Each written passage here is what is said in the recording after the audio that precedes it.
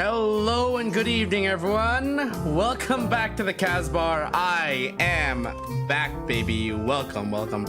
Hello, for those of you who do not remember me, my name is Kaz, your interdimensional bartender who is afraid of salespeople. And tonight we will be diving into Final Fantasy XIV. Sorry if my eyes look a little bit shifty right now. I'm just darting between multiple screens at the moment and trying to just take stock of where I am, what am I doing. It's been a while since I've opened this game, and it's been a while since I've streamed. I do realize it has been a while, and I apologize that it's taken this long for me to come back. Anyway, so it has been a week. You guys are probably wondering what I was up to that week. Sip of water. So the past week was actually a preparation week because we celebrated the birthday of a couple of the amigos over the weekend, but there was some gifts to be made, and I had to make a gift over the weekend. It was, not a weekend, over a week or so, and it took a while. During that time, I did not log into FF at all. I mostly just played ZZZ and Honkai Star Rail, and have pretty much left the game untouched since finishing the MSQ. So understandably, I am very much behind, to the point where I just checked just now, my Wondrous Tales is expired. Yeah, so apparently that happened. But yeah, so what else have I been up? Oh yeah, so aside from playing a lot of ZZZ, not progressing much in the story there, I have progressed a bit since the first stream of ZZZ, but not by much, because pretty much every time I play ZZZ, all that I do is I end up just, I mostly just do my dailies, a bit of farming, and then I don't have enough time for anything else, so I just log off. Much as I would like to play again, I've been so busy the past few weeks that it's so difficult. Also, what is with my frame rate? Does anyone else notice my frame rate is a bit down? It's a bit off right now, and I don't know why. I don't know if it's just like the stream bitrate, or if it's really just like, or if it's just the preview frame rate that's just like way off for some reason. But it feels like my frame rate keeps dropping, and I don't know why. But just to be on the safe side, here, I'm gonna keep that up. Anywho, so I will be switching over to the screen and just, oh wait, I think I know what's causing the issue.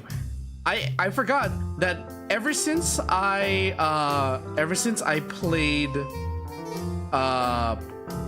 14, I've been streaming on max quality, but I have not actually opened Shoost in a while, so that's why this screen looks a bit laggy, because that is additional rendering, I just realized.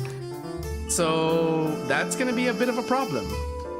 What isn't going to be a problem is me trying to catch up to all of the things I have missed, because I pretty much have a plan. I have a plan, and I hope to execute said plan for the remainder of the night. Okay, so let me actually go over to my OBS here. I'm gonna set this to studio mode while I type out my plan. Let's see. Okay, today's goal. Clear EX dungeons, level crafters to 100, finish melee roll quests. Those are the goals for today. And of course, the bunk and ban rule is still in effect. Let me also get the let's see, transform, edit transform. Oh, wow, okay. So that's a bit of a problem. What do I set this to? Ooh. Sorry, mosquito. What if I set this to like 3,000? That's too much. 2,000. Not enough apparently. 2.5? A little bit too much. 2.4. 2.4 seems right. Okay, perfect. Okay, I think with enough dilly-dallying, let's switch to the live screen. There we go. We have our marquee showing our goal for today. Now the only thing left for me to do is bring out the controller and turn on the mood lighting. There we go. So let's get into it, shall we? Why? God damn it, my face itches because of that fucking mosquito. Okay, so first thing on the list is we need to do the EX dungeons. I have both here, Stray Burrow, Deadwalk, and Tender Valley. I'm going to queue up for that. Wow, okay, instant queue. Wow. On a DPS, no less.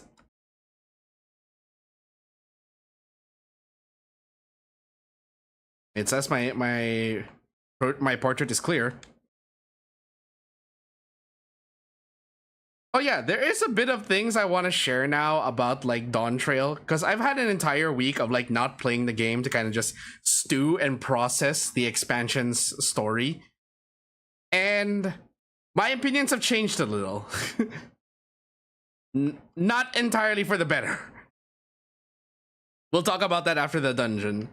Let's actually do the dungeon first.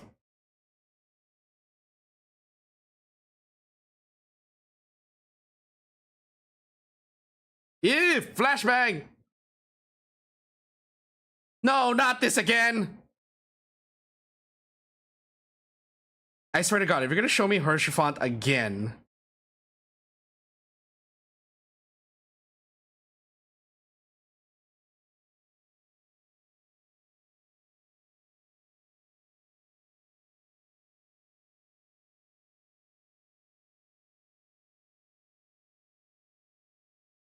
Don't you dare show me Hershey again. I'm going to absolutely muck lose it if you do.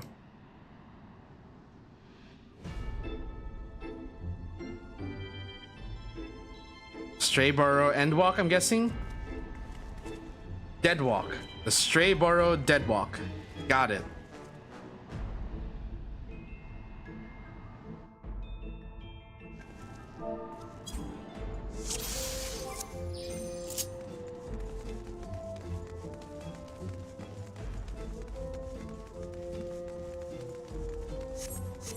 Land of waking dreams and nightmares. A word to our guest, streamer.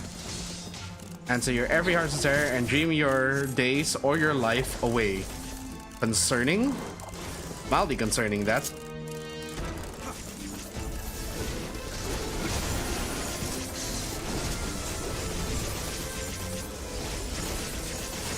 Bit of dread.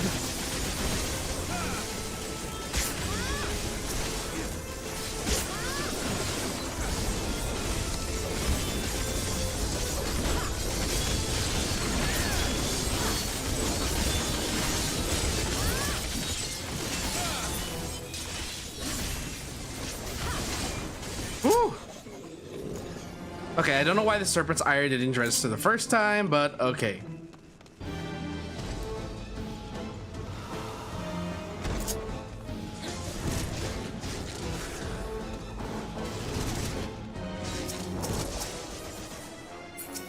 Aim for the small ones.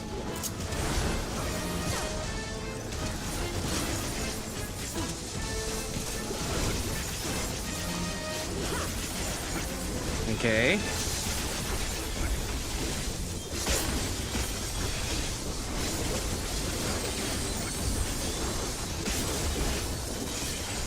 Woo!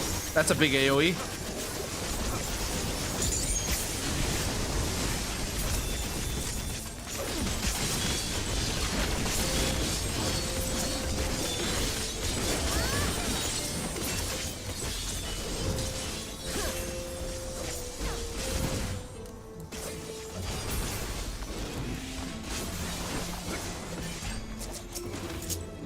Okay, first boss. Oh no, not the fucking dolls again. His Royal Headness Leonog the First.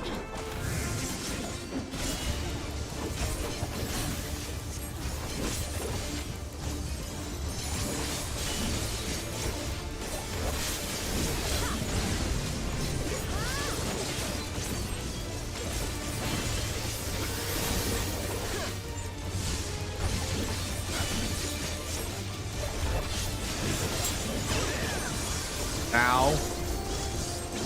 Excuse me. I'd like to attack.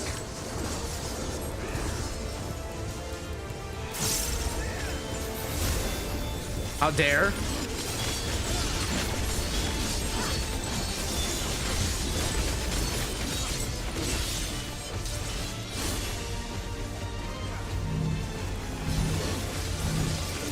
Shit.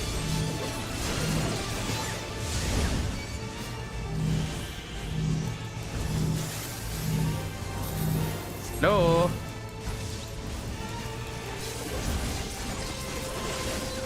Well, cool feature is that it doesn't seem like I take damage while in that debuff state.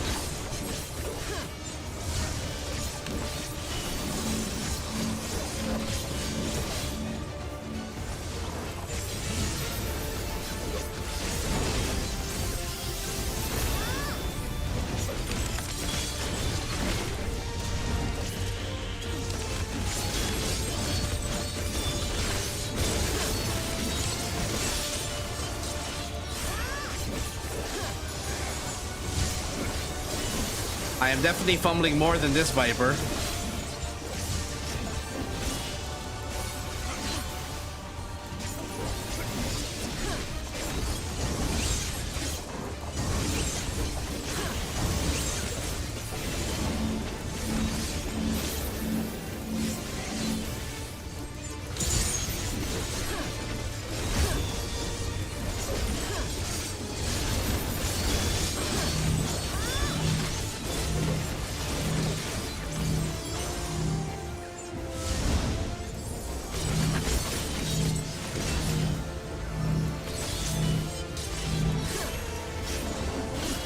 Ugh. I hate this.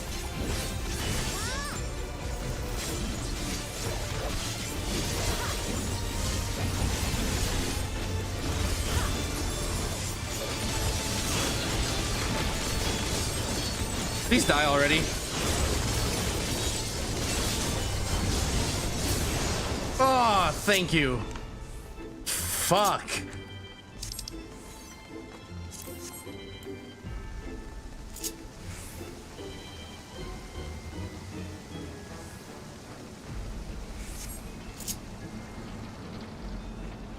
Merrily we shall go. I hate puppets. I like puppets when they're entertaining. I hate puppets when they're anything but. I hate that horror trope. I really do.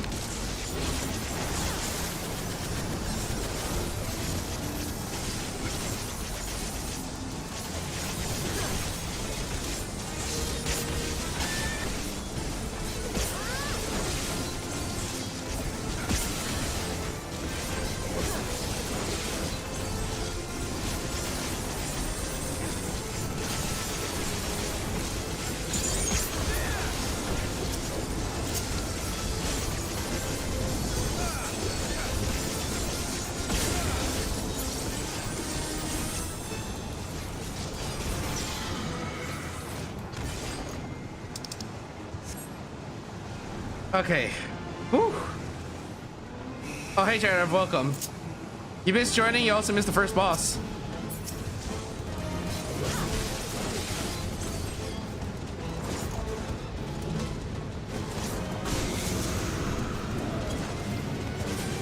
Whew. Stay out of the AoE. Oh, oh, ow, oh, ow, okay, the fuck? Excuse you? Who said it was okay to put an AoE on a trash mob that hurt that much?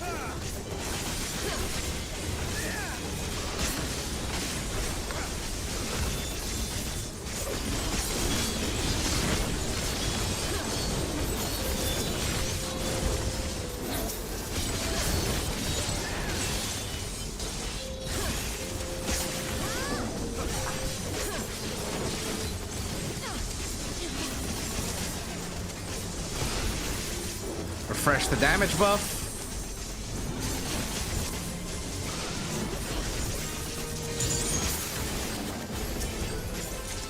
Don't use the awakening.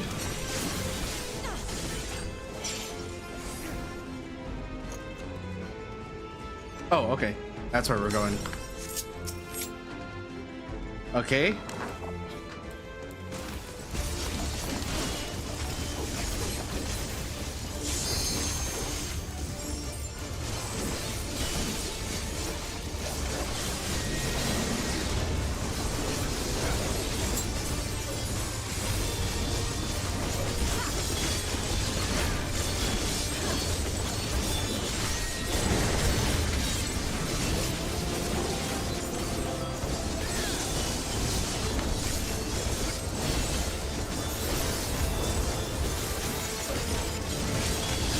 Bit late on the pull. Ow.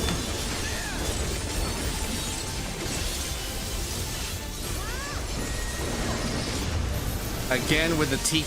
Seriously, I have to watch this?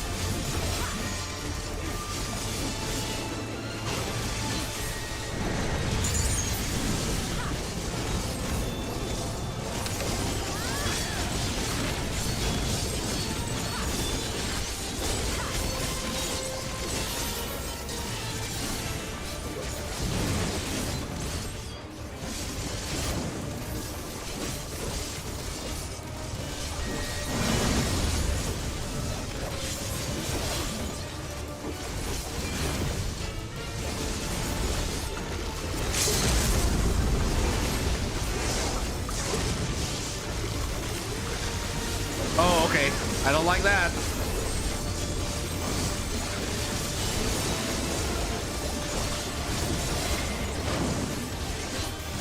Ow. Ooh. Did not need to tank it inside of that. Thank you.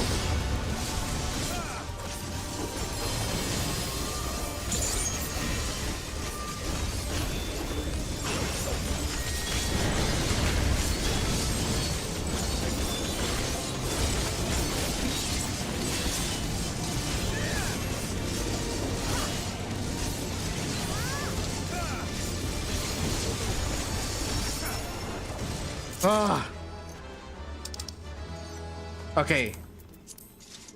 Who the fuck decided that was a good mechanic? Seriously? Like, why? The first boss wasn't as bad as this one. The fuck?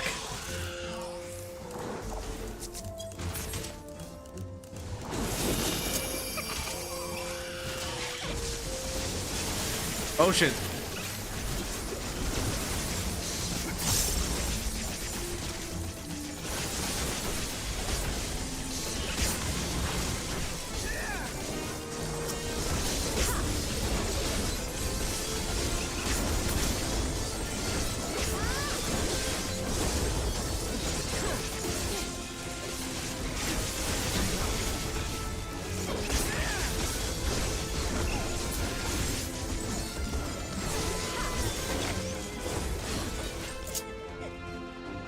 First boss, the worst one? Nuh-uh!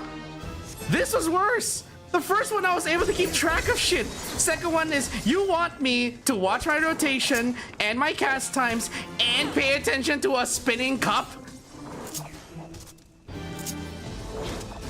My rotation, my resources, my cast times, all while also watching a spinning cup? Fuck no.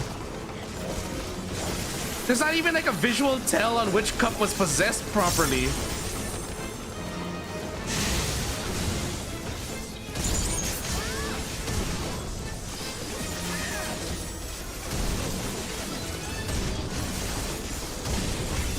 Please stop slapping the ground, thank you. No more slap, slap, slap, clap, clap, clap, please. We don't have a summoner. Oh shit, I just realized I could have saved that.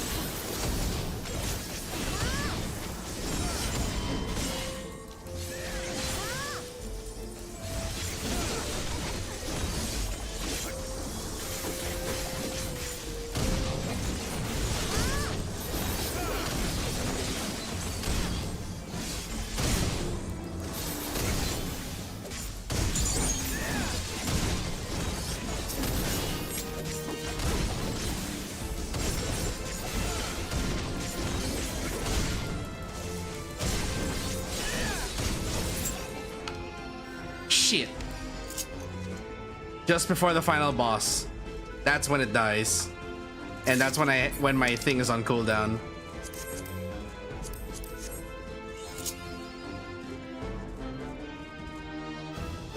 Second boss easier than a... No! Bruh, again, it's easier for me to track the dolls because they're at least, you know, visible, rather than the spinning cups of doom. I don't even have enough time to react to where the tank is pulling it.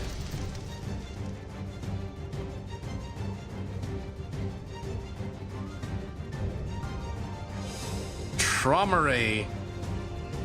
Oh no, not trauma.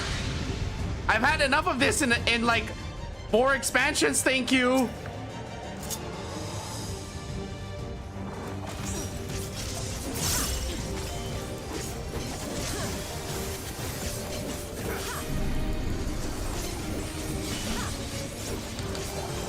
I think those, yeah, I figured I want to be on the side for that.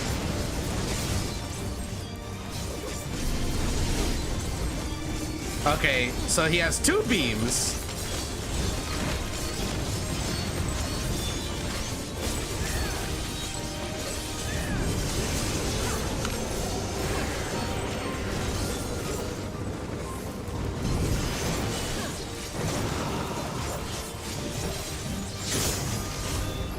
Uh-oh.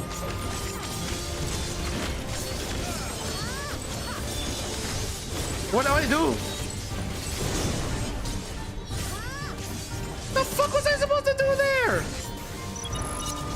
Oh, okay. I see now.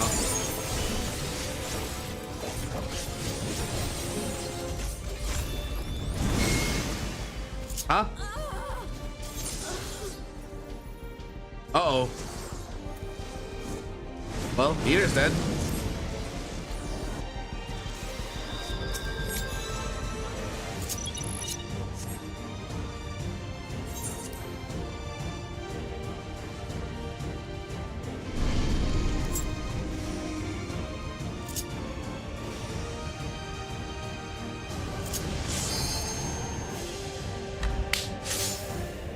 Where the fuck are all these mosquitoes coming from?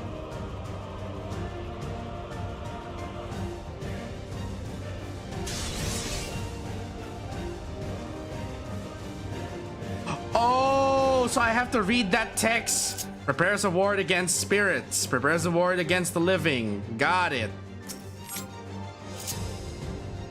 So wait a minute. Why did I die then? I was not on the panel.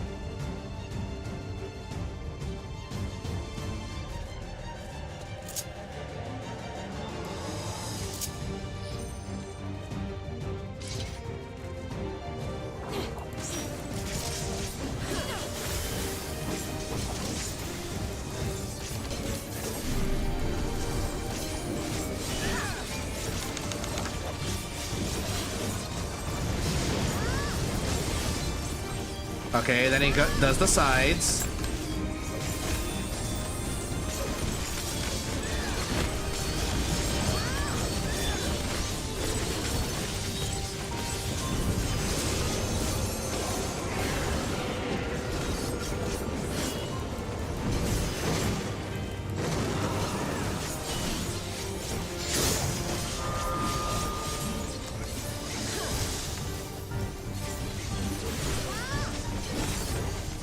Okay.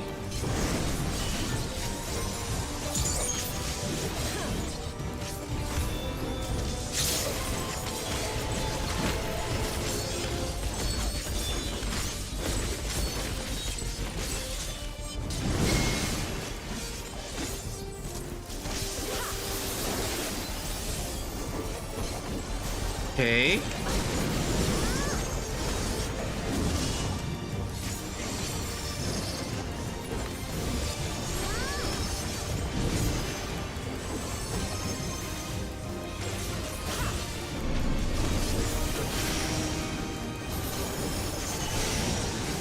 Oh shit. Well, shit. Ward against the living, got it.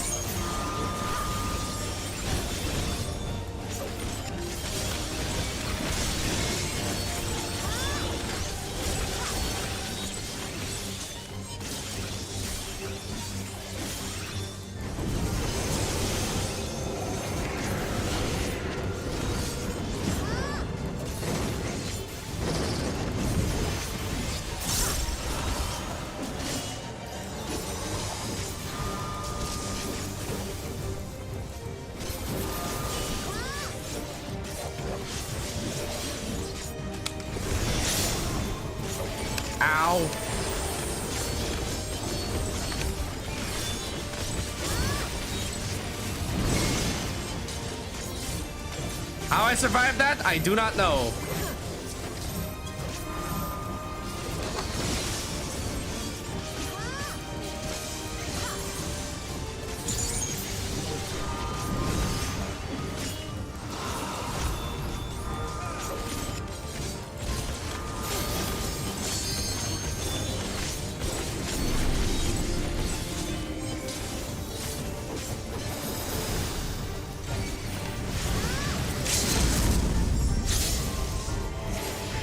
Oh, I'm dead. Unless... Aha! I survived, the other Viper didn't!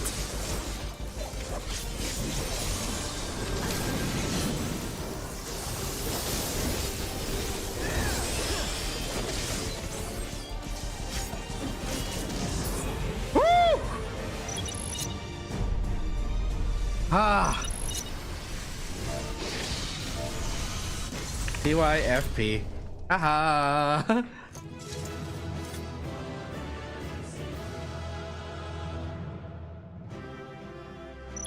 Woo!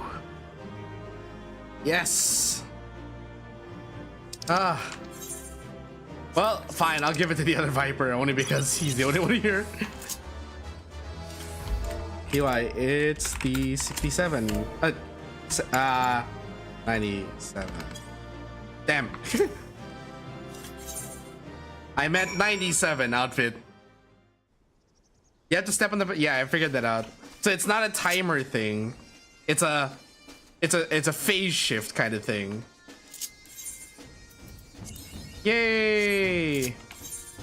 Okay, now that we're done with Straybar Deadwalk, let's go to Tender Valley. Speak with nostalgia. Oh right, I haven't unlocked flying in this area yet. Oops. Shit. Well, that's another thing we have to add to the list of things to do today. Unlock flying and living memory. Oh right, sorry.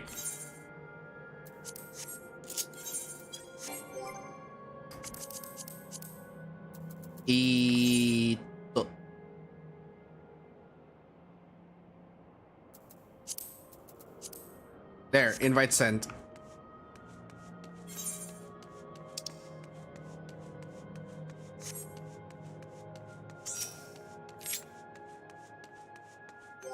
Alright, let's do a ready check so you're on the right class. It says you're on blacksmith, Shadev. Shadev. Why does it still say you're on blacksmith? Oh, you're okay. Now you're on Sage. Okay, there we go.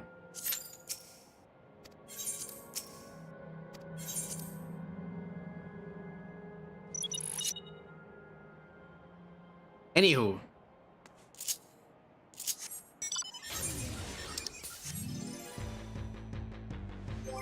I didn't unlock the. I didn't unlock the mount speed here, did I?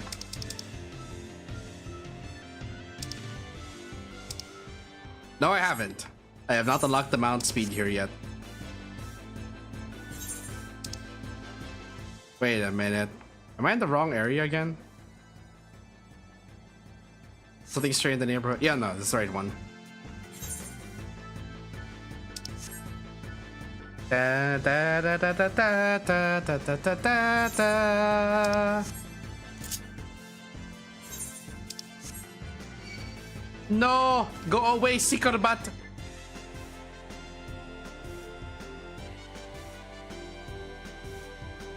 Oh look! Ether current!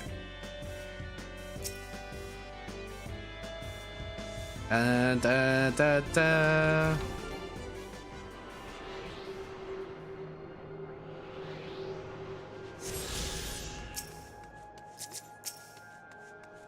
Alright, nostalgia.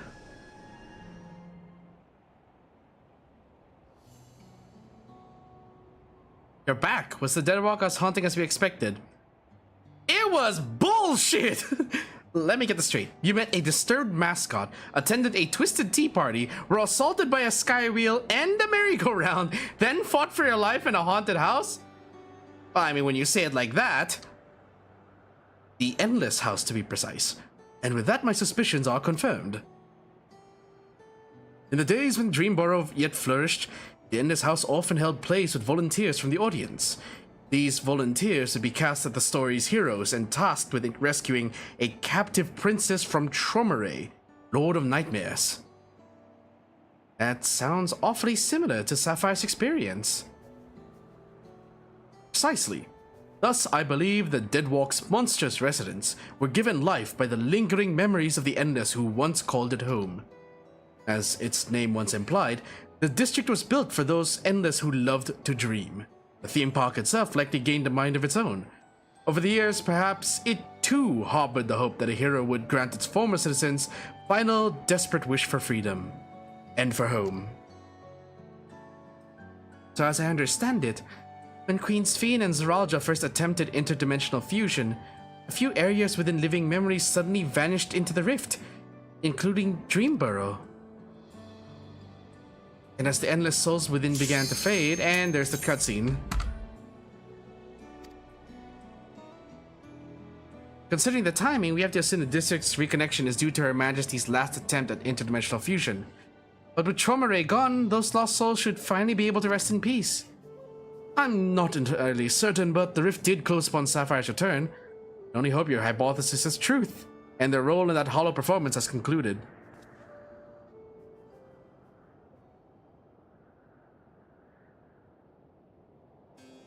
As has mine, I suspect. Long have I served as a guide, eager to bring joy to every visitor, and the cutscene has ended. Or rather, the cutscene has been interrupted.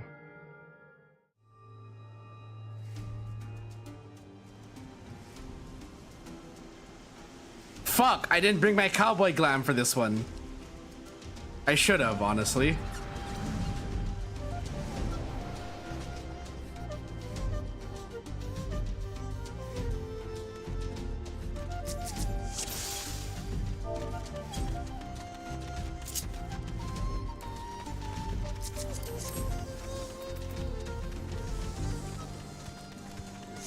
Model A2 tactical top. Okay.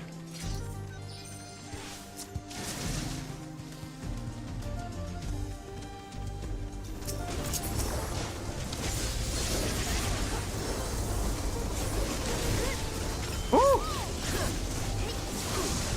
Ow!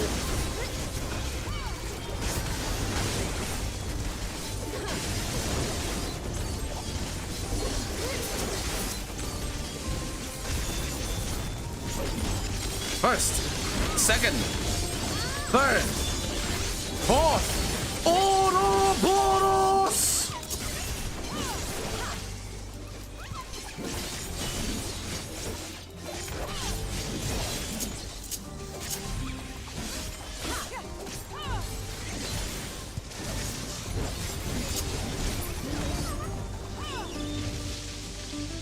And there go the tumbleweeds.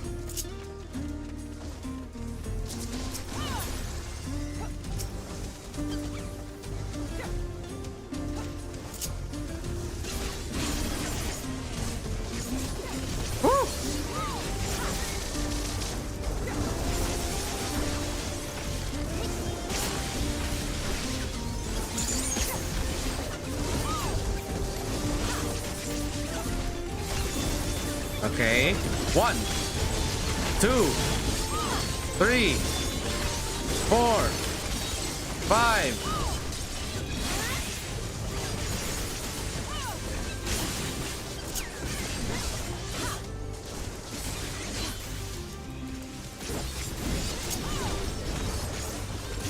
Oopsie.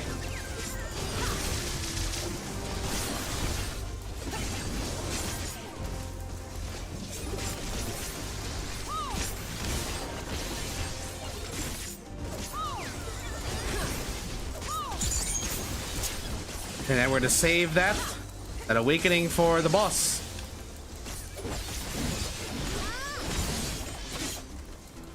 A monk.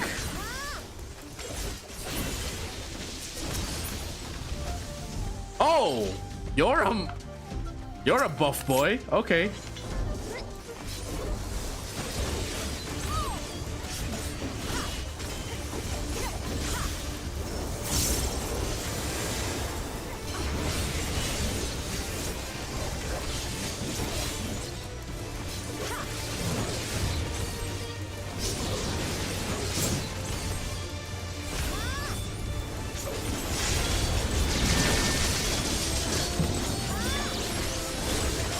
Ow.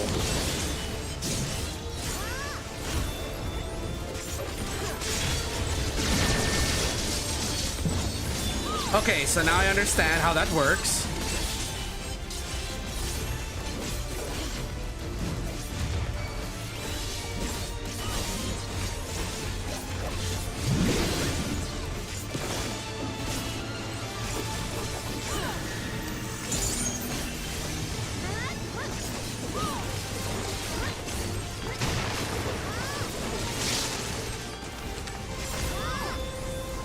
Somehow I felt like that was safer.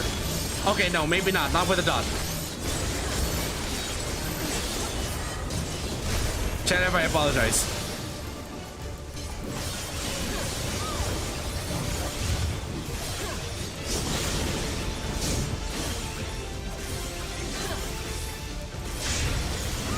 Oh shit. Ow!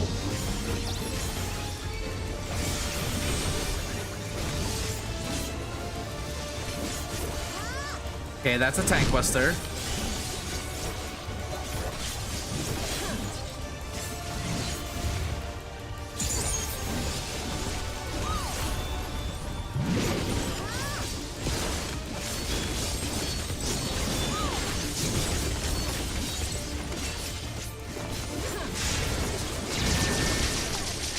Fuck.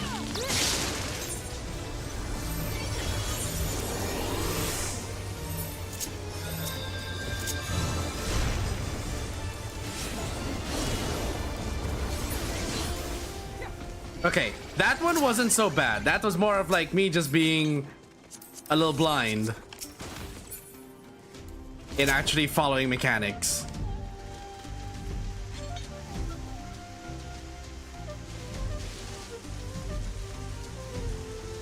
I will admit I was a bit DPS blinded there.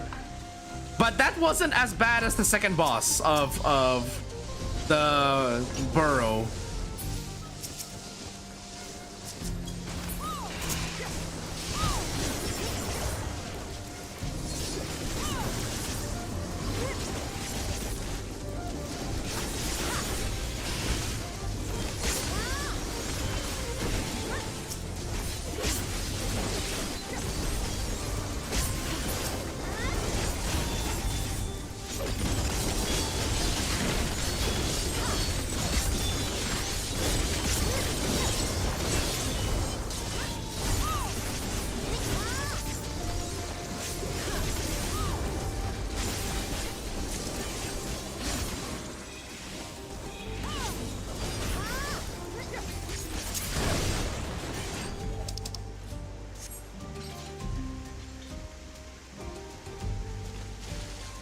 Save the sprint for when we land.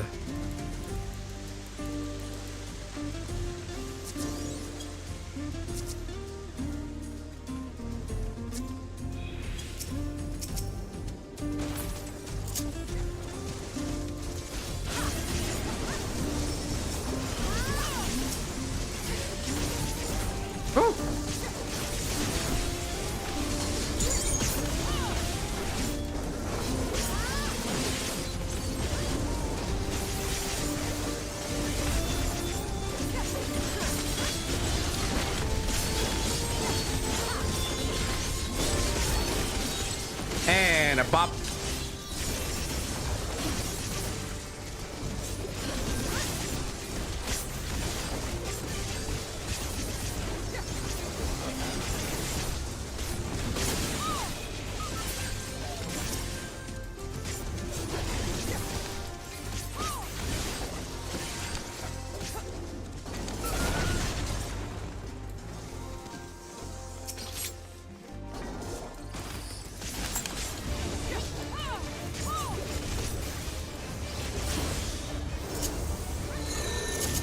Oh, I was on the wrong one.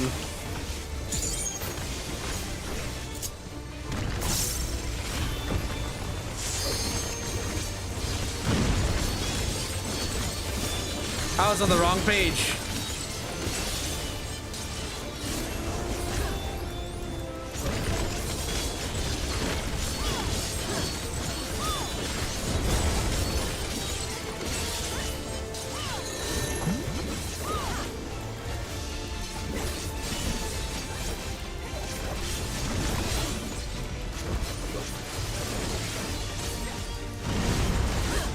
Ow.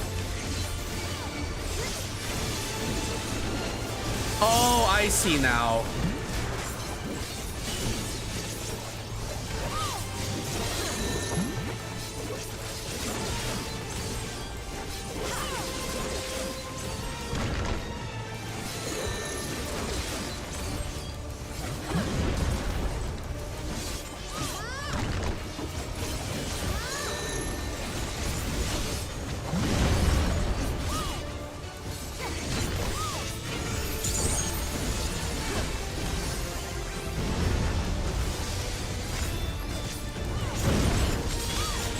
Oh no, the monk.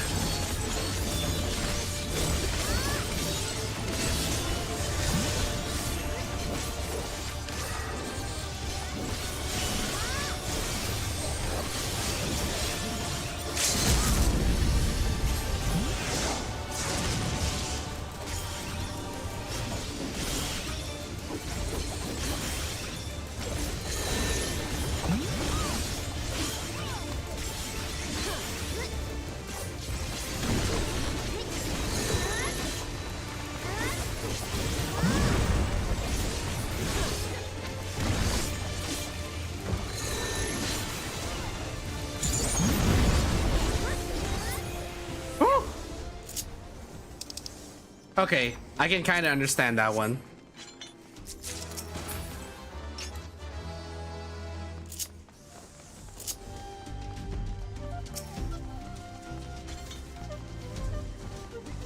Yokhui Orb.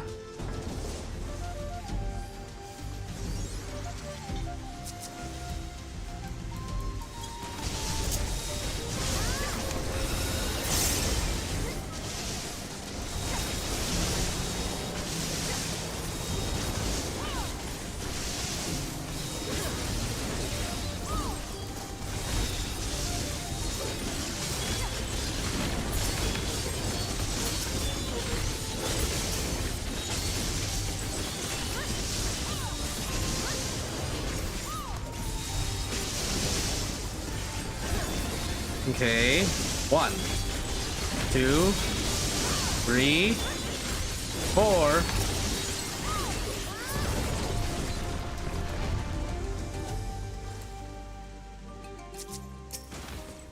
Whoa.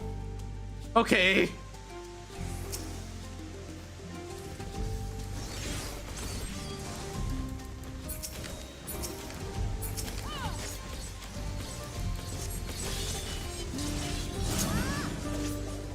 Oh no, not this again.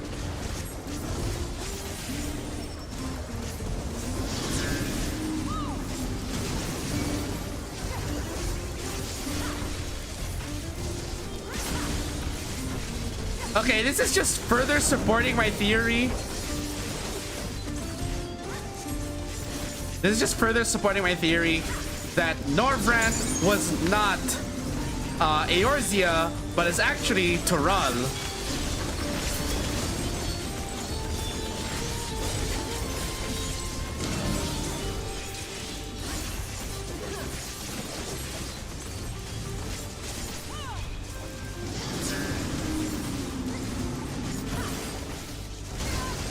Seriously though, look at this. This is literally the Raktika temple.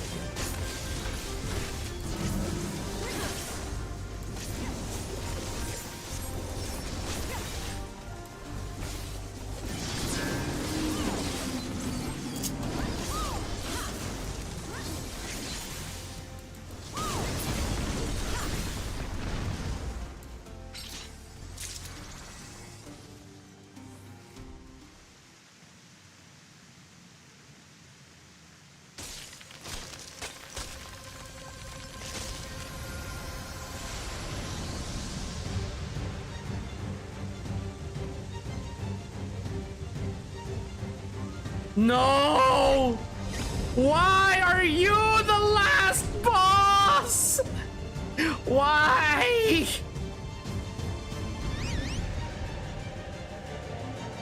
Oh no.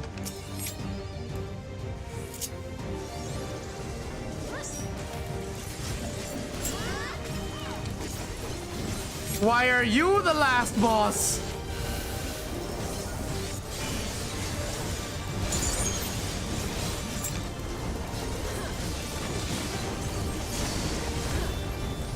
Bounty Council? Oh no.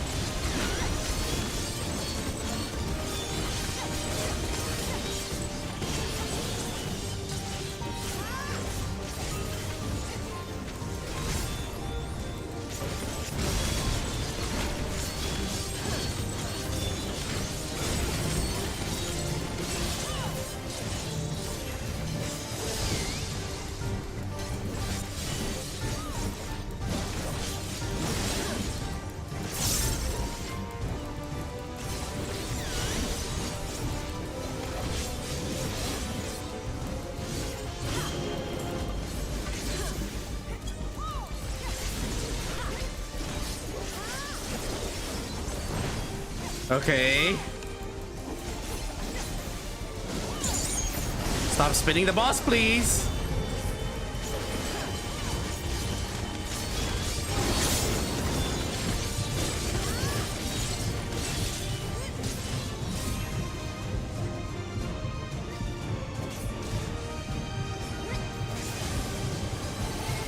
Nope.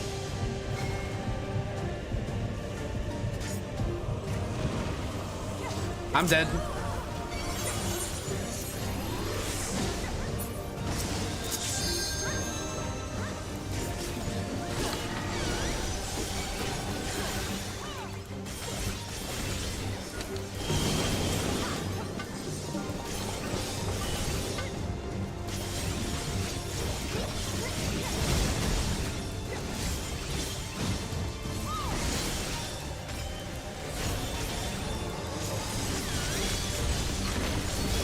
Uh-oh. I don't like that.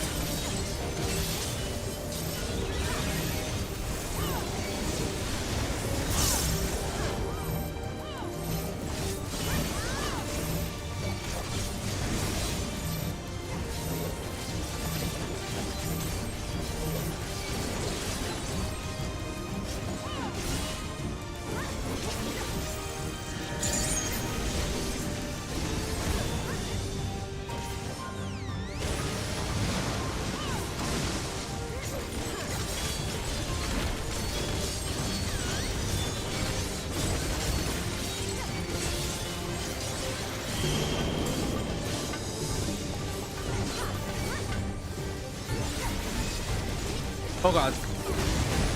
Ow.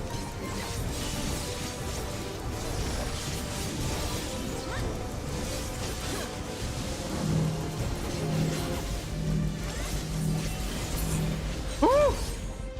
Woo! Woo!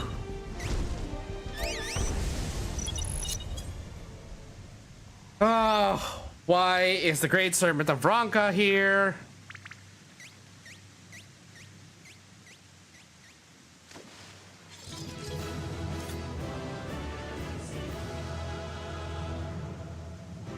Ah, goodness.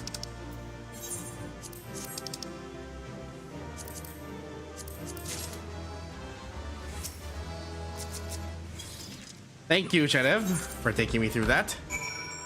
Yeesh.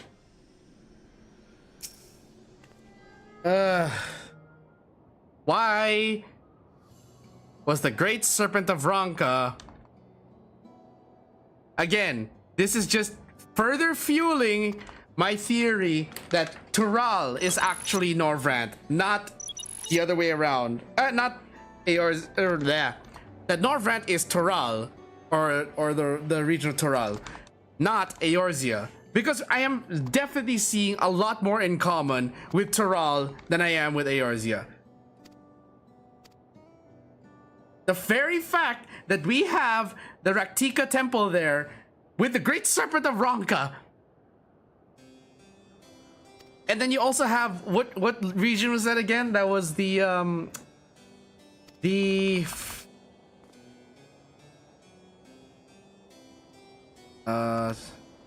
okay, so he's saying goodbye. What was that region I said again? Looked very much like the Raktika Greatwood. Okhanu, I guess, was very much like Raktika. No, not Okhanu. Sorry, it was the it was what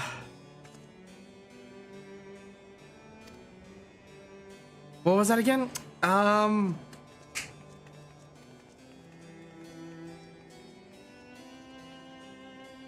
The region of Zoralja, I forgot what it's called.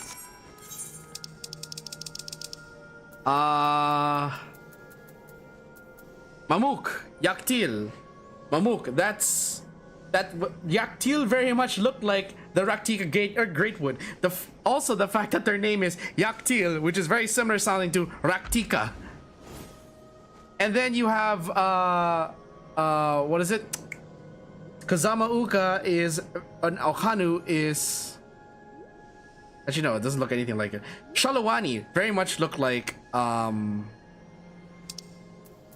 Amarang.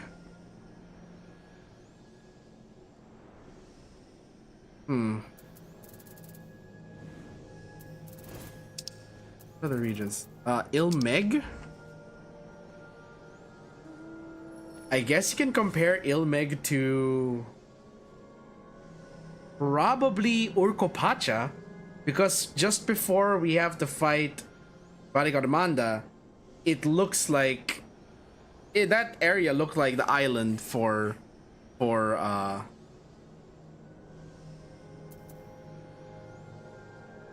and then what other regions were there? Tempest. One could even argue that actually no, but wait, Norvrand or the Calusia. Actually, Calusia has a lot more in common with maybe Calusia probably has a lot more in common with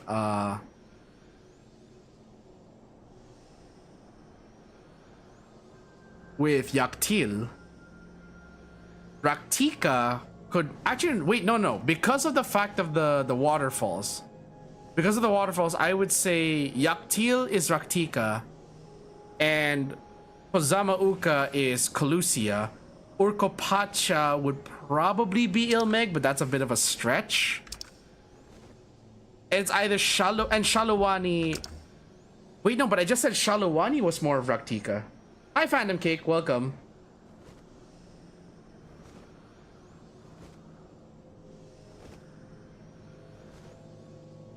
There are elements of Raktika in Shalawan. No, wait, but I'm now very much confused. Because the temple... What was that dungeon called again? The Shadowbringers dungeon? The Katana Ravel. We just saw the entrance to the Katana Ravel in Tender Valley. Are we doing Source to the First lore? Theories, more like. I was talking about how, like, despite the fact that if you look at the world map, right? So if you look at the world map of Eorzea, it more resembles Norvrand, right? And yet, like, you can even argue that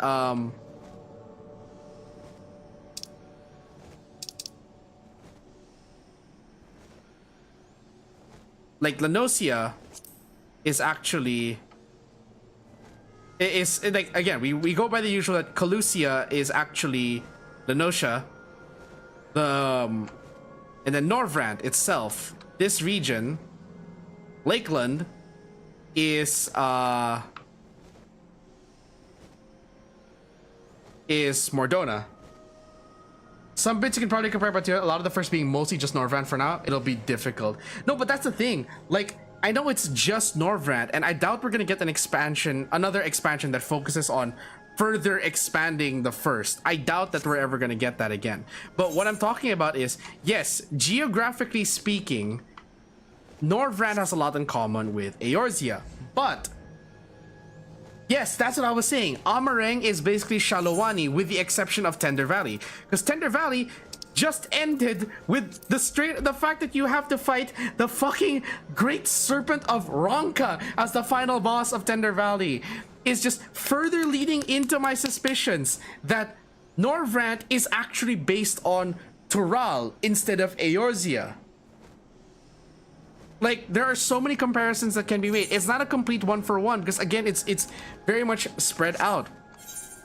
What I was talking about was, like, Yaktil is very comparable to Raktika. Kozamauka is very much comparable to Waterfalls. Calusia arguably could be Calusia, especially with how big Kozamauka is. Orcopacha could arguably be Ilmeg, but that's a stretch.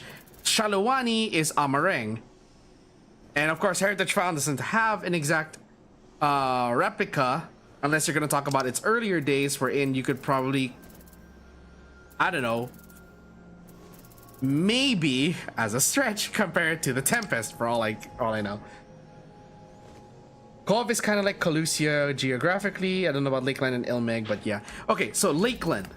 Lakeland's the one I was missing. Okay, sorry, no. Orcopacha is not Calusia. Orcopacha is more like Lakeland, I think. Well, actually, no. Orcopacha could be either or. They are both regions that are heavily surrounded by water. But by the presence of waterfalls, it's more likely that Orcopacha is Calusia. Like, if we go to Orcopacha right now, like if we were to go to actually Kozamauka could probably be Lakeland for all I know. Sorry, not Orcopacha. Orcopacha is not Lakeland. Sorry, brain, no. Sorry. Yaktil is Raktika. Shalowani is Amareng.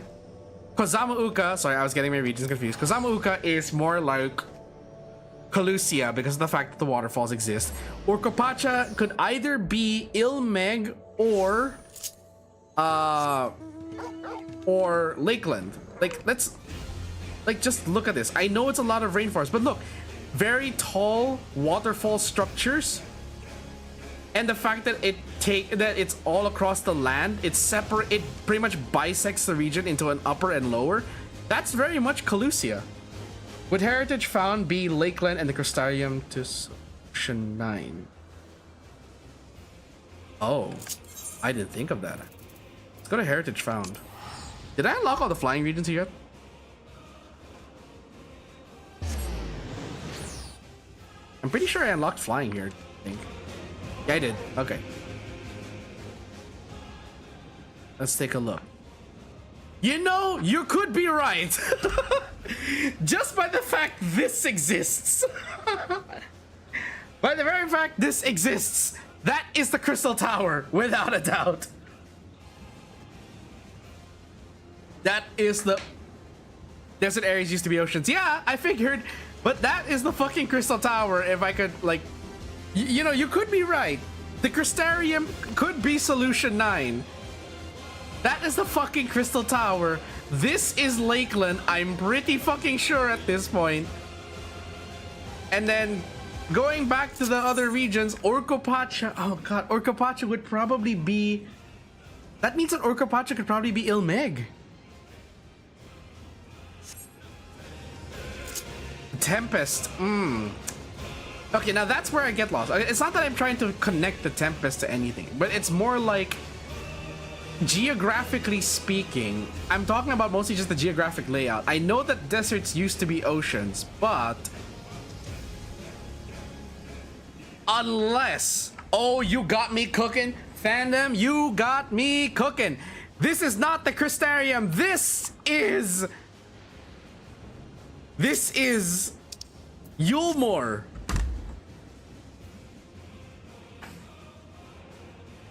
The solution 9 is not the Crystarium. Solution 9 is fucking Yulmore. You got me cooking now. Yulmore, this is Colusia, and then that's the Tempest right there. That region is the Tempest.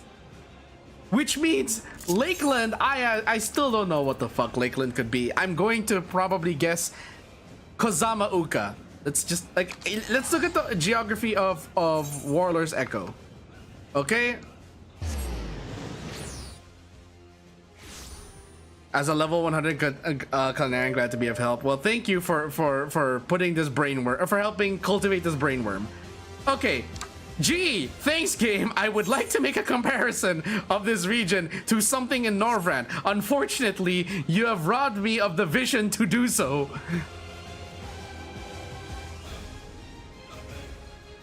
Solution 9 to Yulmore works. Yeah, and then Lakeland. What could be? Unless we're really gonna go with the narrative that Tural could be the Crystarium. And then either Urkopacha or Kozama Uka is Lakeland. But judging by the bisection of the land, again, man. Big ass mountains. This could be Lakeland, actually, now that I think about it. Urkopacha could actually just be a more dried up Lakeland, because remember, like, it still goes into pretty much a mountainous region. Tempest leads to Amuro. Where do we start to go to living memory? Egg fucking exactly.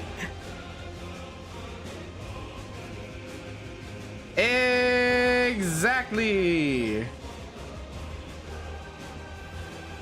God damn. Wait, no, hold on. No, wait. Okay, hold on, fine. There's a little correction there. Because you're saying if Tempest leads to Amuro and where we start to go to living memory, you have to remember getting to living memory involved going through the gate to the Golden City, which is actually in Yaktil. It's in Mamuk.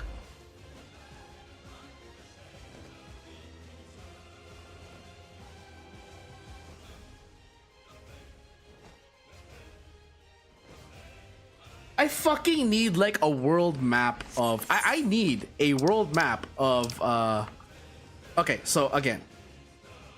So if we're to look at it like this, right? If we're to look at it like this, even if you were to rotate, wait, what's the northern empty? Labyrinthos. Oh, that's Charlian. Okay. So this is Shaktaral, this is Yoktaral, okay?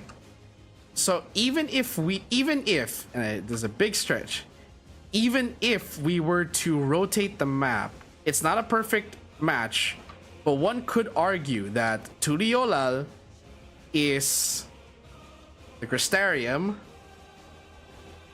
Then we zoom into Shoktaral, right? So Tuliolal could be the Crystarium. Yaktil,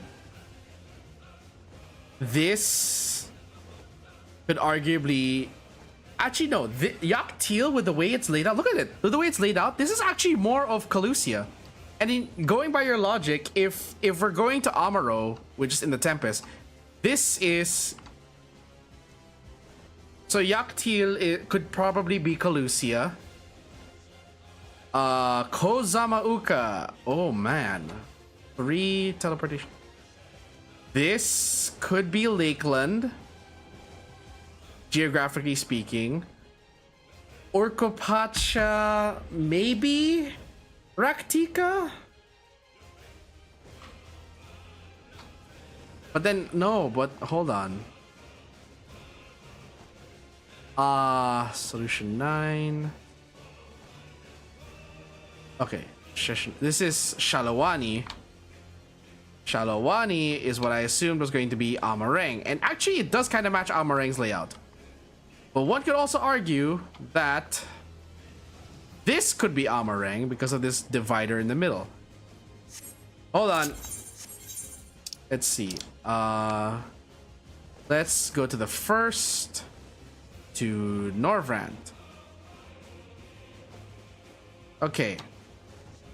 Let's look at the geography, shall we? 3 humongous regions. Lot of forest. Okay, Ilmeg wraps around a central structure. Lakeland, the Tempest, Amarang.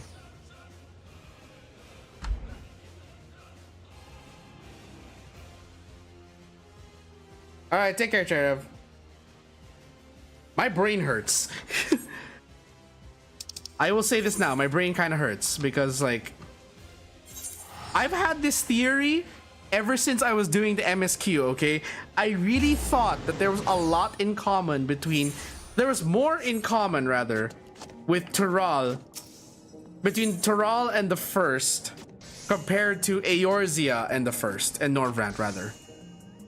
There's a lot more,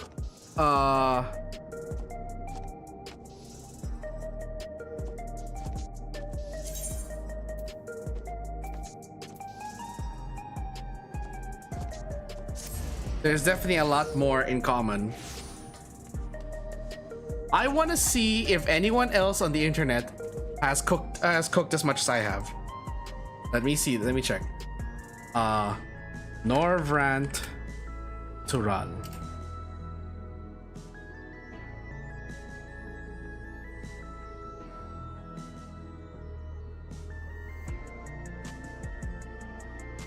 I am seriously just like...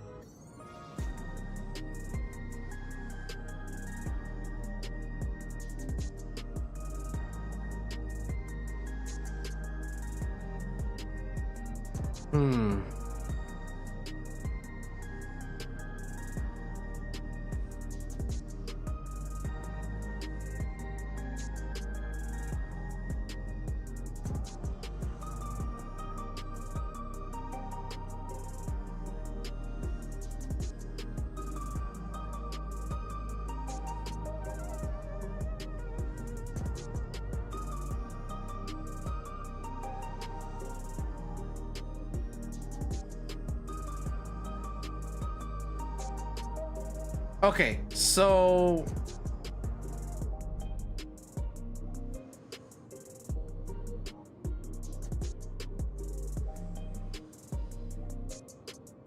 Okay, so people are actually debunking the theory. A certain companion you will not spoil supports this theory. Fair enough.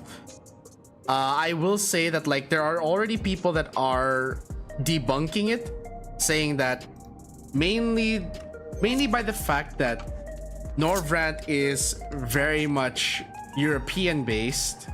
So I will admit that. Also that, as we've seen even in the Endwalker content, when a gate to another point in to another shard opens up, it's practically a 1-for-1 location teleportation.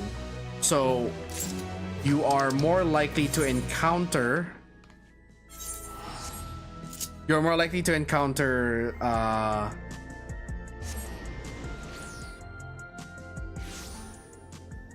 very much more likely to encounter that in that manner. Like, if you teleport, that's why we teleported from the Circus Trench and then we ended up in Lakeland, or we teleported from what was it? How we were teleported on the moon during Zodiark, and we ended up on the 13th, just outside the same crater. So they're saying that the void portals are a 1-for-1 movement, or, you know, as close as it can get. So it usually corrects its position. Which honestly, I've wondered how is it that that is such a convenient thing, that, like, you go through a portal, like, I'm surprised that they never inputted like error in positioning. Are they saying Norvrand should be the shard of Eorzea?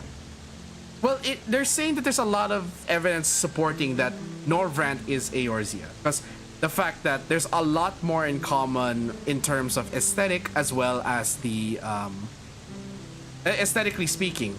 Although I would still argue that really that the fact that Raktika and the Ronkan temples, the culture of Ronka in general, is very similar to Ral. Very similar. It's why, and people are saying that is why Ishtola in the trailer for DAWNTRAIL was looking at the thrones and designs and seeing that it's very much in common to Ronkan designs. Your return with nary a needle to be seen. I experienced them firsthand myself. The pain was simply indescribable. Once I was around the lower back range had completely vanished. Okay. Being European design doesn't help. That's true. This is supposed to be fantasy after all, so you can't one for one everything. It's making my brain boil in a certain way.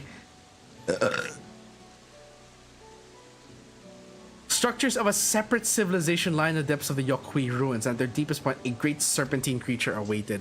The greatest of serpents!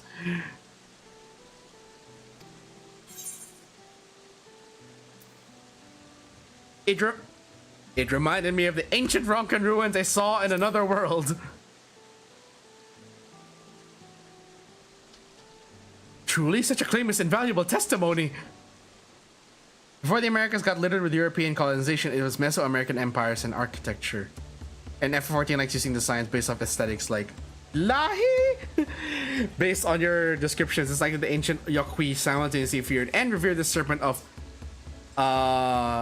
unfathomable power, and after encountering it, constructed the temple to conceal it from the world. This may be the final element of truth, a theory, the eerie resemblance of the reflection civilizations. Is this the companion you were talking about? In my capacity as a professor of the studium, I've taken the liberty of reading the science report concerning the source, its reflections, and the civilizations therein for myself. Their findings indicate that the sundering diminished mankind's intelligence to that of beasts. The flourishing civilization of the ancients was forgotten, and the peoples of each reflection set out on separate paths, forging disparate civilizations of their own. Yet can we say that these civilizations, worlds apart, are truly so different? If we all came from one shared ancient heritage, would it not be natural that the development of each society and culture bears similarities to one another? What I'm trying to say is that it's entirely possible a society which predates the Yokui and bears similarities to ancient Ronka once existed in the source. Plus, wasn't there a freaking ancient empire in Lahi Forest? We just saw a remnants of said ancient empire. Naturally, it is necessary to conduct further research regarding how twin civilizations born in two separate worlds developed under entirely different environments. Nevertheless, your discovery today has provided further proof of the plausibility of my theory. That's my theory too! That ancient civilization resembles First Nation fashion and aesthetics, so the debunk gets debunked back. Yeah, so now my brain is boiling again, thinking like, holy shit, is it actually like, is Norvrand actually Tural? Like, I'm now mostly almost entirely convinced. Like, even if the map shows that the shape is very much Eorzean, the fact of the matter is that like you just argued, it is possible that, you know, the water levels could have risen in that case, because it could just be that when the world was flooded with light, the waters receded and such raised the water levels. For all we know, underneath the sea level of Norvrand lies the rest of the region of Yoktural. Cook with spices, my friend. I'd ask you to share another adventure, one markedly less fraught with danger, as one who can traverse beyond the rift of the first. Your knowledge and insight concerning ancient Ronka are invaluable. I would journey to Warlord's Echo and speak with the chronicler of the Yokui, that I may learn of the legends. Who knows, you may discover striking parallels to the culture of ancient Ronka. You are making me cook here!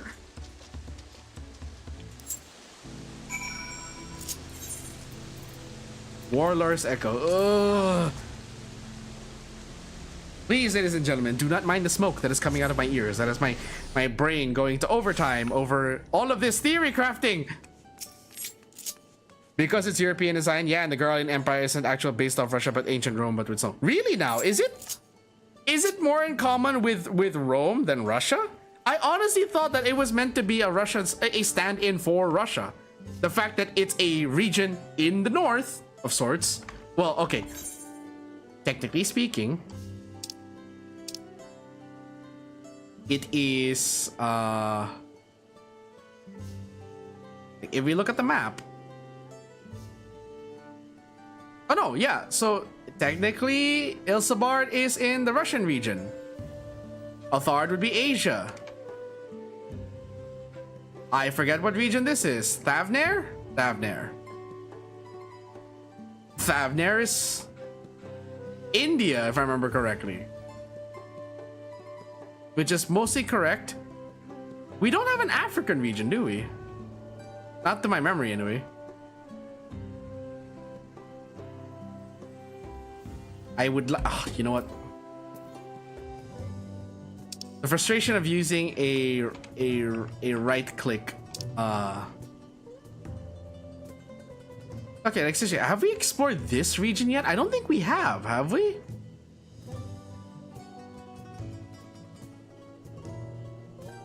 Yeah, we've only been to here, Yangsha. We haven't gone to this area yet. We haven't explored this part of the world yet.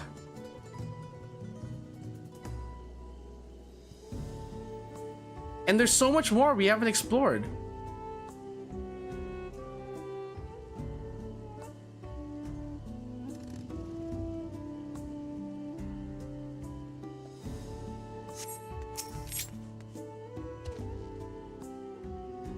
And for a blessing, felt no pain in my lower back the entire ride. Perhaps the medicine of sabotender needles is a field deserving of further study. The Yokui ruins may exist in Shalawani. They looked after me when I came here to conduct field work and are an extraordinary erudite individual well versed in ancient legends. Tell me, my friend, based on what I've shared with you, were able to find any commonalities between the legends of your people and the ruins we discovered in Shaktoral. Excluding those concerning the seas, precious few stories of our ancestors who traversed north have been passed down.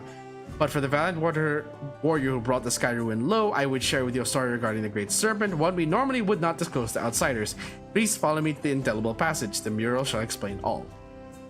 Oh boy. What are we getting ourselves into?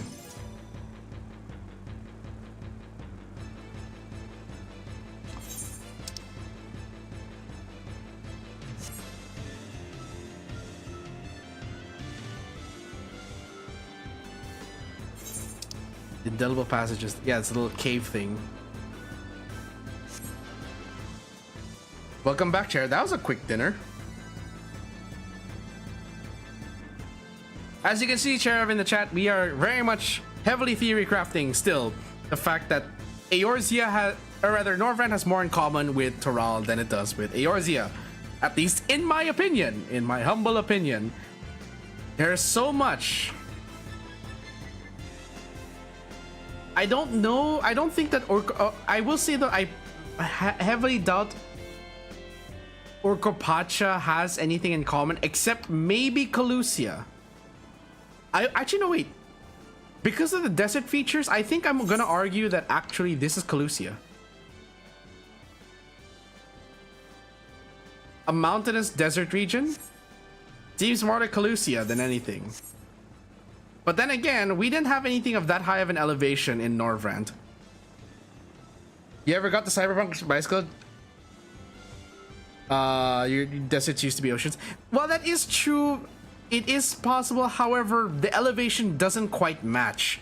I know that the region has cliffs, and yes, it does resemble the Tempest, but geographically speaking, if you think about it, why would the Tempest be the highest point in Toral?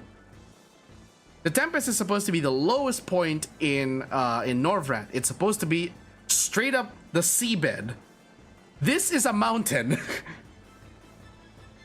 They're in two entirely different directions. That's the only way I can argue against the idea of Orkopacha being the Tempest. If we're gonna go with, if we're trying to argue the theory that the Tempest, or rather that the first Norvrant specifically has more in common with Toral than it does with the Eorzea. Wait, sector for answers Forge North. They're deep within the valley. We've already seen this. I kind of don't really care anymore. I'm sorry. I've seen that already. We know this story. We went through this once with Wuklamat.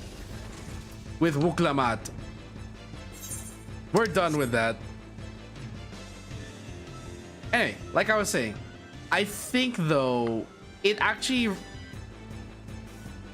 I would argue that this could possibly be Pelusia. No, but then again, still dig this theory to be honest. Also using the moon to debunk the theory is weird because the moon and the source is artificial.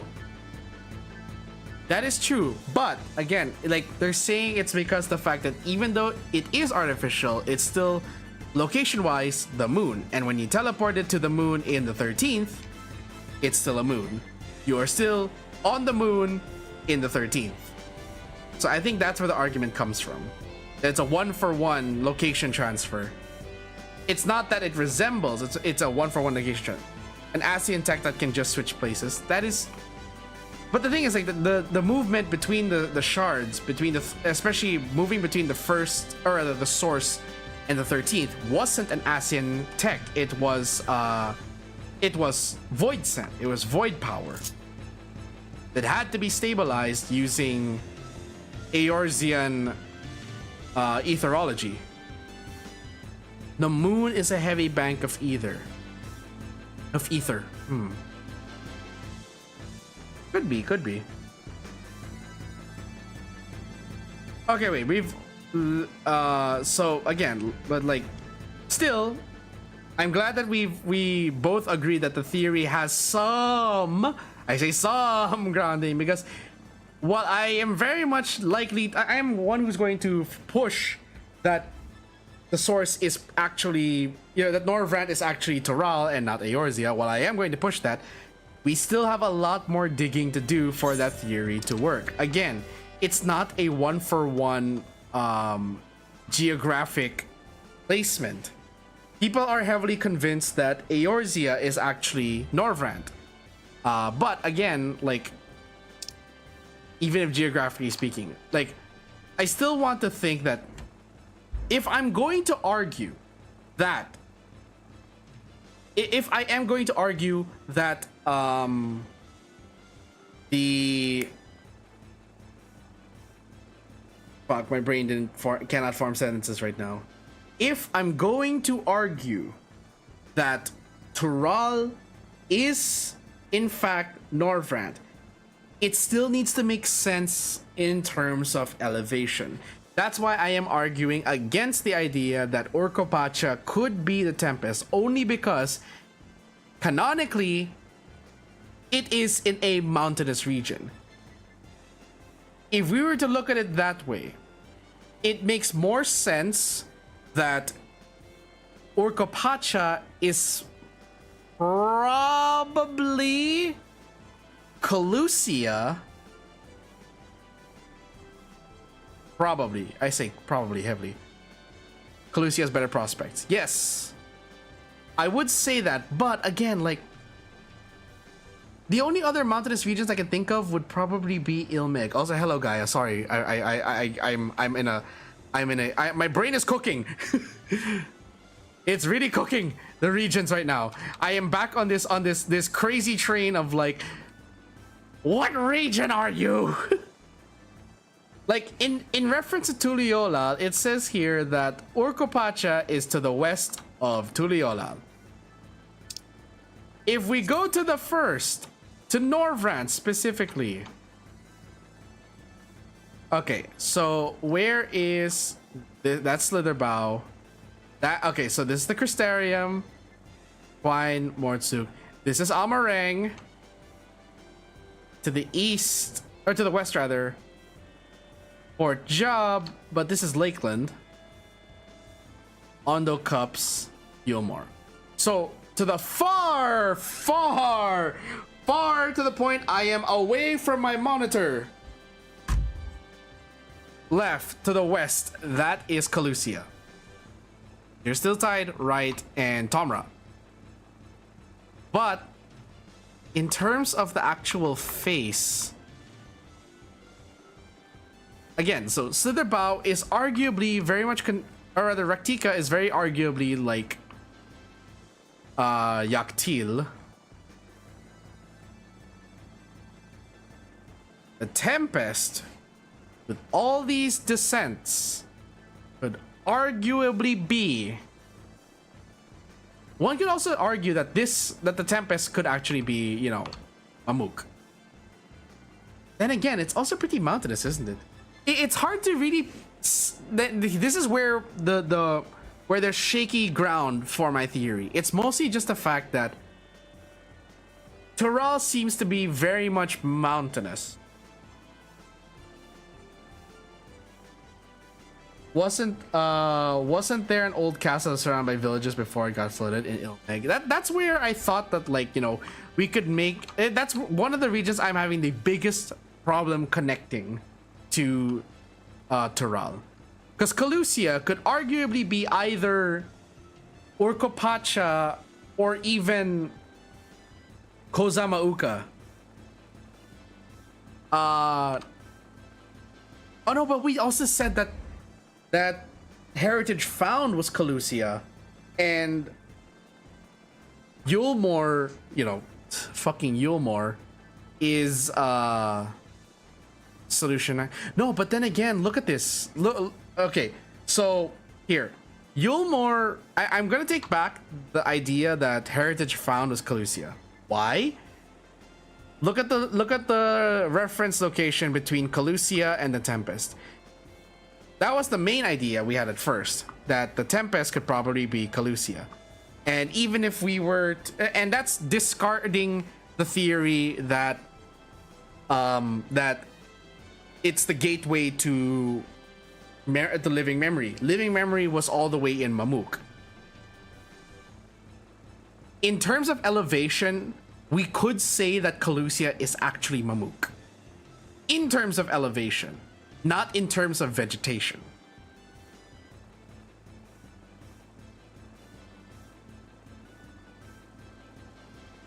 Wait a minute, hold on. I need to check something. Rocky, Setserda, Muruka. That's, yeah, like, I'm trying to figure this out. We have completely derailed my goals for today because my brain hurts. And I need to figure this out. Okay, so we go south, right? We're gonna head south towards Amareng.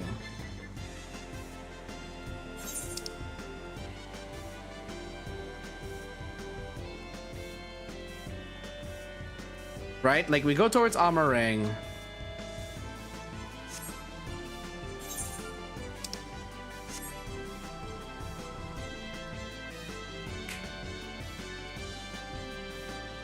Excuse me.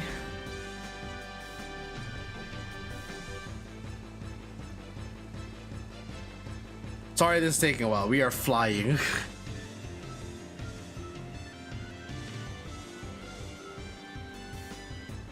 Okay, so let's look at this pathway, right? It looks like we go into a cave. We emerge on the other side of the cave, right? It's a mountain path.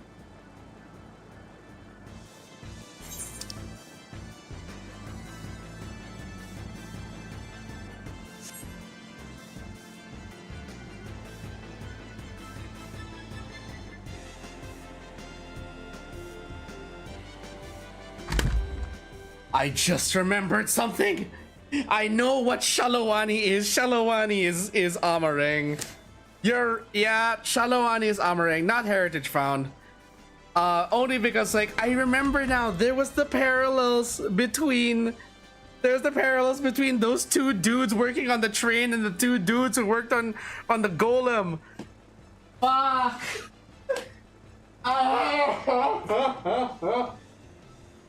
Fuck! My brain hurts. Oh god. Cake, you were right. Random Cake, you were right. Holy shit. Oh shit, you're right. You are right. Shalawani is Amareng. That doesn't explain though why the Great Serpent of Ranka is in the Shalawani region. And it's not like Amareng and Raktika are linked. Welcome back. Hey Koala, I'm back. Thank you for the welcome back. The Hrothgar's wife is alive. Wait, what? I'm sorry, wait. What do you mean the Hrothgar's wife is alive in the source? Are you telling me the female, the Hrothgar from the source, the one that drives the train, that's his wife? I thought she died. Hold on. What's happening? Theory crafting that is driving me insane is happening. That's what's happening right now.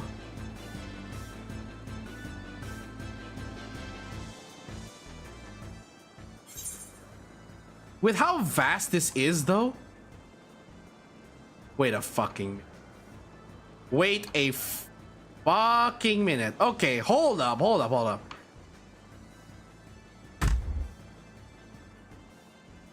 Wait a gosh darn cotton picking minute. Train Hrothgar, wife sources. Okay, so I totally missed that. I need to go back and watch that cutscene, but I totally missed that. Is there a quest where we can actually tell him his wife is alive? Magnus, can we tell you your wife is alive?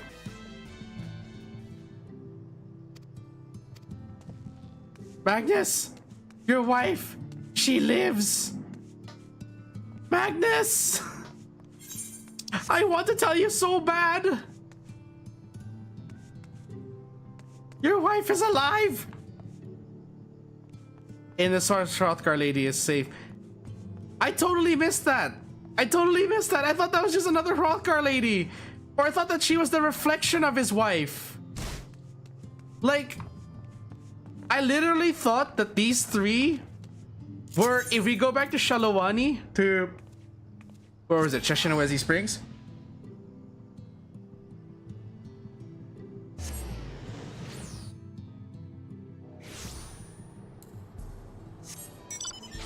Hold the fuck up. No. That can't be. Hold up. I thought that the, I thought she was just the source's version of his wife.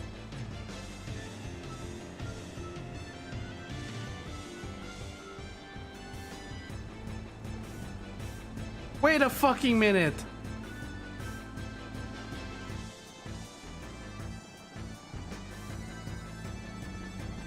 Where are they? Where the fuck are they? I need to talk to them. Hold up. Where are they staying? All right, the train thing's over here in Cheshinawezi Springs.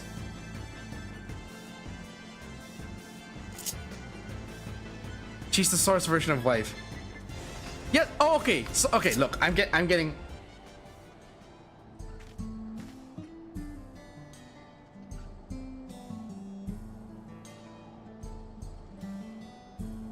Okay, sorry. I totally misunderstood what you guys were saying. When you were saying that, okay, so let me go back to what you guys said in chat, okay? I'm gonna go back to what you said. You said, Hrothgar's wife is alive in the source. I thought you meant that she had somehow, that the incident had somehow traversed her to the other side. I didn't think you meant that she's alive in the source, like her reflection is alive in the source. Okay, coming. I didn't think you meant that her reflection was alive in the source. I am so, my brain is so, I overcooked. I have overcooked.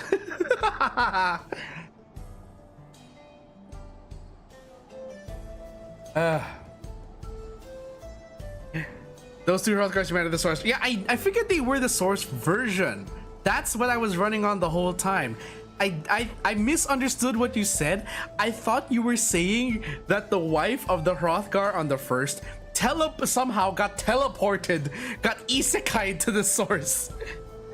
Vegetables are soggy, meat is shredded, meat is hard, it's overcooked. Okay, so I just got called for dinner. And as much as I would like to keep on cooking, I can't. So we're gonna have to leave it there, unfortunately. Wait, where is my BRB message? There it is. I'm gonna just like pin this for future reference. We'll copy this. I have cooked too much. So raids or level ups. I don't think I'm gonna be doing the raids, unfortunately, because as you can see by the goals I have set on the marquee, instead I'm gonna be using the time to level up my crafters, because, and also my subclasses, and maybe finish the melee role quest. Because much as I would like to do the Arcadian raid series, I think it's more important that I level up my crafters, because since I myself am not going to be raiding, I will instead be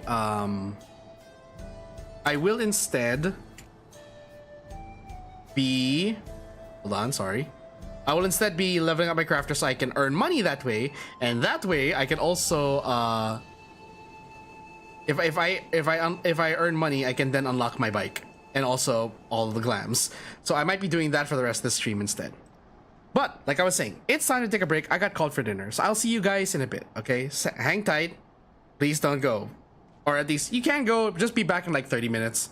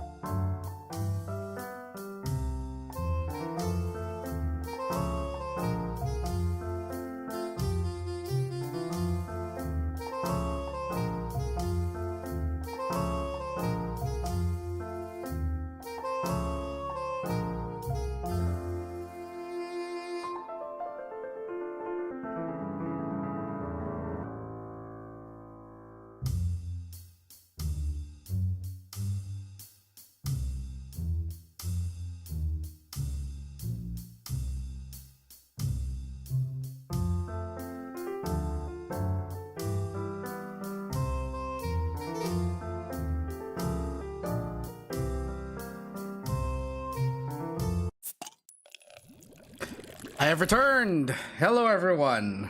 No cracking of Mountain Dew tonight because I forgot to stick it in the ref, and because I don't want to be up. I don't want to be besieged by caffeine keeping me up at 2 in the morning. I decided to just dump it into a glass of ice, into a glass with ice, rather. But hello, I have returned.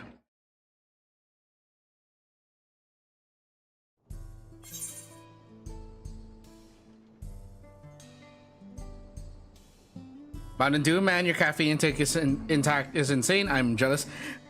Well, okay, yeah, I will admit that probably I have too much caffeine in a day sometimes, but only for streams. Like, I have decided to limit my Mountain Dew Zero intake to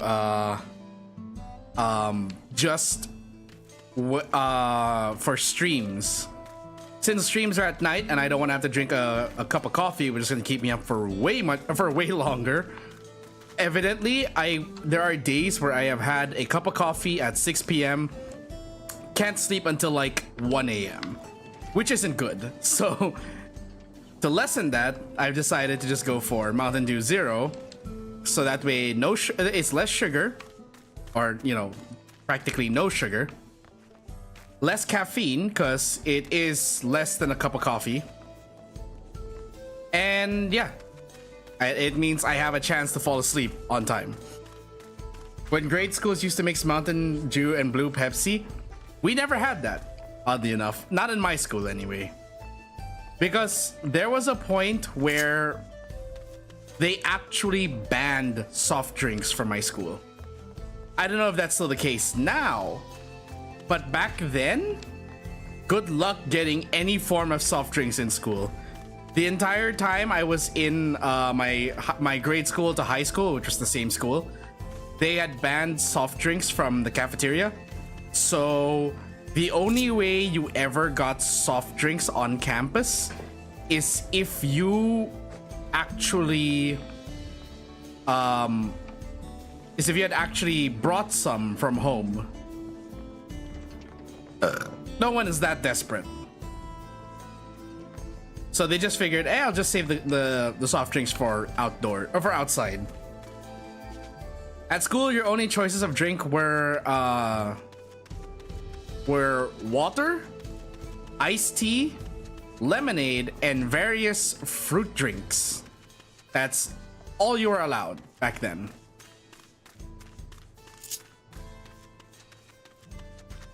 Anyway, so let's do what we were setting out to do today. Let's first go back to living memory, because I would like to actually unlock all of the actually no, I'll unlock flight some other time. It's not like I need to go to living memory for anything as a crafter or gatherer. Holy shit, look at the state of my gear.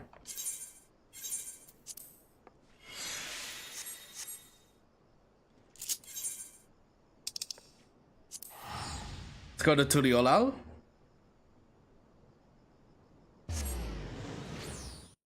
Iced tea is so much worse though. Yeah, I guess. I don't know which one was worse in terms of the sugar scaling, but yeah, if iced tea was possible. What's this blue check? Wait, these are the extremes, aren't they? Yep, Wandering Minstrel, it's the extremes. Might as well just unlock them.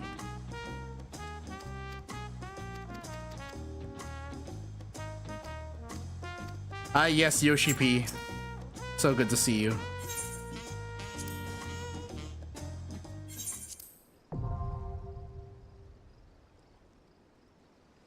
I'm just going to unlock these. I'm not actually going to...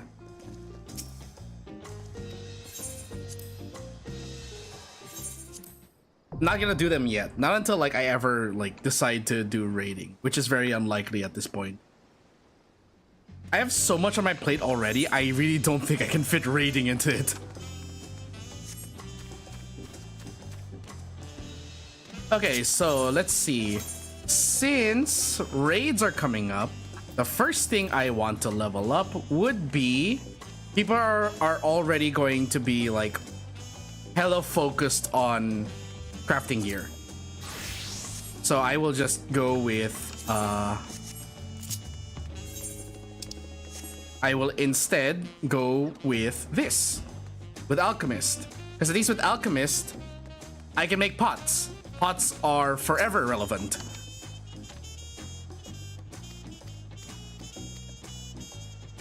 We're Minecrafting, boys and girls. Oh, that reminds me. Since we're now in the crafting section of the stream, it allows me to actually chat a bit with people. But also unlock the custom deliveries. Do they have the bonus this week?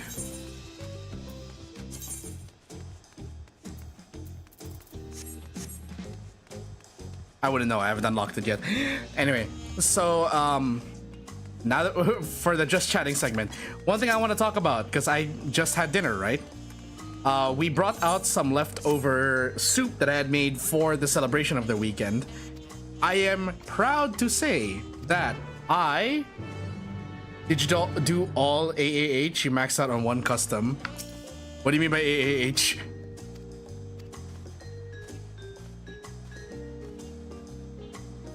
What's all Sorry.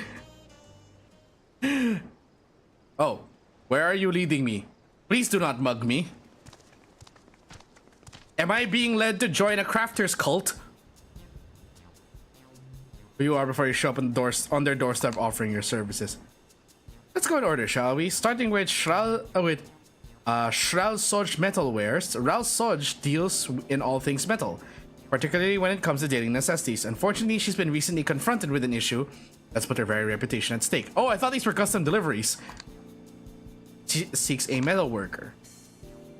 Epistles by Pameko. Eponymous owner pens official documents, transcribes letters for those who cannot do so themselves, and more. Pressing in need of one skilled in treating parchment, textiles, leather, and the like. Leather worker. Sherolja's Juice Craft serves some of the most unique beverages. No one's able to drink them. If you have any expertise in the culinary arts or alchemy, love for you to assist her in revitalizing her shop. Fish Fancy's Donuhanu is a bit of an eccentric establishment. Donuhanu deals in fish that he fancies. Unfortunately for him, his tastes are a touch too unconventional for your average customer. He's anxious. Sales may not pick up.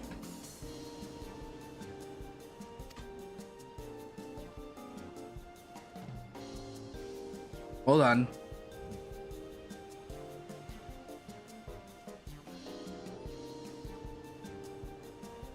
Sorry, got a message on my phone.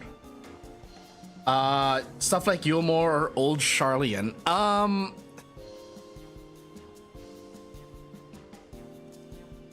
No one tell him about the Mamul moisturer. As for Shunyi's apothecary, it's unable to spare even a moment for introductions. If you fancy yourself a miner or gatherer, you'll undoubtedly find his wares of great interest. Shunyi deals in all sorts of curious flora and minerals, you see. Sole employee appears to be in poor shape, and I grow more worried about the store by the day. That must be him. I believe that covers everything more or less. It is my wish that both customers and shop owners feel mutual satisfaction with their transactions in the market. That this house of countless beads may shine more brilliantly than ever. With your help, I believe that wish will come true. I look forward to seeing what you accomplish, Sapphire.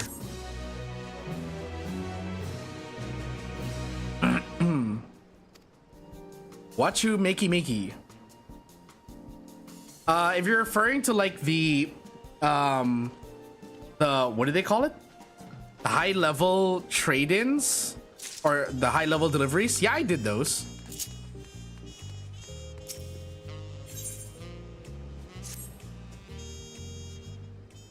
I made some stuff there. Spent a lot of time there actually to earn scripts. Might you be Sapphire Artisan from Eorzea? Also, hi Twitch. What do you mean Twitch? What about Twitch? Did something about Twitch come up? Hello? Or are you for double stream?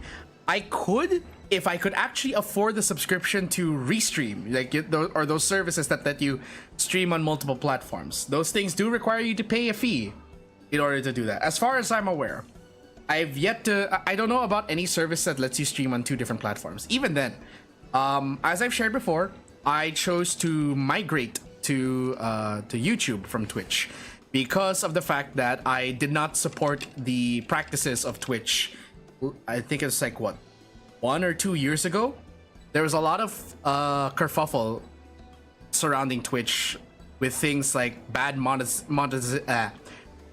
monetization practices, mandatory ads even for subscribed viewers, and also obvious bias against VTubers. That last one is still present to this day. Oh god. Okay, so hold on. I know we just got back, but I gotta go to the bathroom. Be right back. Behave!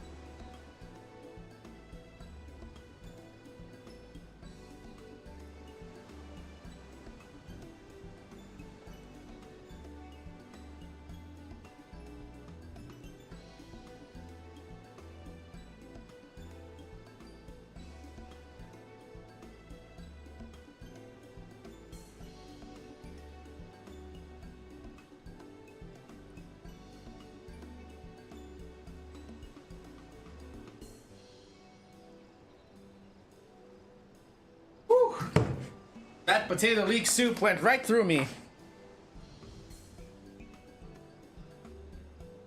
Okay. Insert various unforgivable war crimes. Can we get a war cry? I will commit various unspeakable war crimes. I'll be wanted in 13 countries. Because he's radio concussion. Okay, you know, I'm sorry. I'm just not gonna read the lore for crafting. I am here to level my crafters. Nothing more, nothing less. Blame it on the juice. Really? That's the quest name we're gonna go with. Blame it on the juice. Blame it on the Henny. Certified child soldier. There's funny lore, but yes, I'm gonna make a video on. Let's see. There. So okay, going back to what I was saying, there were a lot of you're on the nose. Twitch has a lot of hypocrisy with rulings. No platform is perfect though. YouTube also has its fair share of hypocrisy. The fact that they are willing to ban clippers, VTuber clippers, and take down their channels when Sniper Wolf still exists. They're going to allow someone like Sniper Wolf to still exist, despite the fact that she has been reported for actual crimes of doxing and invasion of privacy. She herself, a lot of people don't find her funny. She's just recycling content and stealing it from other people to quote unquote react to it.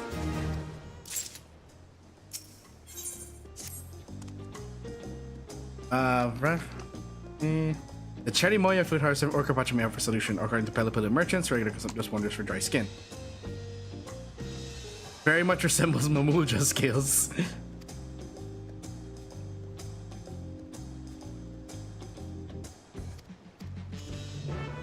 So you want me to gather a fruit that looks like Mamulja scales and then make a juice out of it.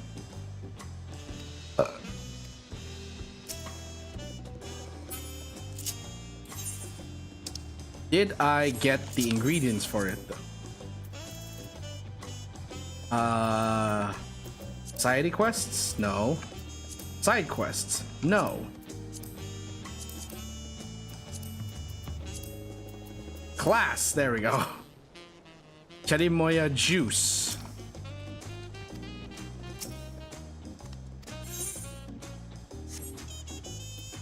Oh, I actually have to procure the ingredients myself, huh?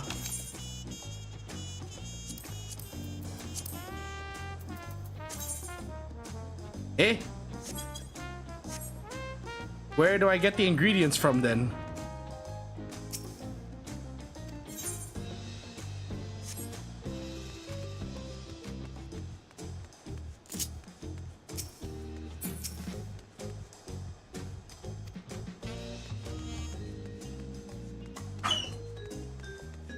I forgot how to do this. I swear this woman is just causing distance for actual good content creators. They sell the fruit in the merchant nearby. Merchant nearby. Here? No? Not you.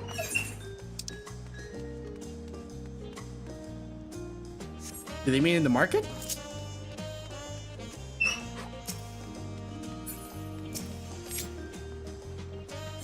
Independent merchant. Yeah, I'm going to assume that's in the market, probably.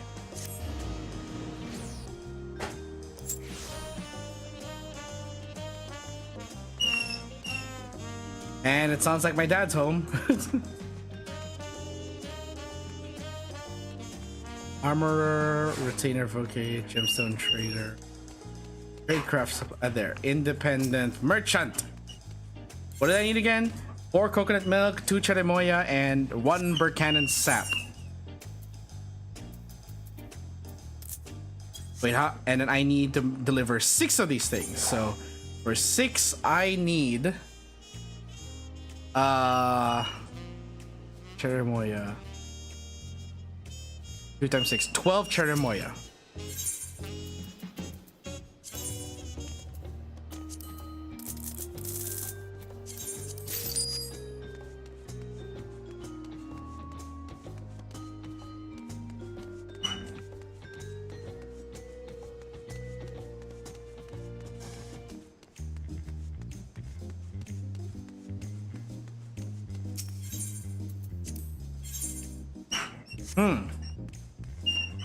Where do I get coconut milk?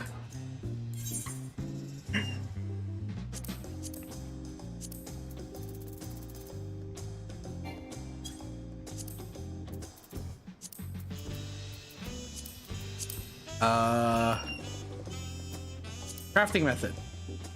Nothing. Gathering method. Nada. Where the hell do I get coconut milk?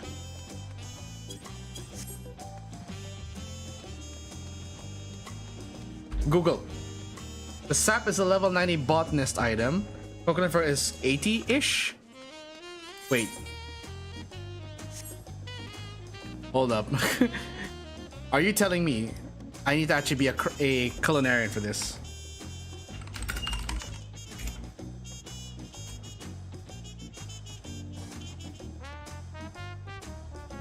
Yep, it is a culinarian crafted material. Shit. So I have to buy this off of the market board because I don't have culinarian leveled.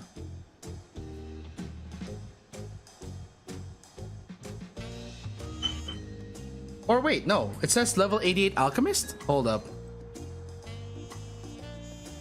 Hold up, let me check this.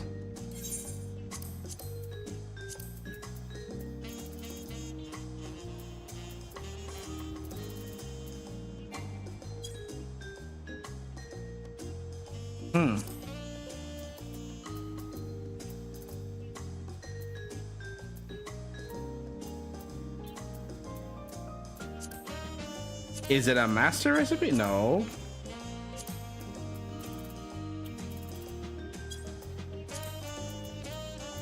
Gamer Escape Wiki, you lie! It's cooking, so I gotta buy this shit. Okay. Oh well. It's a shame that there's no vendor that sells it, so I have to buy. But shit, that means I need how much coconut milk? And this is assuming I get it right in the first try. I need 4 times 6. That's 24 coconut milk. Where's the nearest market board? There is a market board here, right? Forget. There it is, market board. Very nearby.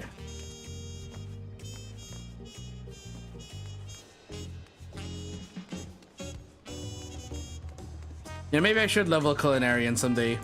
That day is not today.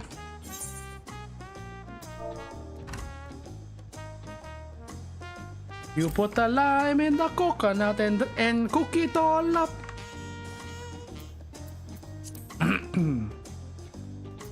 I need 24. That's not that expensive.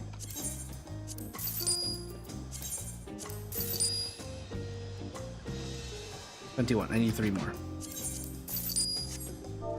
Okay, and then Burchanan's sap, if I remember correctly, is from one of the. If I'm not mistaken, that's actually a something I can get from a gemstone trader.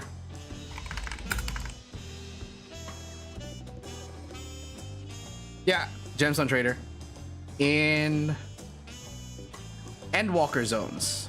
Nice.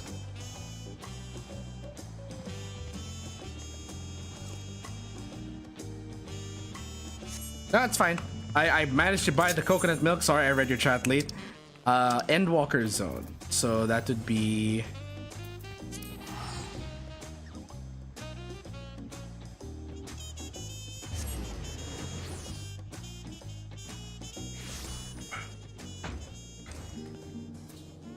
Right.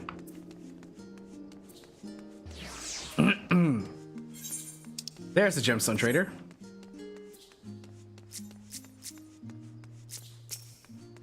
Oh yeah, so what I was saying about the food. Sorry, I got so distracted by this that I actually forgot to.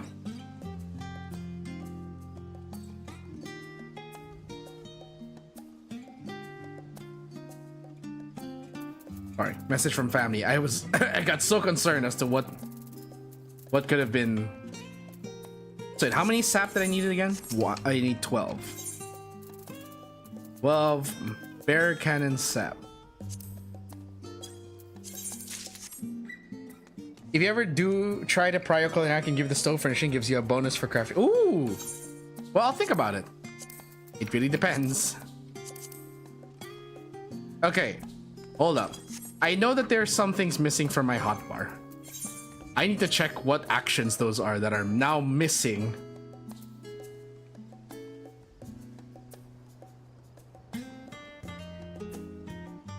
Careful observation. Huh?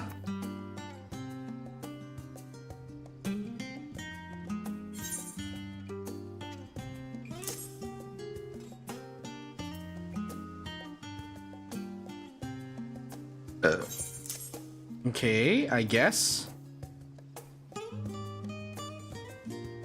I have trained finesse. Trained eye. Yeah, I have that already.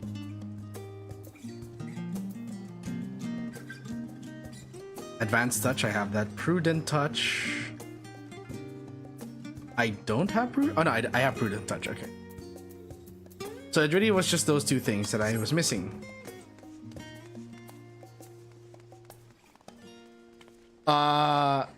After level 100 blacksmith, it's not hard for me to craft, so yeah, you can really start cooking.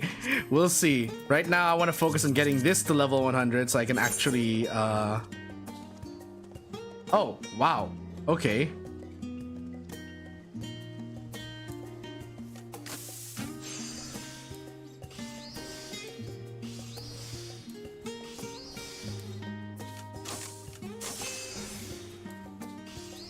That was easy.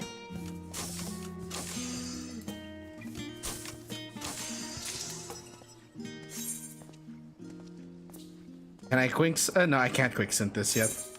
Quick synth.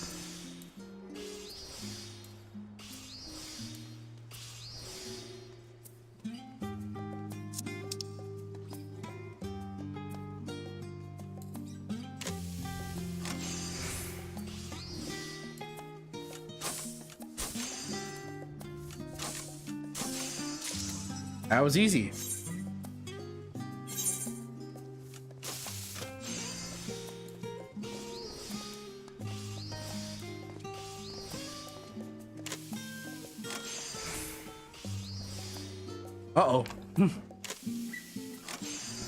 There we go.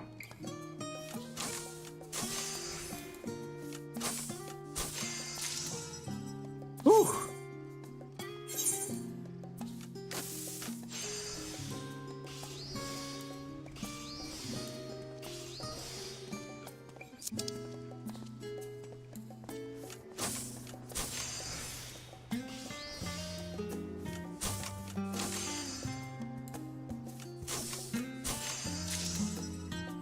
Okay. 4.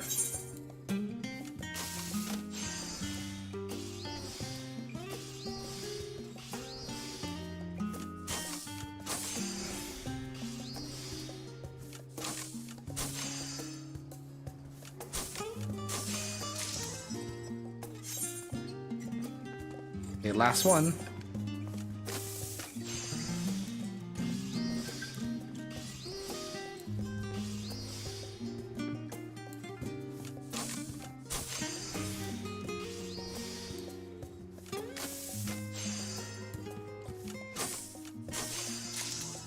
There, that's all 6 glasses of Cherimoya. I bought too much Burkanan sap. Very good. Okay, hold on. I want to double check. What are the conditions for this?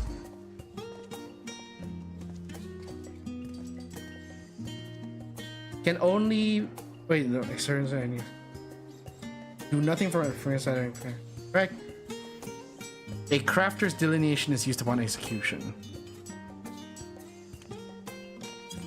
Do I not have... Okay, apparently I don't have any delineations. Oh well. Back to Tuliolal we go.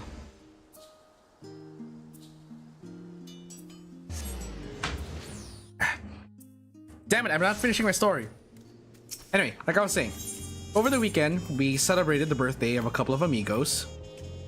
And I asked the celebrants what they would like me to cook. Because it's become a thing in our friend group where where instead of us ordering food, we've actually cooked. We've all started to, literally, we're all cooking.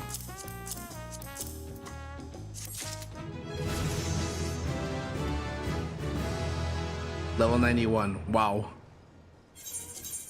We've all started to cook more. And we all made great dishes. What I contributed at the request of the celebrants was I made potato leek soup from Ratatouille. I found a recipe for it online. I was always curious, what was that soup that Remy was making in Ratatouille? So I looked it up, and yeah, it's potato leek soup. And then I found the page that actually tried to preserve as much as possible the steps that Remy was doing in the movie and turn it into an actual recipe that people can follow. It turned out great.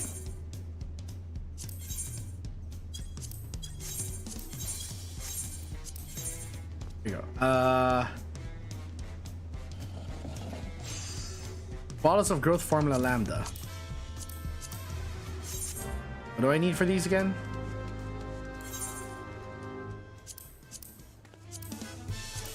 Royal maple sap. What about gathering? From Uyuyub. It's a botanist thing, okay. And the poison frog secretions? I'm guessing I have to kill monsters for that. Or there is a market board right here. Missed my new title? Oh shit. Okay, I just saw that. Yee. Don't like the sound of that.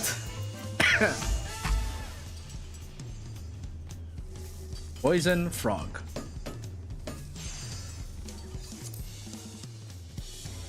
So each bottle of the growth formula lamb. Oh, wait, let me take stock of what I need. So that's for that, and then this one is silver lobo leather. Oh, okay. Ginseng lumber.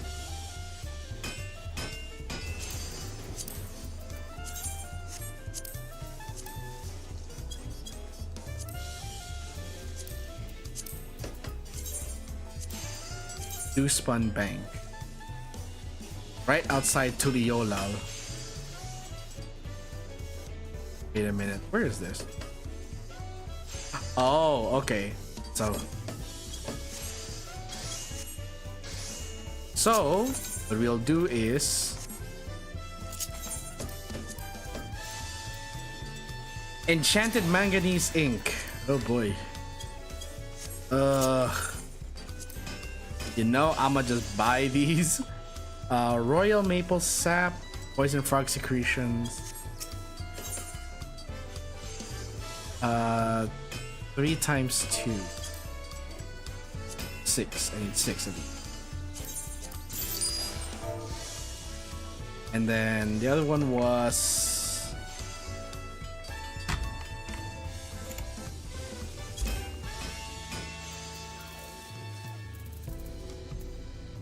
royal maple sap.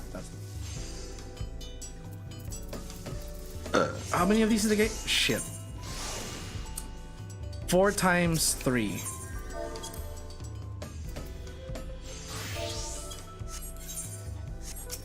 I am beginning to doubt myself on like how much I remember the actual name.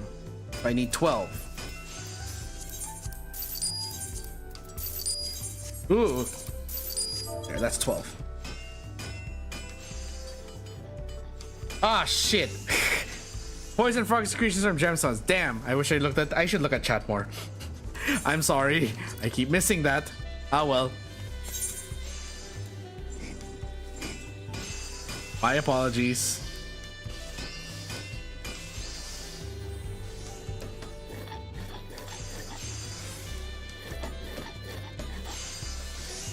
Ooh, okay. Dangerously close there.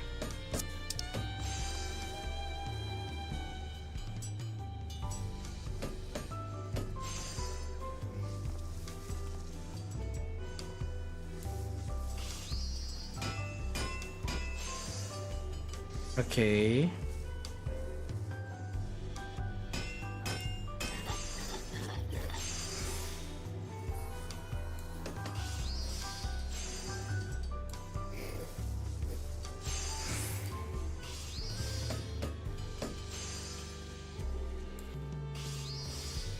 Oh no.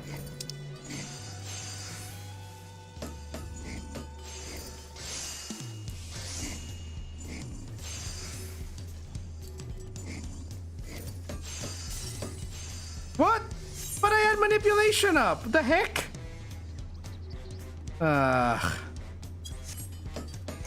Crud. Where's the nearest gemstone trader in this area? Oh, but no, wait, I can't because I haven't maxed out all the fates yet.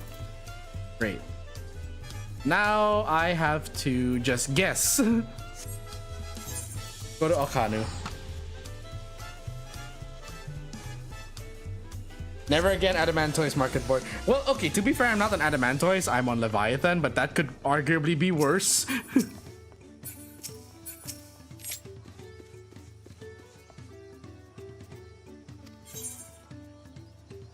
There, poison frog secretion. You were right. And then it said that the sap can be gathered from... Wait, wrong class. Still the wrong class. There we go.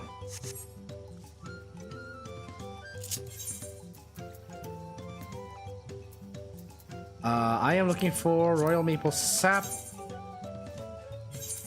Oh! Why am I teleporting when it is right there?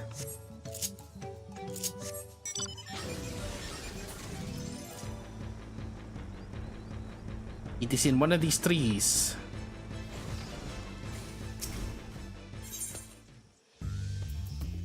Royal maple sap. There we go. What do these do again? Item yield from gatherer's boon by 1.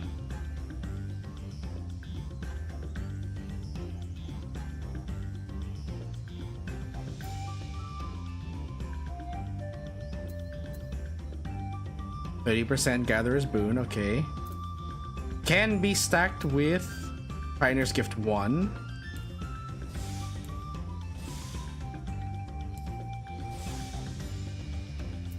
And then I forget what this does. Okay. Wait, this is Luck of the Pioneer.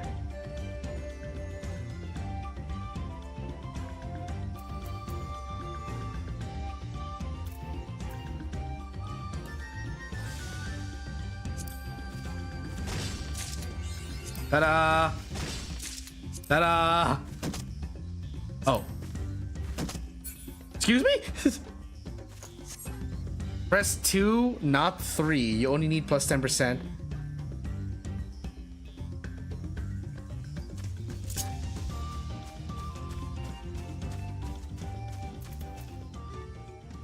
Oh, you're talking about the field mastery? Yeah. No, it's okay. It was at 90%. It's fine.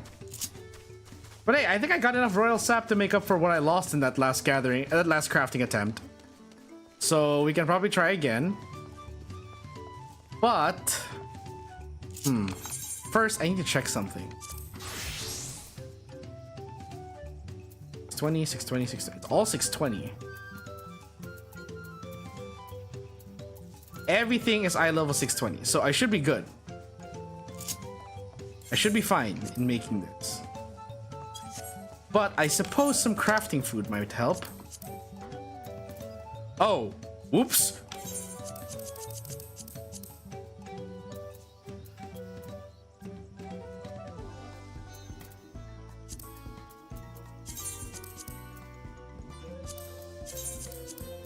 Don't need that.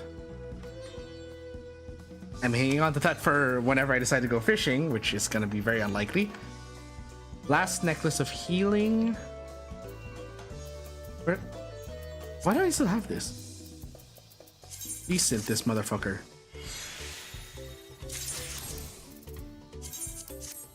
I have no casting classes that are below this eye level. Bending, I have no more tanks at that eye level. No more casting at that eye level. Healing, I still do. Aiming, goodbye.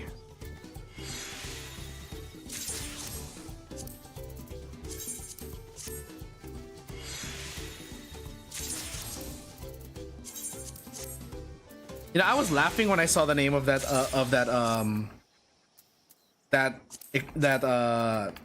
accessory. The name of the equipment is Palaka. I'm assuming it's pronounced as Palaka in 14, but you know, as someone from the Philippines, you read that as Palaka. It's a frog. It's a frog choker. Minutia choker offending. Nope. Don't need you. All my tanks are at high level already.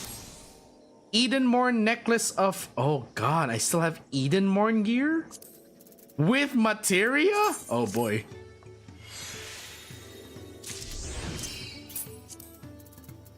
Oh goodness.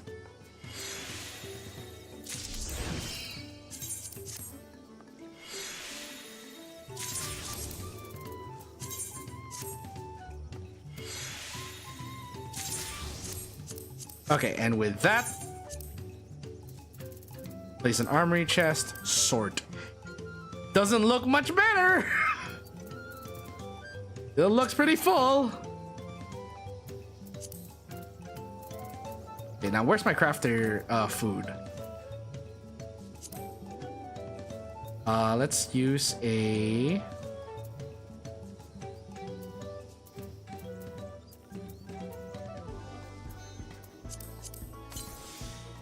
Spirit bond. We'll go with... I forget. Control is what? Quality improvement. Okay, so we'll use the commanding craftsman syrup. I forget. Does this overwrite the oh no, it's a syrup, not a potion, so I can use it. It overrode it. Oh gosh. Okay, fine. I guess. Where's my crafting food? There we go. Jinga biryani. Birya.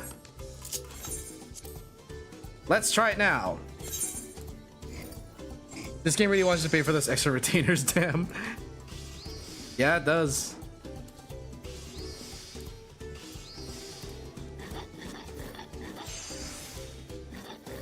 Oh yeah, so aside from the... I broke something again. Shit. It's okay. I still have a lot of sap. What I need is the poison frog secretions. What went wrong?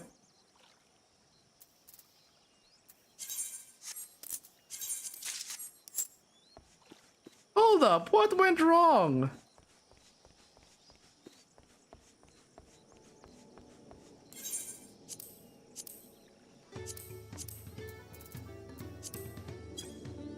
That's not what I'm making.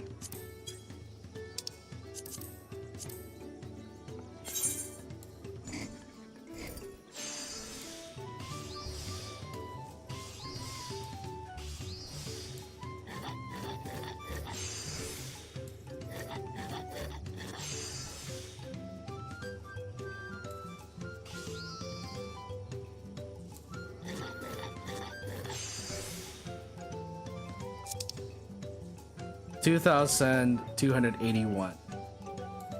I'll just recover some as that. Then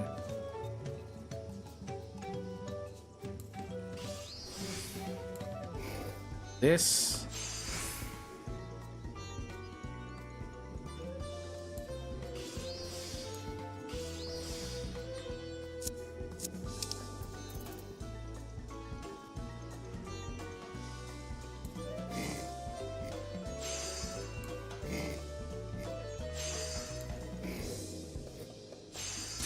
There we go. Do you need it to be HQ or just cause? It's mostly the HQ gives you bonus experience. That's why I'm doing it. I'm trying to make it as HQ as possible.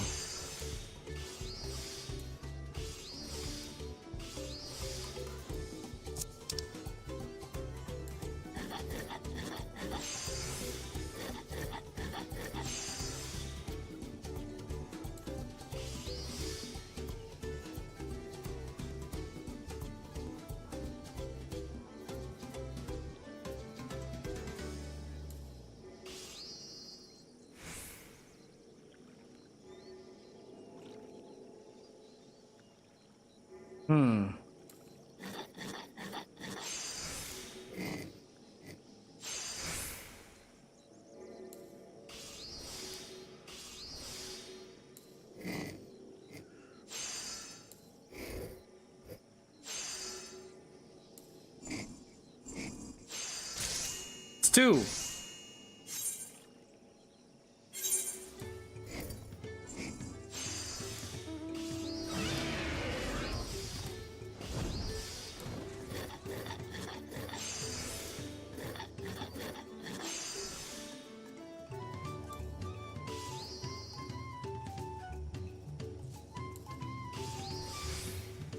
Ooh, nice. 3,000.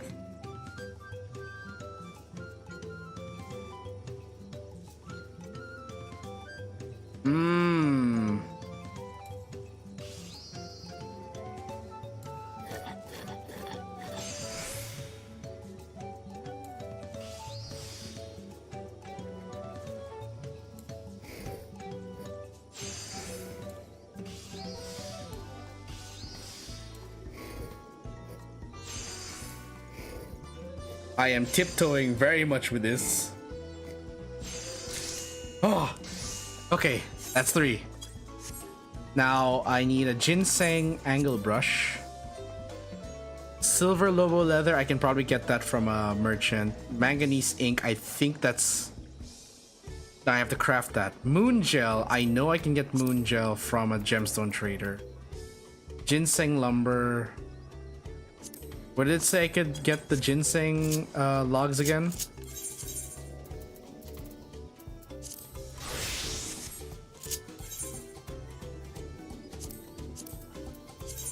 Ah, up there.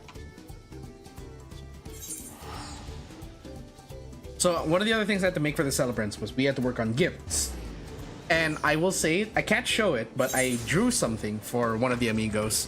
And I gotta say, I am very much happy with how the gift turned out. They liked it, thankfully. And also, it kind of reaffirmed my, or rather, it reignited my confidence in my art skills. So this is a big if. I'm not sure yet if I'm gonna do this, but maybe I'll do some art streams in the future. Maybe. Big if.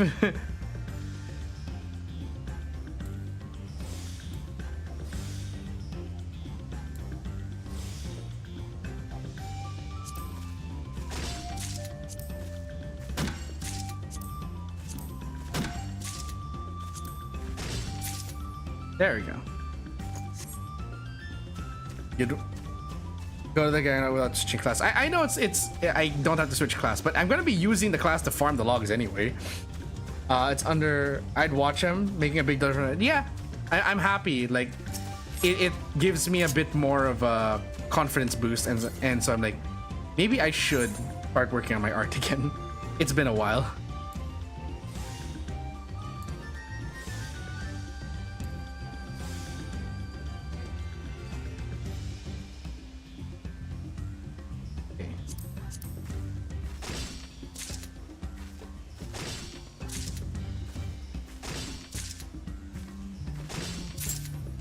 Four straight. Gatherer's Boon procs. Let's go. Deliver a. Okay. So next we need the moon gel, which I know moon gel can be bought from Mare Lamentorum.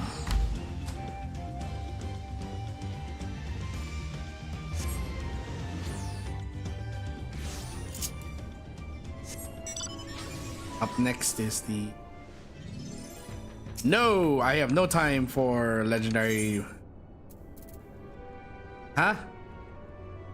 Where's the moon gel?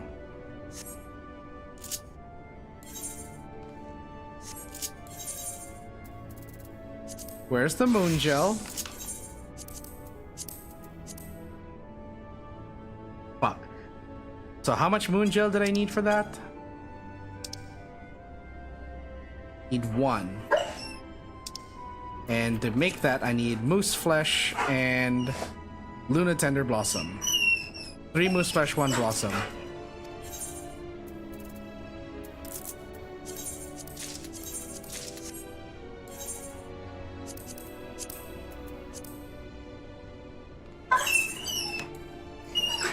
And yeah, I think that's my dad is home. Because Turbo's going extra nutso.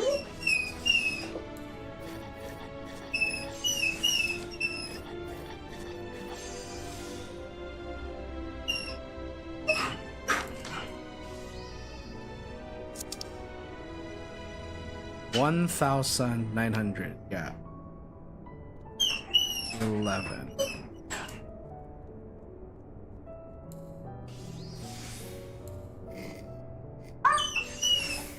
That should be more than enough.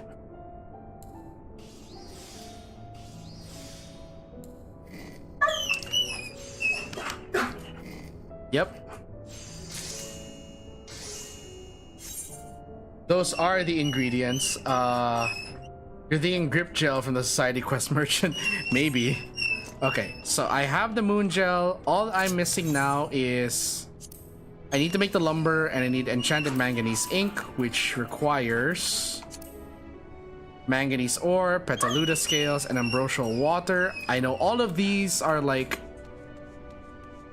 Okay, let's go to the merchant in Charlian. Turbo, please. Turbo, I need you to relax, boy. Hey, come here. Relax. Stop losing. Hey, yeah.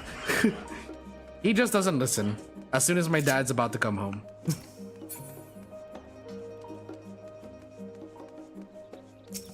I'd like to make it clear that there's very zero chance of my parents or my family in general ever appearing in any of my streams. They don't see it as like anything that, you know, they don't find it interesting.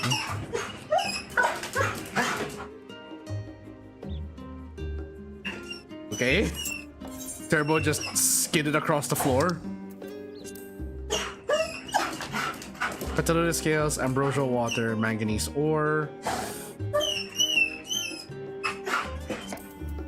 Okay, I need one how much again did I need from the? Need one ink, so I need one Petaluda scale. And then ambrosial water.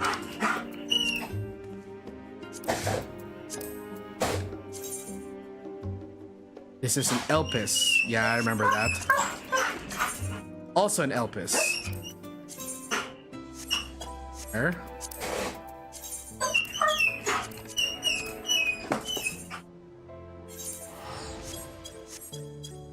The lengths I go to for experience in this game.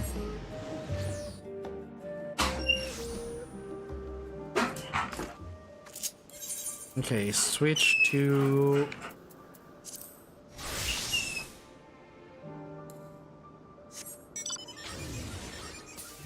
right here.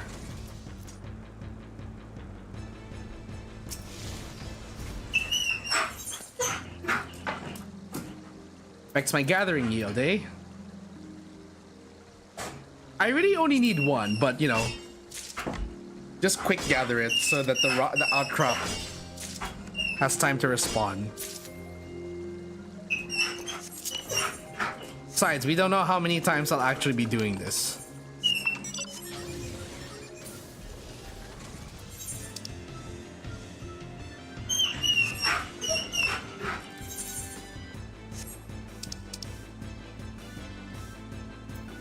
Ah yes, look at all of my healers that are still stuck in Shadowbringers.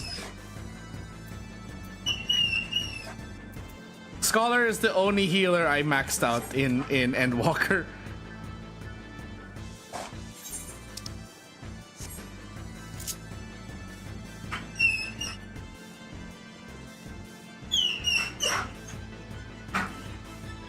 Let's see. Oh, it's over here. Right, the manganese ore is underneath. Ooh! I can't carry any more maps, no! Hold on. Where's my map? There, just so it's out of my inventory. Bonk! There we go.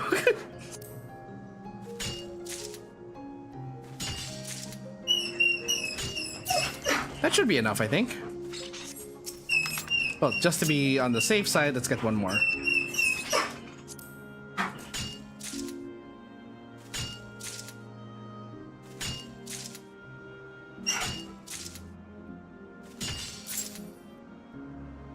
Yeah, that should be more than enough for all the stuff I need for this.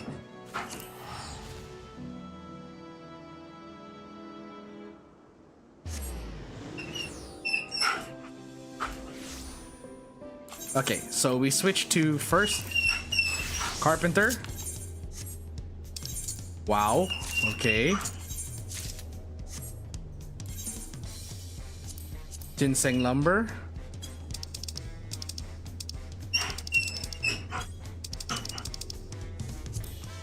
Which I need 3 of.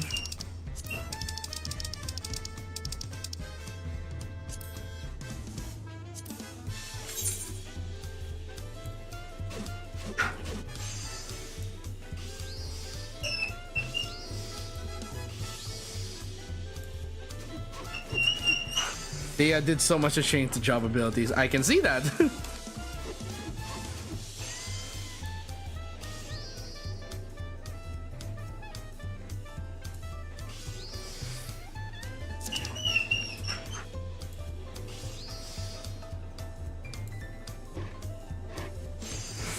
That's close enough.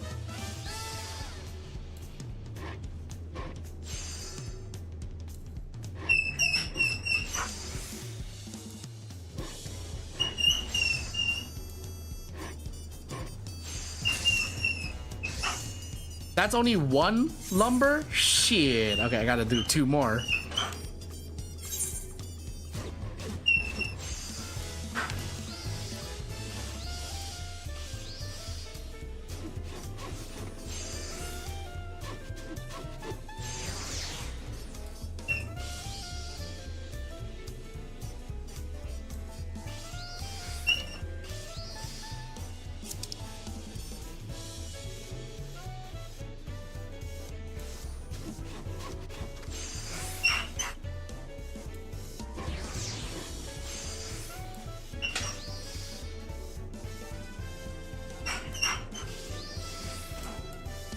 Oh boy.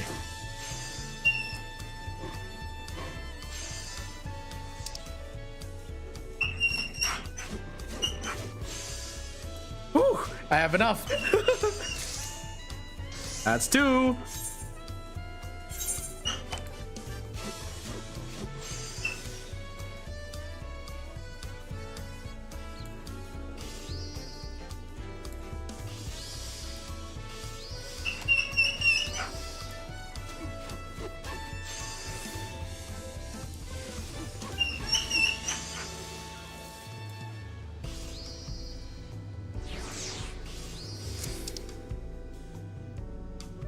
Okay.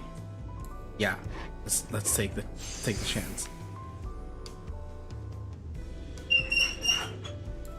Take this. Use this. And we just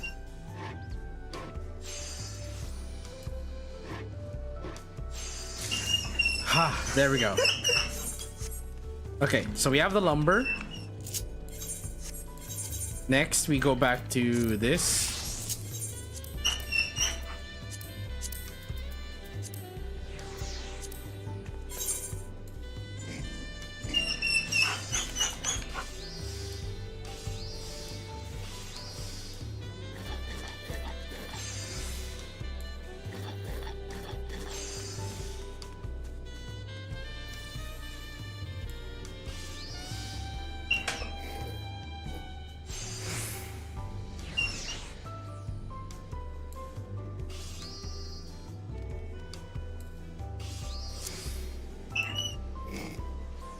Okay. There we go. 1 bottle of enchanted manganese ink. And now we can make this thing. God forbid I screw this up. Oh good, it's durability 80. I can worry a little less now.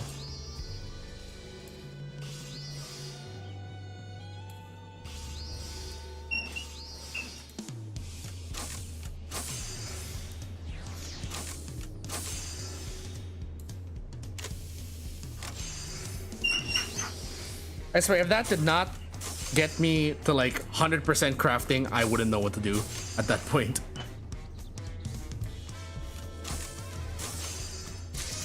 Ooh! Oh my god!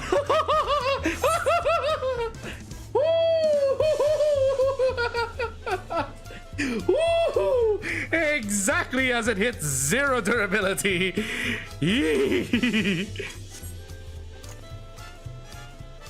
Yikes! HQ, but at what cost? Only my heart? Holy shit! HQ exactly at 0 durability. Ooh!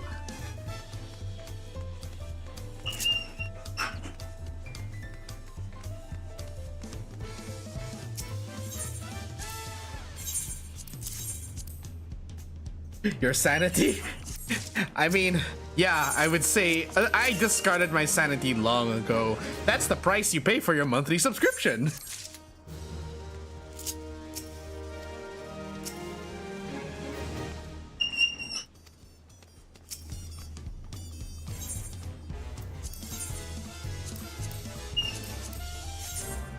Oh fuck, I have to make more of these, don't I? Silver Lobo leather. I'm assuming that is probably... Okay, shit. So... time to make more, I guess. Gotta do all of that again. I know I have all of the ingredients already for the manganese ink. Except the Petaluda scales. Shit. Ooh, and the manganese ore. Crap. Okay. So, first off, while we're here in Toral, we gotta go to Okanu.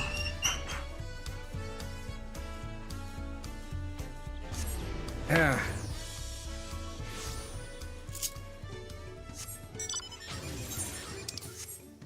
By the way, guys, I know that tomorrow is going to be the release of the new patch of Honkai Star Rail, but I will not be streaming until Wednesday because I still want to be able to have, like, you know, 1 day breaks in between each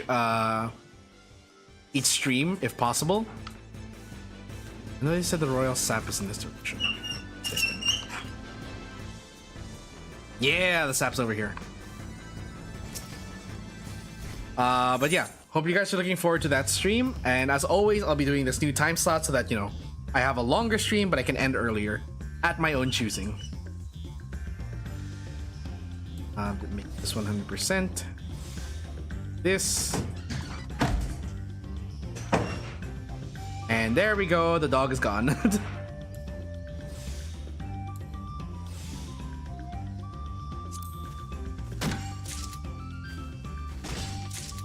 Boom. Boom. Boom. Let's go.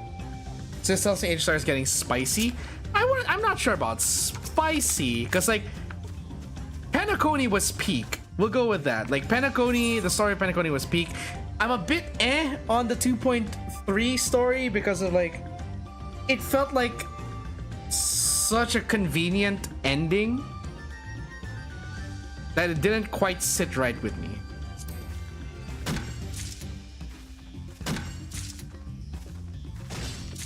It felt too convenient. Let's go with that. It's not by any means bad per se, but it just felt too convenient for my liking. It felt like such a Deus Ex Machina, and is so far my only complaint in the 2.0 patch cycle. The Penacony patch cycle, rather. One thing I am disappointed about is that, you know, do we really have to go back to Space China? But Kaz, it's a game made by a Chinese company. I know, but I mean, like, I thought we were done with the Lawfu. We keep going back to the Lawfu. I'd like to have more quests on Penacony. Or God forbid, I'd like to see a bigger expansion of like Bellabog. Speaking of Bellabog. Ooh.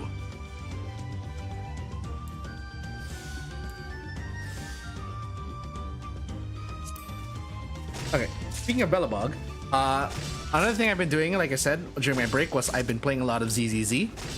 And I forgot to tweet it, but I managed to get the hot police lady. I got Zhu Yuen. I saved up, because like, Ellen Jo was the first banner character, and I'm just like, not really feeling Ellen. She's too popular, everyone likes her, but I'm just like, not really. So I skipped her. Saved up for Zhu Yuen instead, and I got her. Within my first, okay, I built a pity on Ellen's banner. I'll admit that. I did build a pity at first because I thought like, you know what, I want to try collecting all of the banner characters. But I got until like, what, I think it was 70 rolls in the banner, still didn't get Ellen. So it's like, okay. Then they announced Zhu Yuen was the next banner, so I'm just like, you know what, I'ma skip Ellen. I like Zhu Yuen more. Then I saw the character trailer for Zhu Yuen, the teaser and the demo. I was like, oh yeah, definitely want Zhu Yuen more. Definitely want her more. Let's maybe get 10. Maybe get enough to make 5 of these things. And then Ginseng Angle Brush. Okay, so we have enough already to make the growth formula Lambda. I believe so. Nope.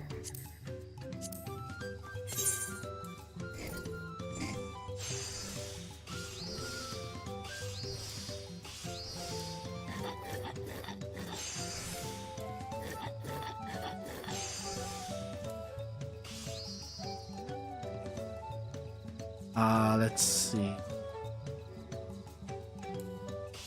Boop. Boop.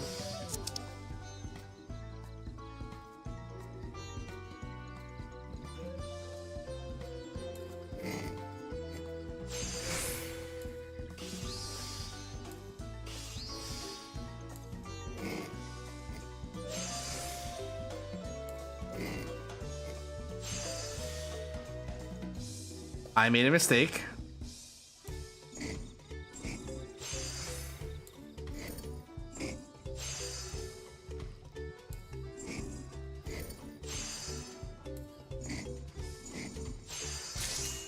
Yes, high quality.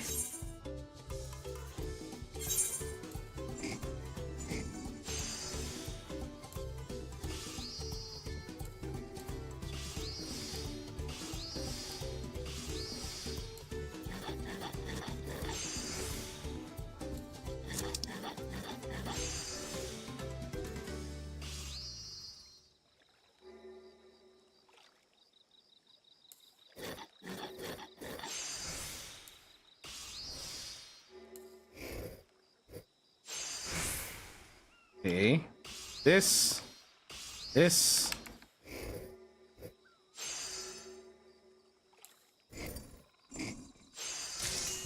Boom, it's 2.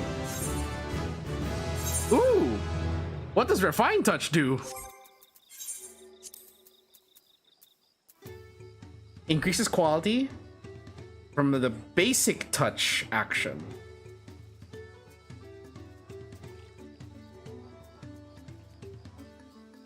Is it worth using though?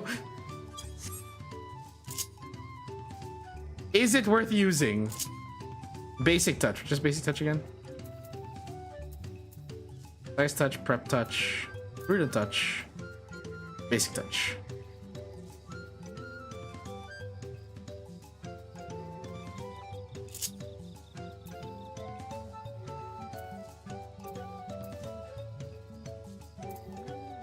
So what's the point of this if this exists? Unless this doesn't increase. It doesn't increase the inner quiet stack.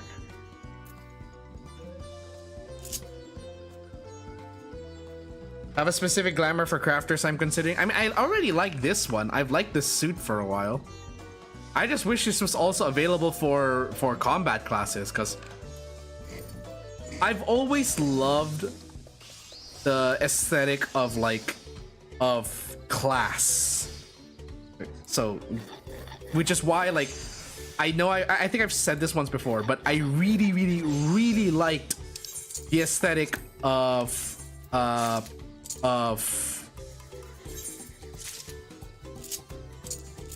what was it? Of Fontaine in Genshin. Instead of a 3-dot thing, you do 2-dot thing. Yeah, but then again, one, it doesn't. It costs more than doing basic touch 2.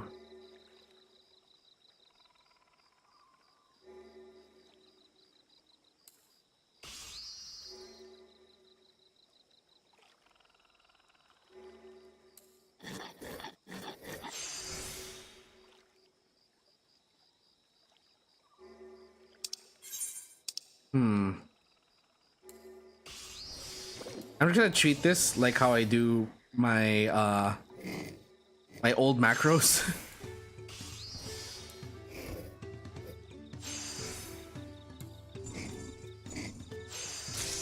Woo! Okay, that's 3 bottles of growth formula lambda. Now to make the angle brush again, do that. Make another one of these. Shit. Okay, so while we're here, we go to Watch and Pillow. There's a non-job glamour that can replicate it. I've checked. I haven't found any. The closest is probably the one that you get from the custom deliveries to Ameliance. You know, that suit, but it has a coat. I want the one that doesn't have a coat. Exactly like this. The vest, the rolled up sleeves. It has that sort of like kind of mafia vibe to it. Like you have no idea how much I love old like gangster aesthetic. Like, you know, the mafia aesthetic. I love it. Just this. Look at this. It one of my like that actually reminds like one of my favorite music videos, just in terms of aesthetic as a kid. Like, I love Usher, and my favorite music video of all time from Usher was Caught Up, specifically because it had that aesthetic. The guys in the suits rumbling and everything. It's on. Animal suspenders? No. Animal suspenders makes you look more like a bartender than a gangster. which, you know, I guess is fitting for me. But you know, I love the vest and tie. Like there's a reason I chose this as my outfit. It's so stylish. I love it. Okay, silver lobo hide. We don't need that much hide. Let's just get 10, I guess. Switch to leather worker.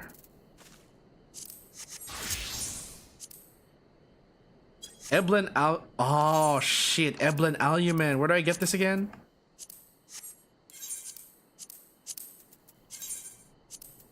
Garlemald. Oh crud. Okay. Lada and Walker mining. Crafters have gorgeous glams. It's not just the crafters, it's even the gatherers. Like, I remember I was so pissed that the Shadowbringers gatherers had that glam, that like the one with the scarf and everything. It's like, yo, can I get this? Like, it looks like a Wanderer's kind of aesthetic, and I want that, but we never got it. I just really wish there was a way the game would let you create replica versions of crafter gear, so that it could just become an all-class glamour. But sadly, Squeenix won't let us have that. They don't want their combat classes to look like gatherers or crafters. Pisses me off a bit. One of my few complaints about the game.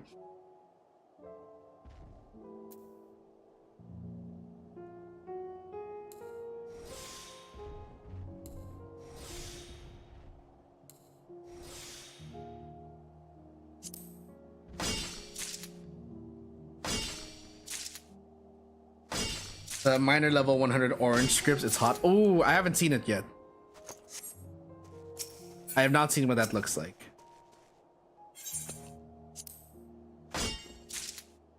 I should though. I feel like I should eventually.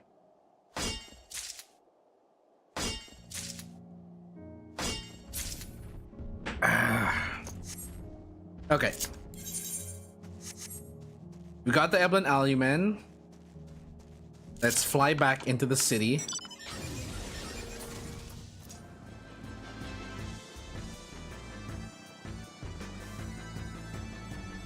I doubt I'm gonna get my alchemist up to par in time for raids or in time for Savage, but you know, never hurts to try.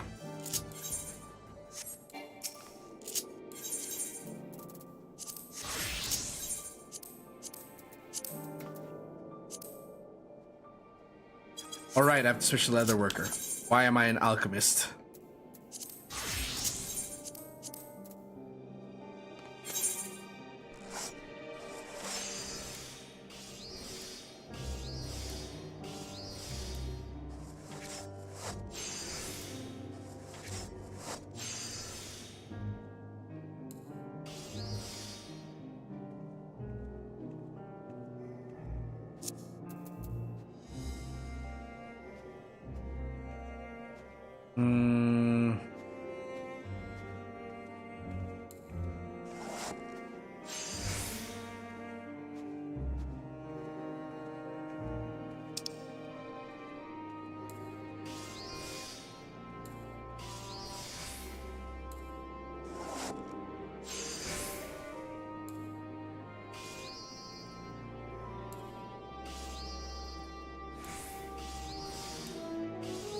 A lot of steps I'm taking just to make this leather.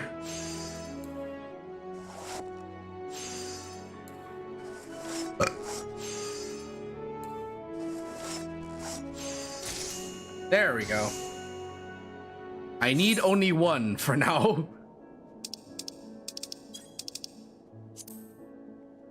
Enchanted manganese ink. I can make one. Moon gel is what I don't have.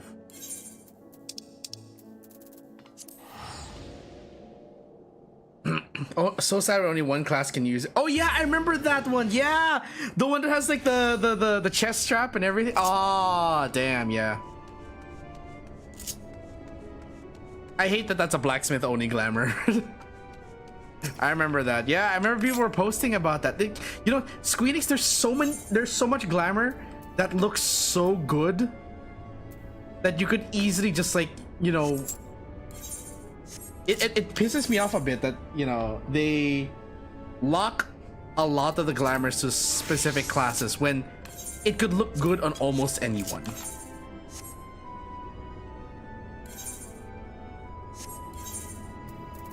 Like, you know, I would love to have the monk gear as ninja gear, or even better, you know, the Mikote underwear, the one that the top that looks like it's just, you have the it's backless but it's also sleeveless. Why is that a Mikote only glam? Why can't we get that on every female race? Let Aura dress in that, because our underclothes look horrible. Winry from FMA Energy. You have no idea how much I badly want a sports bra glam in this game. Like the sports bra aesthetic, just like with the exposed midriff and sleeveless. That is what I love. I love having all of that, and yet we can't have it on every class. I want proper exposed midriff. The closest I can get is like, I can't remember which, it was like a Stormblood glam, but the one thing I hate about it is that it has a stupid shoulder pad that is like as big as your head, and it's scouting gear, and I'm just like, how is that scouting gear?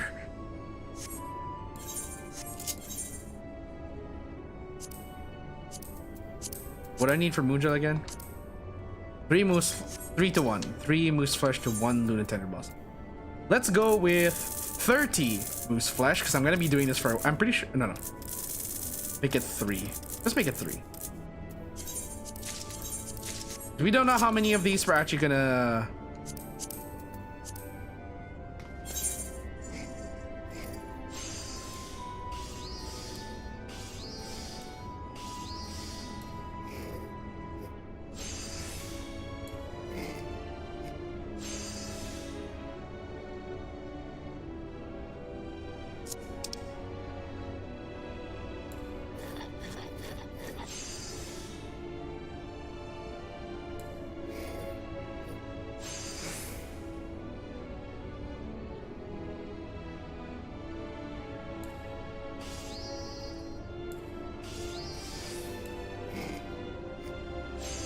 What did I get back to Kaz talking about, bros?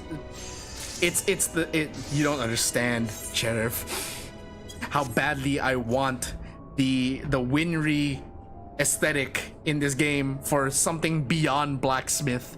Like, I want it for a combat class. I want the like there's no other way I can describe it, but sports bra is the closest in terms of description for aesthetic. Like, where they have like the exposed midriff and no sleeves, but it's like it hugs their like that's the perfect look for Sapphire, especially with someone of her physique.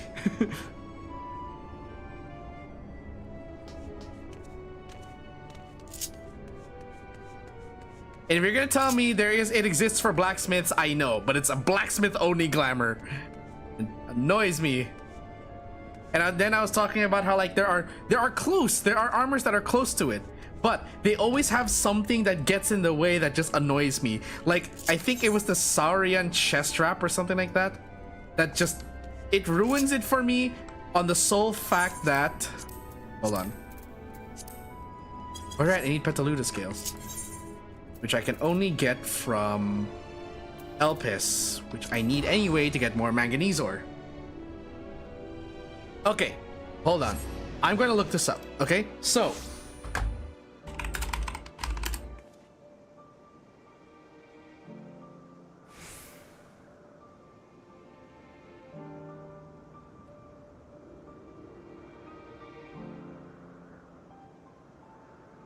I'm going to share my window. Okay, 1 sec. Let me go to window capture.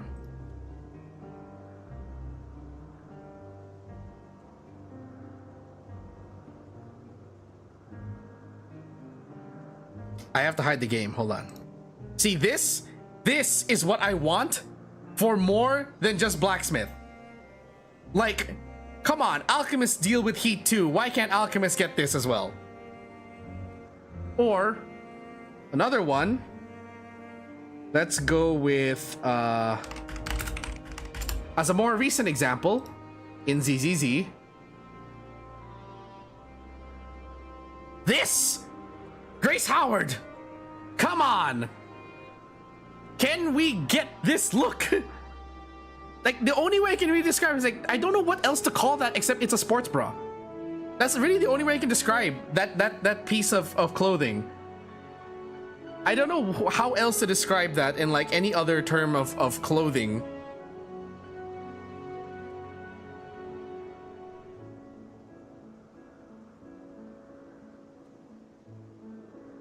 But essentially what I just want is I want sleeveless exposed midriff.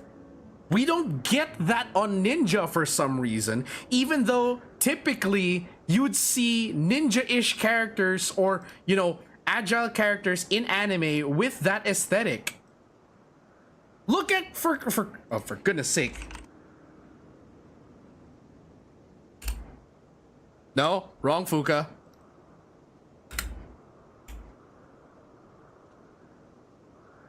Oh wait, that's not Fuka, it's Fuko.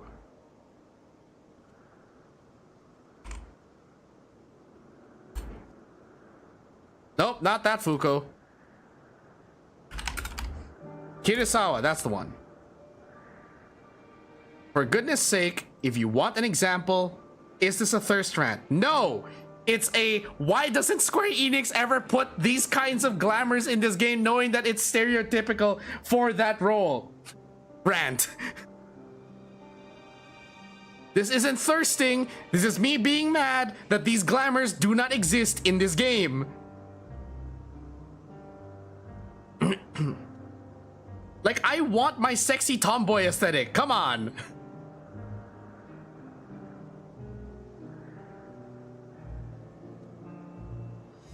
Trying to find the image of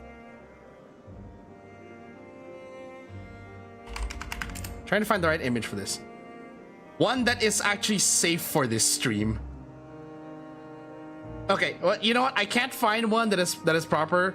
Like, but you know what I'm... Oh, wait, no, here we go.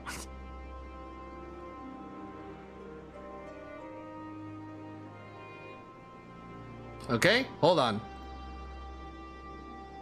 It's the aesthetic, it's the fashion, exactly. Cake understands what I'm talking about. You see this? You see this? We don't have this in 14. We don't have this kind of aesthetic in 14. And mind you, Fuko is supposed to represent a kunoichi. We don't have that kind of glamour in 14. You see it in fighting games, but you don't see it in an MMO. And that annoys me, that we don't have hot tomboy aesthetic in 14. Who else is a good example of this? I'm trying to think.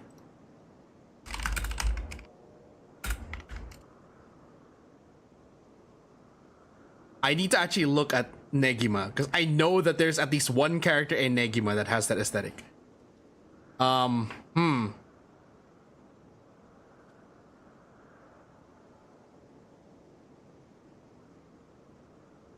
Trying to remember. Oddly enough, there isn't. Because they all wear like something else that's close, but not quite. Flame of Recca. I know it's Flame of Recca! I'm saying that's a reference! They'll probably give it to the twink members. Exactly, they give it to the men, they don't give it to... Do you know how pissed I was? That like, okay, I know it's available now. Hold on. Let me get my gemstone stuff here, and then we'll go to a market board. There is a piece of armor that I know that they made unisex, but I was so mad for a long time that they didn't make it available for women. For female characters, rather.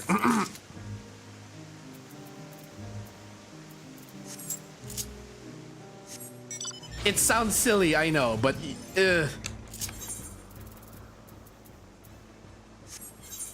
I believe it's... Is it 12 Wonders? No.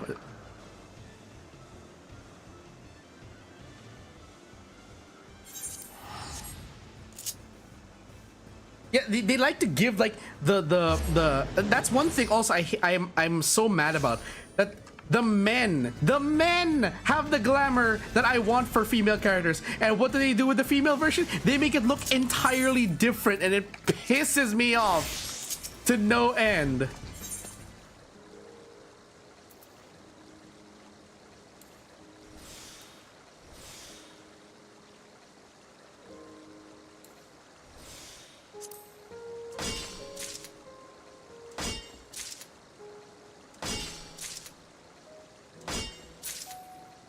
Wait, why am I farming ambrosial water? I was supposed to go get manganese ore. Heck is wrong with me?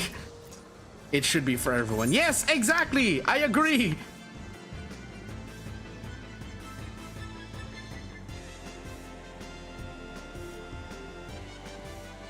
Like, come on.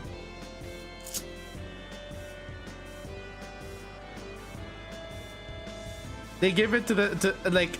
And I apologize if I'm going to use these terms improperly because, you know, I'm not gay, so I wouldn't know how to use these terms 100%. They're gonna give it to they're gonna give it to twink men, but they don't give it to tomboys. Like, wasn't that originally tomboy aesthetic first before it became twinkware? For you, as a heterosexual person, I have sympathy for you because the tomboy outfit would work. The whole tomboy is the whole aesthetic I have in mind for Sapphire. See, this vest, I like this vest. Now, if only it didn't look so modern and stand out so much in a fantasy setting. That is literally my only gripe with some of the outfits in the game. They keep putting more and more modern aesthetic, but they don't make a lot of very good fantasy aesthetic anymore that looks like this. Now look, don't get me wrong, I love this vest. This vest is great, and I used it for a long time on my ninja and my monk. Actually, I think my monk even has this as her main glamour at the moment.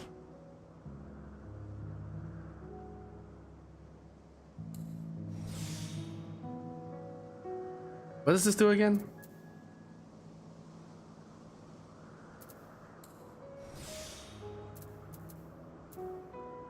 I'd rather just go with that.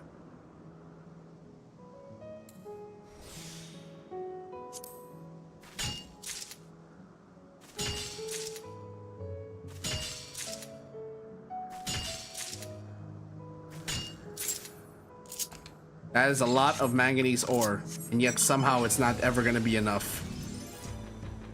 Looking at my weaver logs. Okay, so hold on. Now that we've gathered all of the stuff I need, let's go back to Tuliola. I'm gonna go to the market board. I'm gonna show you there's a chest piece that annoyed the shit out of me that I know it's available now, and I already have it in my glamour dresser, but for the longest time it was only available to men, to male characters rather. Adventurous hood vest, but yeah, aside from the shirt inside. No, I avoided that vest specifically because it didn't have the midriff exposed.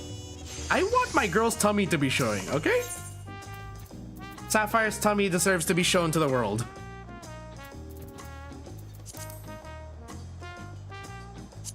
What does this look like?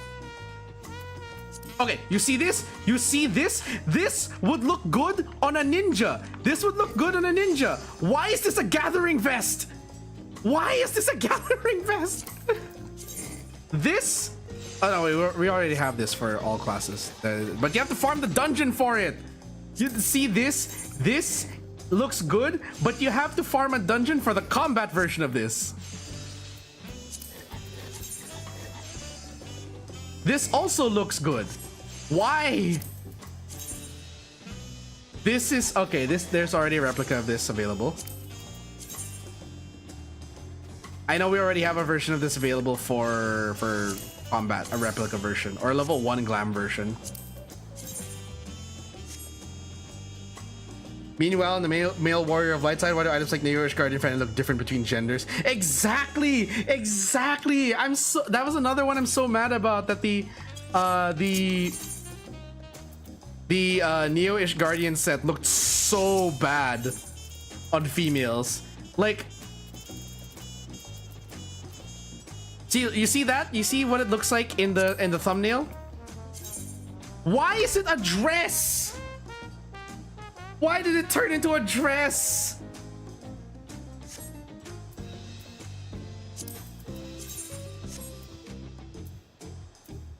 Why?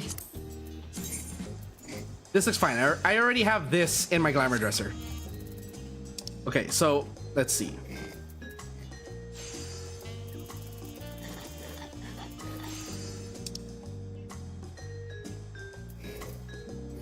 Okay, you see this?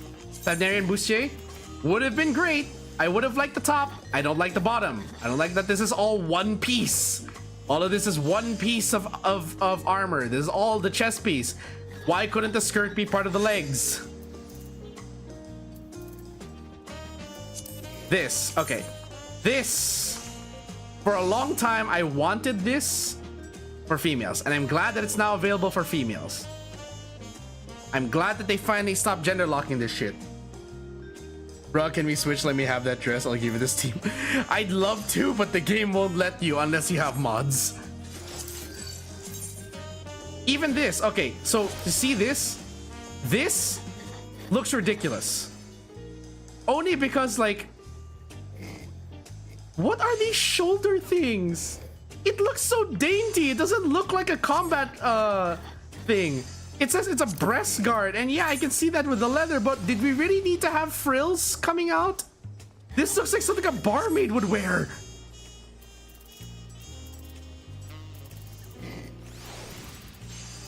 Hi, welcome to my streams where I'm just gonna end up spending a good amount of time ranting about glamours not fitting my tomboy aesthetic. Why do spellcasters have the Garlean forehead bead? I know, right?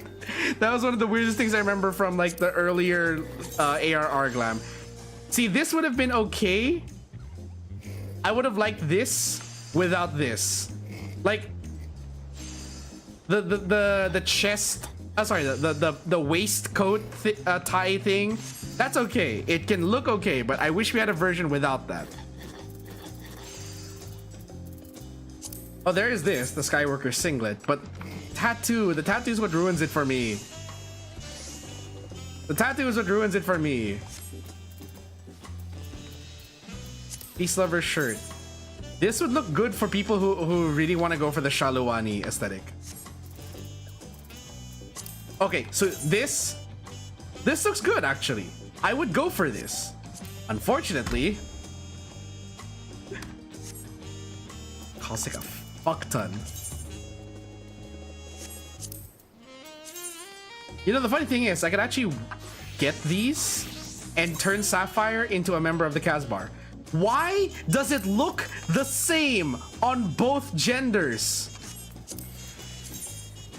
On both variants, rather.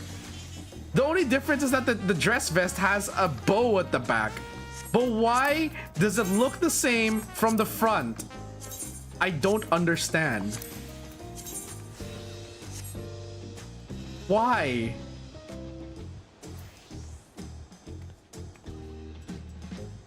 Open the Noir coat crafting recipe. I don't have it unlocked. I oddly enough do not have this unlocked, even though I have my Weaver at 90. I guess I didn't buy all of the expert recipes yet.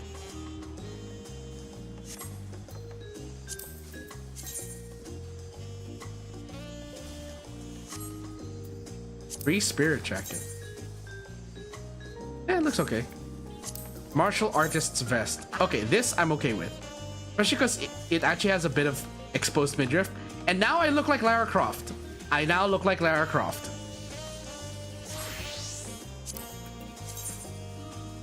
I would be okay with this if we had just a little bit more tummy showing. Free the tummy. Free the tummy, Squeenix. Free the tummy.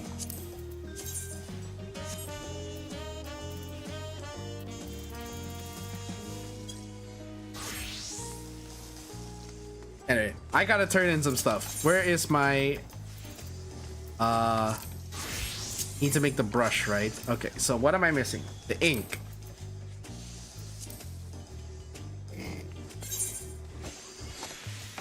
Wait.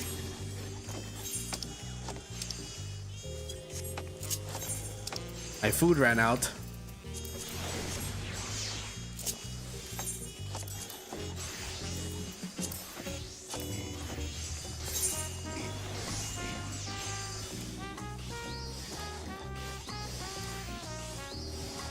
What I love about crafting and having a just chatting segment, by the way, is the fact that I can do this without having to wear my headset.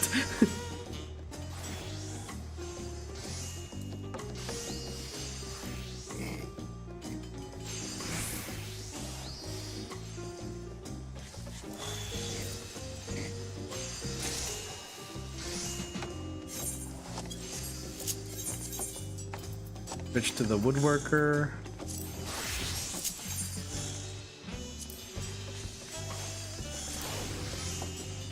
Wait, seriously? I need more ginseng lumber? Or the ginseng logs? Did I not gather? Oh, right. That's one thing I forgot to get. Oops.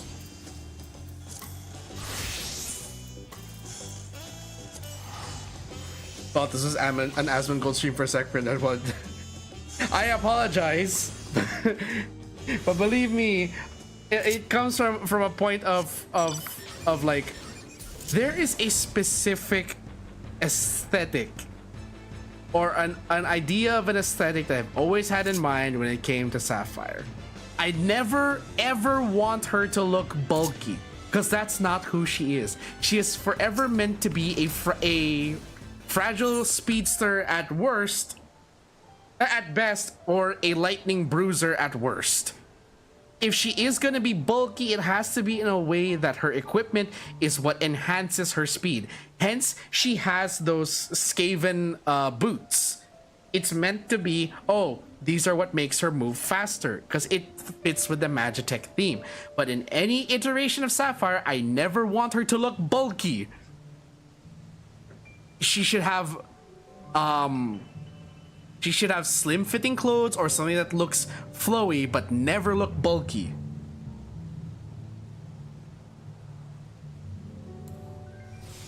This sounds weird. It's like, as her father, I want her to dress in a specific way.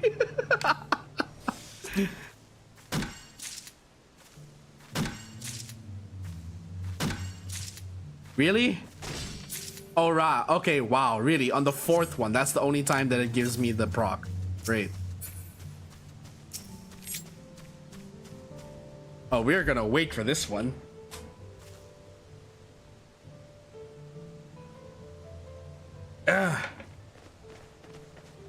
So yeah, understand that, like, I don't want to sound like a creep, and I don't mean to sound like one. It's just that as someone who really wants his character to look a very certain way or has a fit aesthetic in mind, especially for a certain aesthetic in mind, especially because I deliberately design my female characters to be modest in the chest region. It's an OC aesthetic. Exactly. I want her to look a certain way. It doesn't help as well that, you know, Square Enix has decided that they have just the right level of girly tomboy vibe from an Aura, because they are kind of girly and dainty with some of the animations, but otherwise a lot of the Aura I've seen are very tomboyish. Look at Sadu, for Christ's sake. And then of course Aura have the best hips in the game. I will fight people who say that, oh, VR have better hips. Nah, bro. Aura hips. Dragon hips. Best hips in the game. Sadhu transcends tomboy. She's a tom man.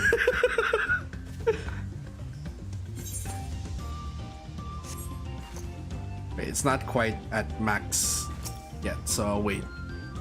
She's Thomas man. She's not a tomboy. She's a Thomas man.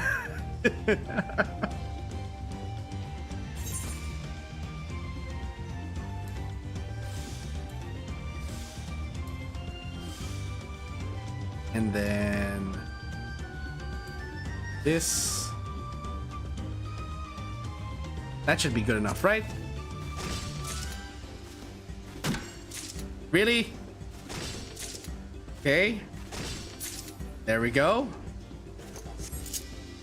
I just hate how much logs need to be used just for this recipe. I hate the conversion of logs to lumber. Like, it's so... how many, like it's such a big gap that like you need this many logs to make one piece of lumber, 5 logs to make 1 lumber.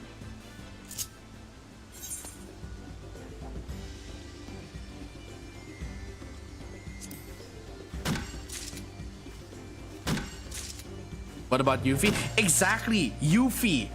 Like honestly, Sapphire would fit with a Yuffie cosplay. But we don't have Yuffie's gear in this game. Even though, this, like we are willing to put Cloud's, you know, I would even be happy with Tifa's outfit from the remake.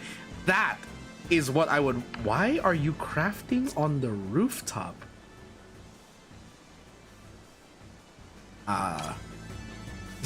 Just not gonna question it. What about needing interdimensional water and space veggies to make tacos? Wait, seriously? Is that the ingredients to make the tacos in this game? Moon water and space veggies? Oh goodness.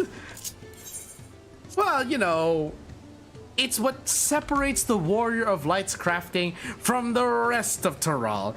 And that's why you can make your own restaurant.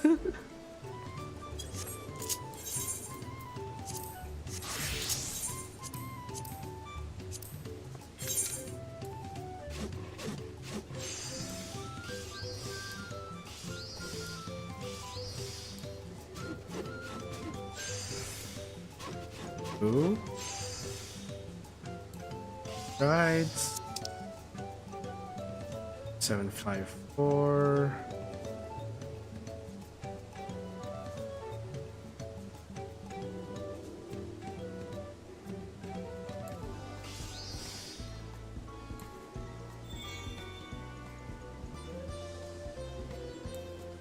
Take the risk.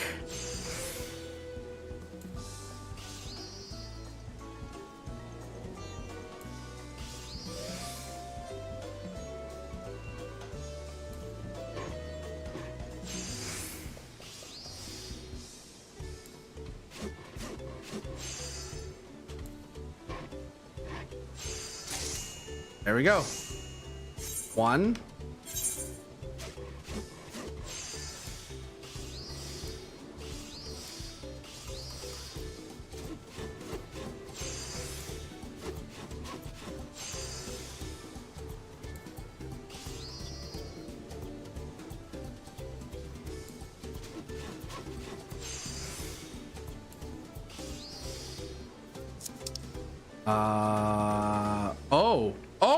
Oh, okay. Whoa, hold up.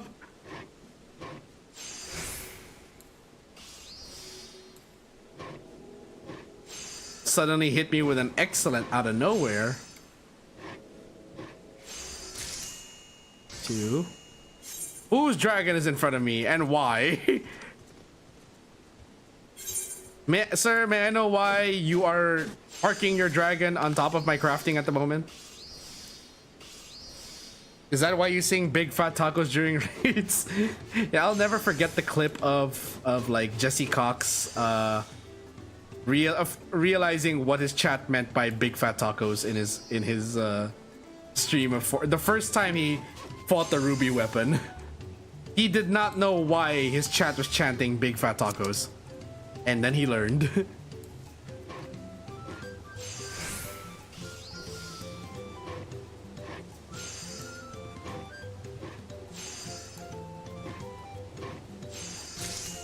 There we go. 3 lengths of ginseng lumber.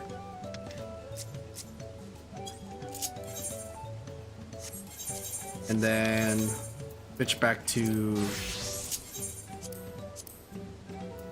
We have everything we need.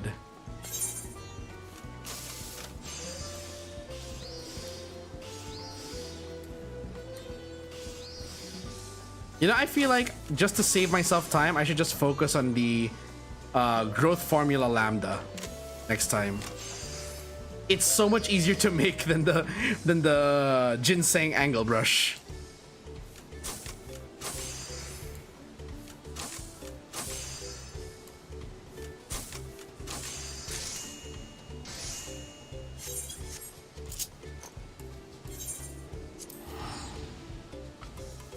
Big fat taco, so big.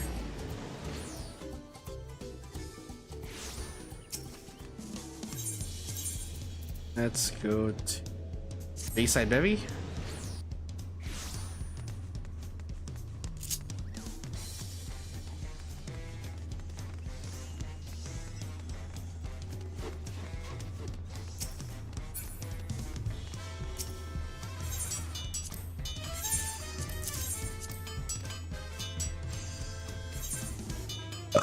Me?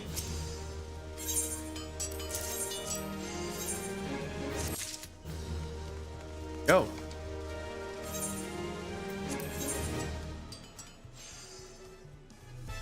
Gem Sap of Intelligence. Crocodile Skin Codex. Oh yeah, because we haven't unlocked the next one yet. Because that, I'm assuming that requires level 93?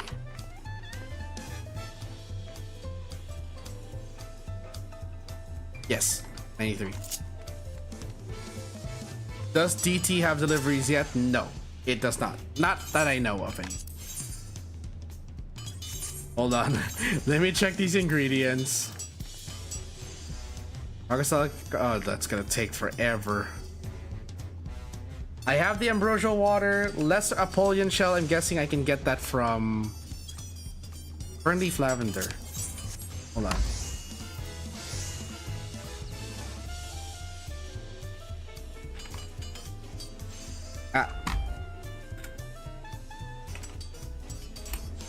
Apollyon shell. Is this from? Yep, you can get this from a gemstone trader in Kozamauka.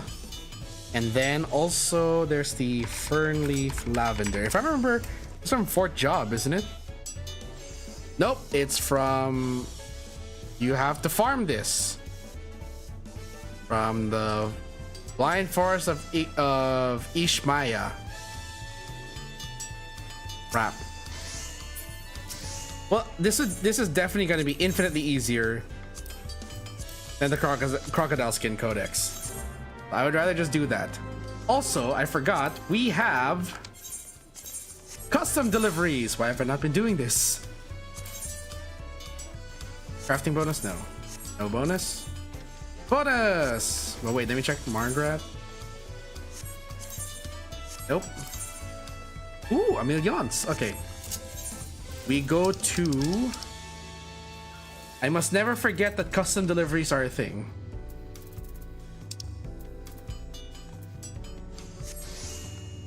Would it be cheaper to take a boat? I'm going to assume it's cheaper to take the boat to Charlian.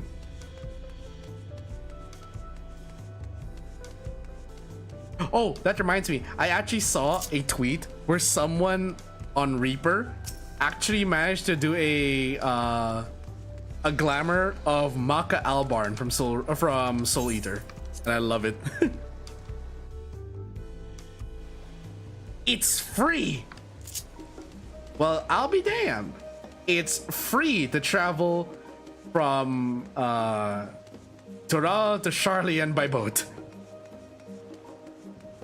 Yeah, good time. It was the only anime I knew where Big Bad is rampaging. How do you defeat the Big Bad? By the power of friendship and fist. Literally punches God in the face.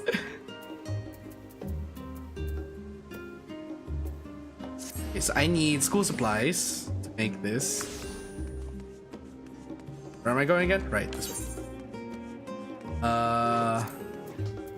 Custom deliveries, Ameliance, school supplies, school supply components. So I need 6 of these.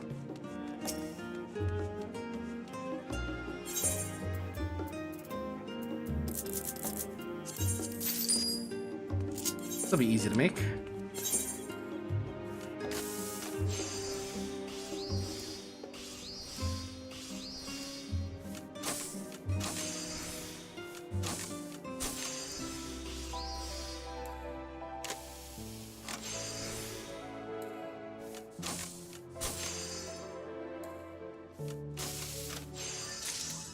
It's 1.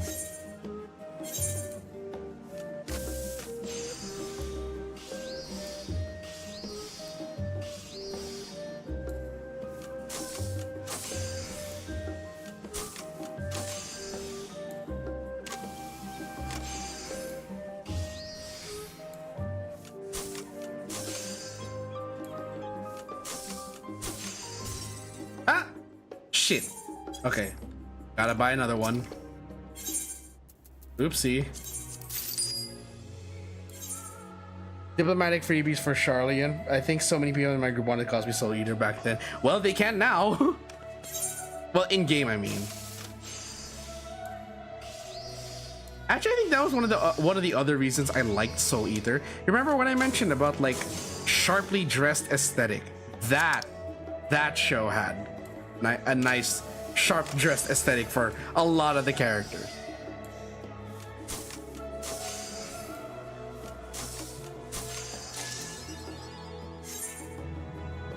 Oh wait, I have to deposit some stuff on my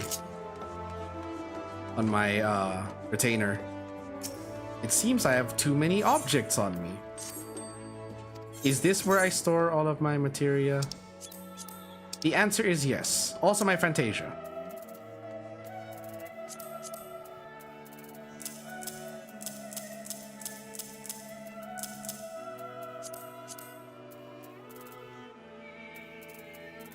Wow, okay, I have so much food.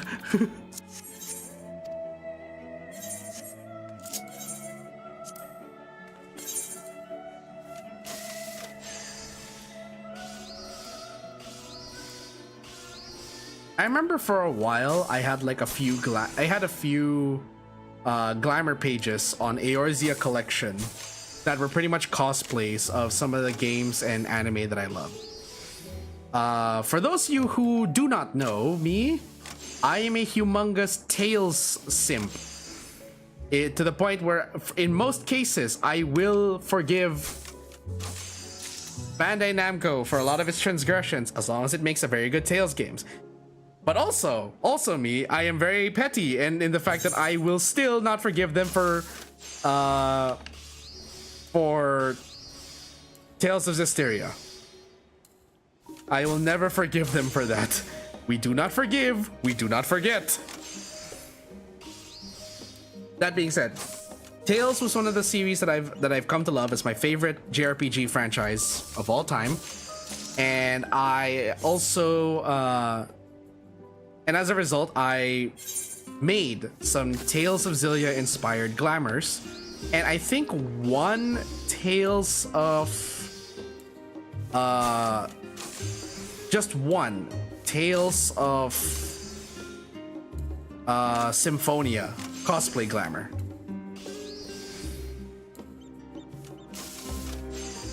Specifically, the ones I made were for Xillia, I made Jude Mathis, but using his Tales of Xillia 2 outfit because that's the easier one to make. For Leia Rolando, I used her Tales of Xillia 1 outfit. Mila Maxwell made that on a Red Mage Tales of Xillia 1.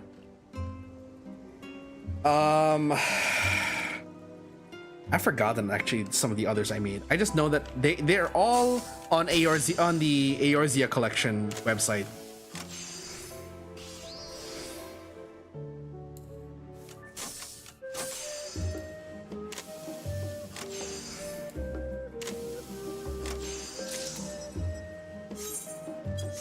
That's all 6.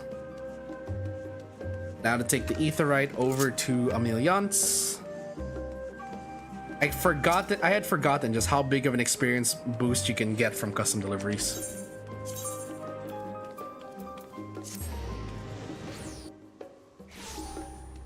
Also, speaking of Aemiliance, I had seen posts before of a lot of people dressing her up in a bikini.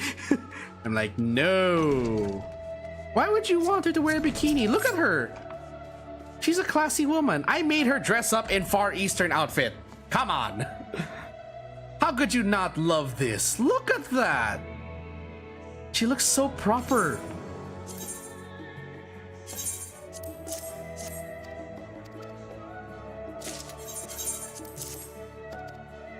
Look at how much experience we're getting from this. This is honestly so much better than the Levs. Why did I forget that this exists?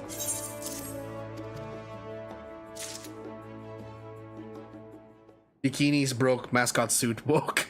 Oh yeah, I forgot there were also people that put her in a mascot suit. Nah, I love the Far Eastern beauty look. Look at, she looks so good. I'm sorry, I'm a weeb. I love Japan aesthetic also.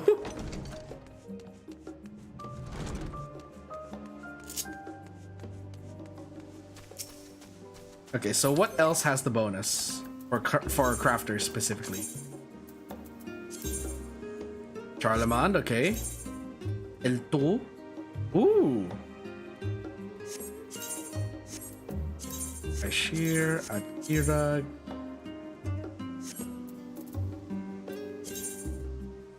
Let's go for Charlemagne because it's easier to deal with his, I think, if I'm not mistaken. Charlemagne is in the... Wait, no. Who's the easier one to reach out of all of them? Shiranui.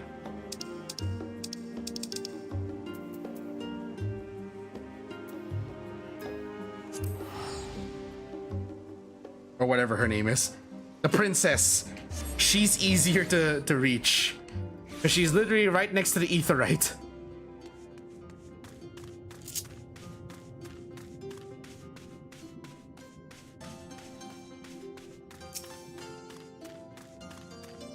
What does she need again? No. Kurenai, not Shiranui. What am I? Why did I say Shiranui? Cloud Pearl. And that requires 4 per. So I need 24.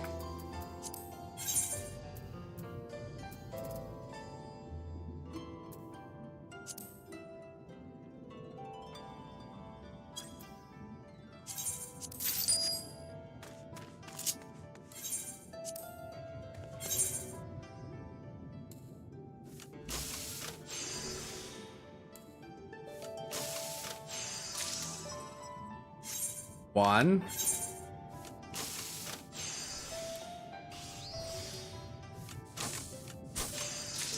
Two.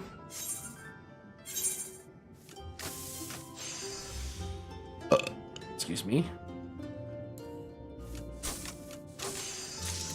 3.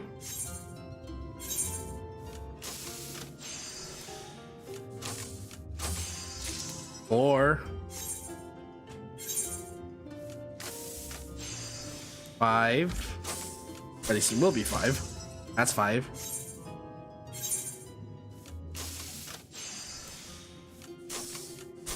6.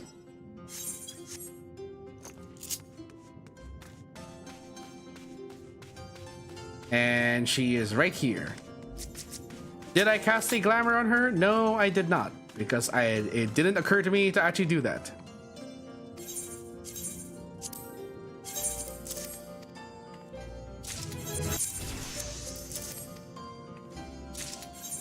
Delicate synthesis mastery. Ooh.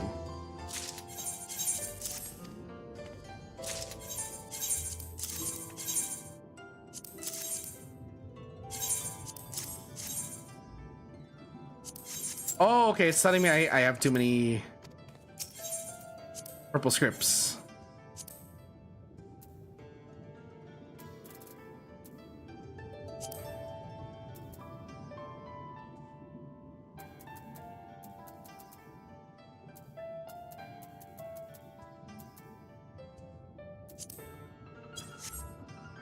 Hold on.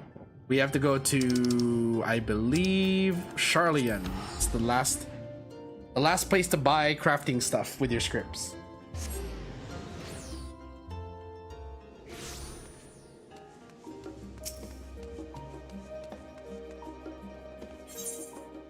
Crafter.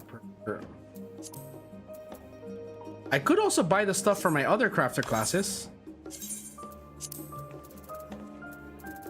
Display set. Okay.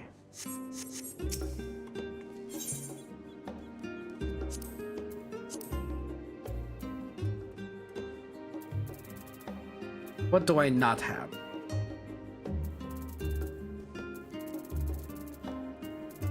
Okay, so we're gonna be working with the carpenter a lot.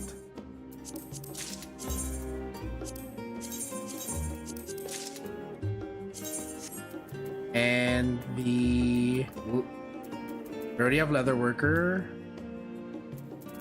I think I can afford all of it actually.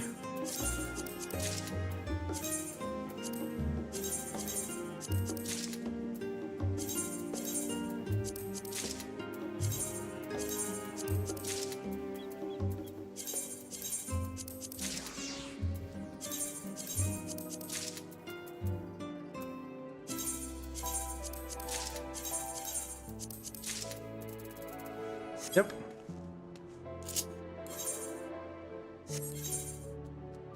Oh, whoops.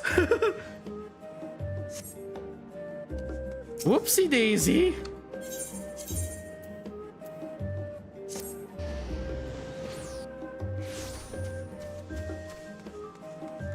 Time to put some stuff away.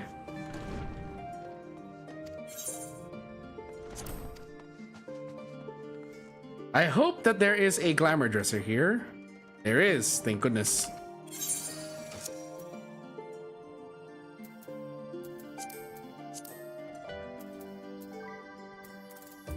Hide items registered to gear sets.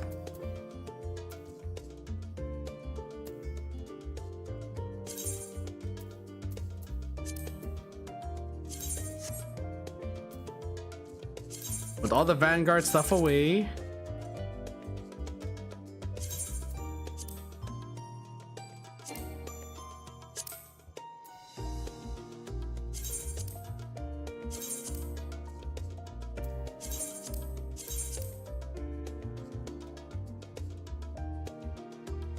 All right, I can put that in my armoire, can't I?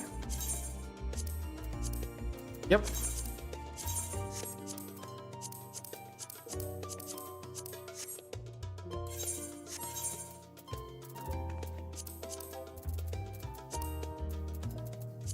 Armory chest, place in chest, chest, chest.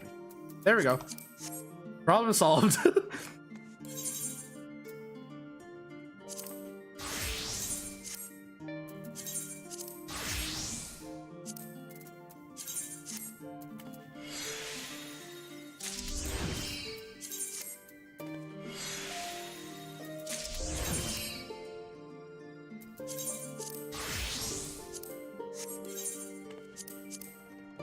Wait a sec.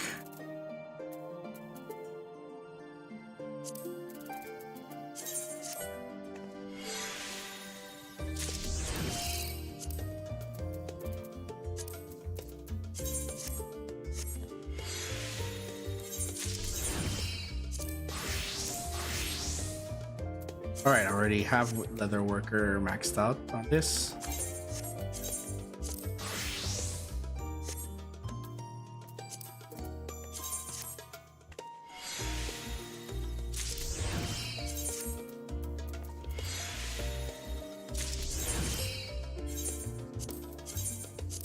Trace on, retrieve materia.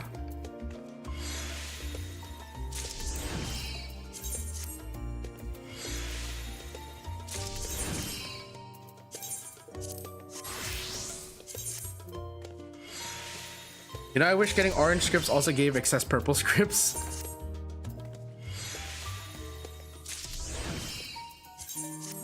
Can't really relate because like I'm not there yet with my crafters. Okay, sort. Is it time to desynth all of this? I would say yes.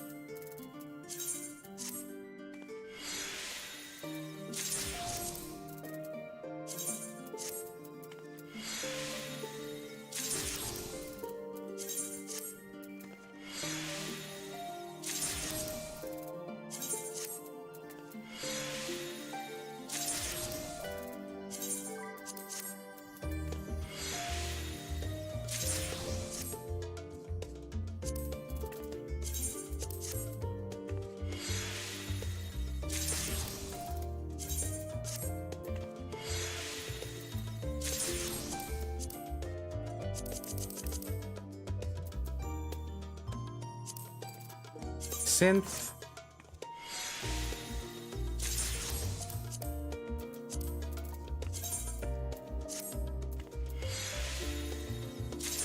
Synth.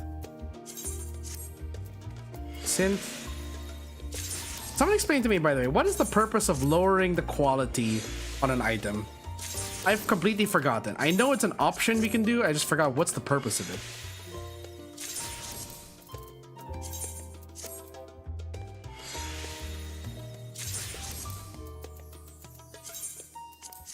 And then also an unrelated question. In terms of expectations, did any of you expect that I would ever do a rant of this scale regarding aesthetics in this game? When you first subscribed to me, is this the kind of conversation you thought you were going to have with me?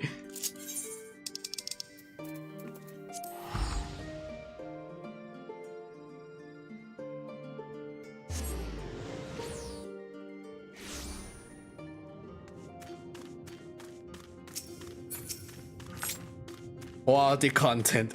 Glad you think so. That's actually one thing I've always been... Okay, so real talk though. It's something the reason I asked that question is not to seek attention. It's more of, I want to make sure that it's not outside the realm of who I am. Okay? So, because like, the one thing I've always heard about when it comes to content creators, and the one thing I never want to happen to me, is that being a content creator changes you. So they say. And yes, it can. But what I mean is, I don't want to be someone I'm not. Like, I don't want to do something for the sake of popularity or for the sake of getting views. I don't want to have to change who I am, like, on a fundamental level, just to be a more watchable streamer. I'd rather that people just watch me for who I am. Like, they watch me for me. They don't watch me because I'm horny on main. Although I will admit that I can be horny on main. That's not what I want people to follow. The only reason for people to follow me. I want to be clear that I don't want to completely change who I am. So, like, when I say when I ask a question like, is this at all what you were expecting when you first followed me or when you started watching me? I don't want it to seem. I just want to make sure that, like, even if it isn't in your expectations, it's not something that will, you know, push you away from watching me. I want to be as welcoming as I can, and I want to make sure that people can enjoy my content. I don't want to alienate people or make people like be or like, you know, have people be caught off guard and think that I've had a sudden change in my personality or my perceptions and stuff. I mean, sure, nowadays I am definitely probably a bit more outspoken on stream than I used to be. And that's just me finally shaking off my inhibitions a bit and, like, you know, understanding that I am a streamer, I have to talk, and sometimes that means being a bit more open than what I've been used to. So that's what I mean by, like, I am concerned about whether or not what I do is within, like, the realm of who I am, basically. I think we can abandon this. Okay, tomorrow is going to be a new custom delivery day, so I think I just wait for the reset for that. What else gives a very big boost of experience for? Oh right, there's the there is my Maelstrom deliveries, right?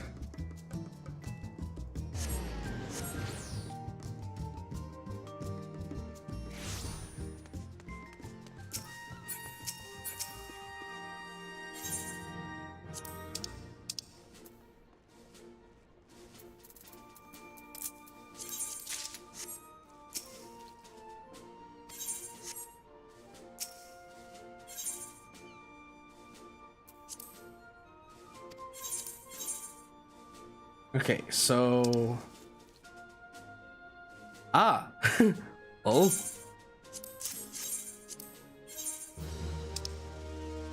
okay, grade 5 tincture of strength 3.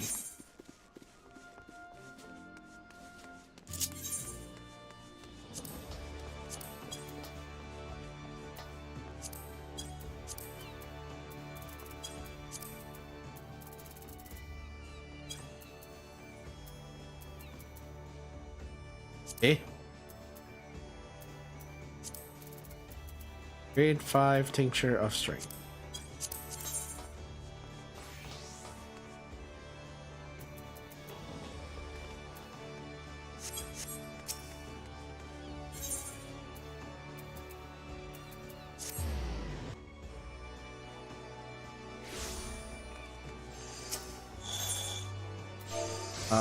Grade 5. I'm going to cheat and just buy this off the market board if it's cheap enough.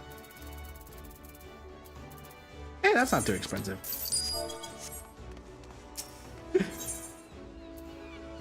Here's my grade 5 tinctures of strength that I totally made just now. Give me my experience points. What is that outfit? That chest piece is Etoile long. Oh wait, that's the one from Endwalker. It's the Endwalker chest piece.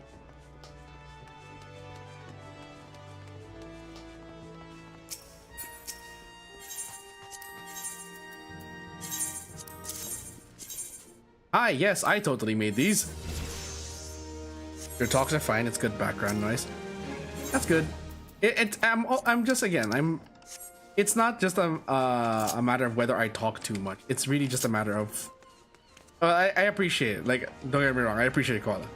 I just hope that I never become someone I'm not. Is what I'm trying to say.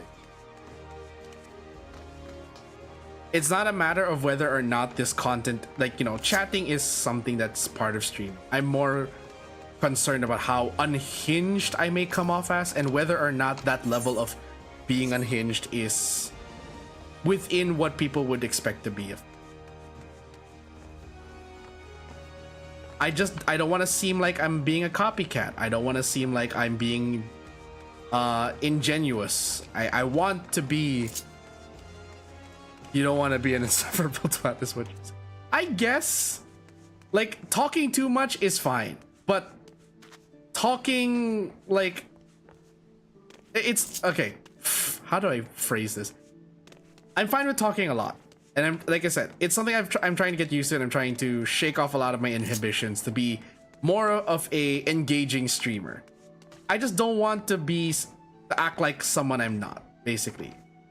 I don't want people to say, oh, you're just copying this person because, you know, being horny and unhinged on stream is popular. You're doing this only for the... No, I don't want that to ever be the accusation toward. I want people to, like, if they're going to accuse me of being horny on main, it's because I am actually horny on main, and they're telling me to just rein it in a little bit. I don't want people to ever accuse me of being fake. You're being open to honestly agree that you hope will be inclusive rather than just talking. Yeah, exactly. I guess that, yeah, that's a good way to put it, Cake. Thank you.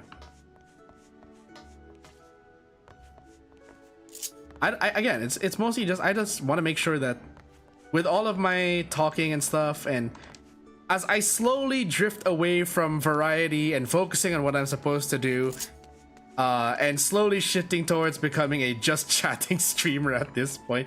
Like, seriously, I find it funny that, like, this is not stuff I was doing like a few years ago, but when I finally stopped being afraid to approach new things, I feel like I'm doing more of just chatting than I am gaming at certain points. Like, just earlier before dinner, we had a whole, what, 30 minutes or so of me ranting about a theory that Norvrant is actually Terral instead of Eorzea, or the fact that I spent a good maybe 15 minutes ranting about what kind of tomboy aesthetic I want to be added to the game. So I find that hilarious.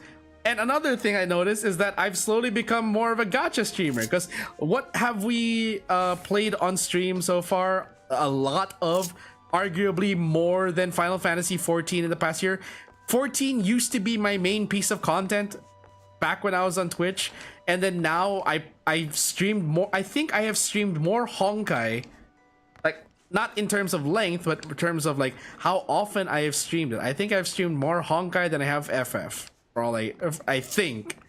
Then again, even with Honkai, I only stream the major patches. I don't stream the new banners every time. I don't stream my dailies. I don't stream my grinds because I find that's a bit boring to stream, because when I do that, I'm just like, I'm just gonna be doing the same thing burn through all of my stamina, and that's it. There's nothing new there. And then, yeah, I think then I've also played ZZZ.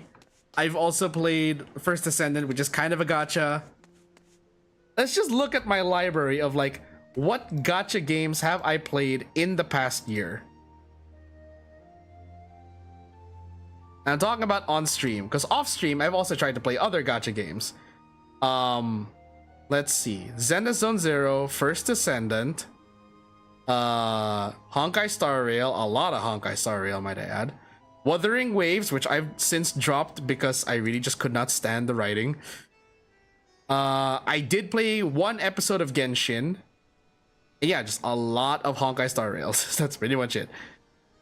I joked to my friends like, oh no, I'm becoming a gacha streamer because like every time I'm interested in something, it's a new gacha. Like, have you guys heard of that new one coming out called Neverness to Endlessness? I think it was called NTE to Everness. Neverness to Everness. It is a new gacha game made by Hota Studio. And I'm considering playing it, if not for one thing. The game is made by Hota Studio, who is the same studio behind Tower of Fantasy.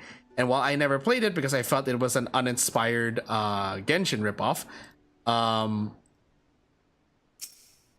it kind of proved to be that, because apparently the overall opinion of Tower of Fantasy is that it was buggy as hell, was underwhelming, and, you know, didn't really take off after launch.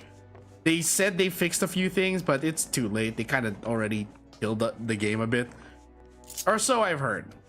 If there's anyone in chat who can correct me on this, because they are still an avid player of Tower of Fantasy, please do. I don't mean to offend the Tower of Fantasy players. I'm just talking about, like, that's what I've read up on so far. And I could be wrong. And I'm open to being wrong. I'm open to having these discussions. As long as you're civil about it. Please do not just start calling me, like, slurs because I've insulted your game accidentally.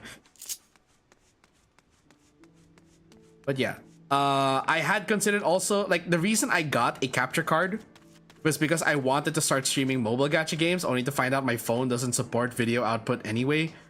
Pisses me off.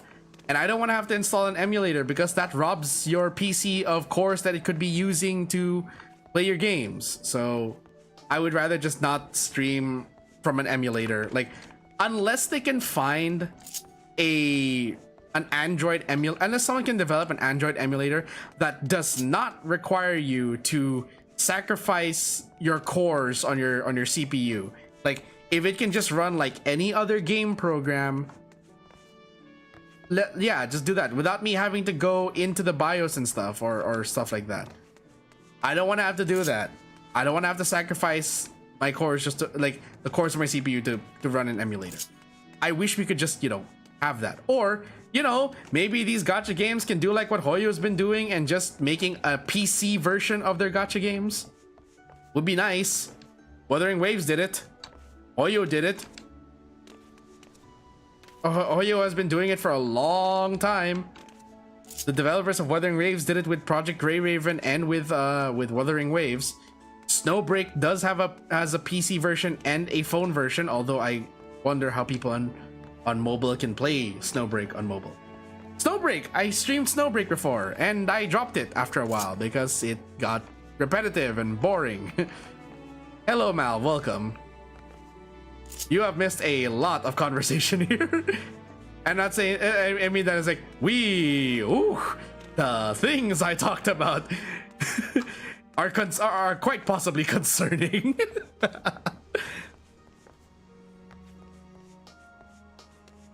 On a hilarious scale. It's concerning on a hilarious scale. I want to be clear about that. But yeah. Like I said, I really hope that I'm taking a step closer towards what I shared at the beginning of the year. 2024 is the year I want to be less afraid to approach certain content. The unfortunate thing is, and this is something I want to be open about, because like there is actually a type of content I want to do more of, but unfortunately I cannot afford.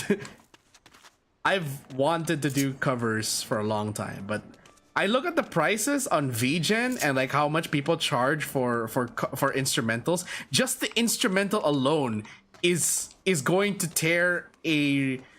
going to open a black hole in my wallet. Even more so if I wanted to make a music video too. And even if I made the music video myself, that would require me to actually draw my own art, do the typography and all that. Or learning to do typography and scripting in Sony Vegas. Oh my goodness. So I great respect to people who make a lot of covers on their channels. That said, I have tried reaching out to others in hopes of joining their covers. Like, there were a few cover projects I have joined. Unfortunately, they are not done yet. Some of them have gone completely stagnant. One of them I know is definitely in the works. I have faith in the other one. But yeah. Oh, and connected to covers, karaoke streams. You know, I never expected my karaoke streams to take off, but apparently you guys seem to enjoy that a lot. So I would like to do that again soon. You know, once my throat recovers. Unfortunately, my throat is still in recovery. But Kaz, why are you streaming if your throat is in recovery? Because I'm so behind on everything. Not to mention this week there's a lot of shit coming out. Like, I've been slacking on my Rainbow Six ranked streams. I have not done that in a while.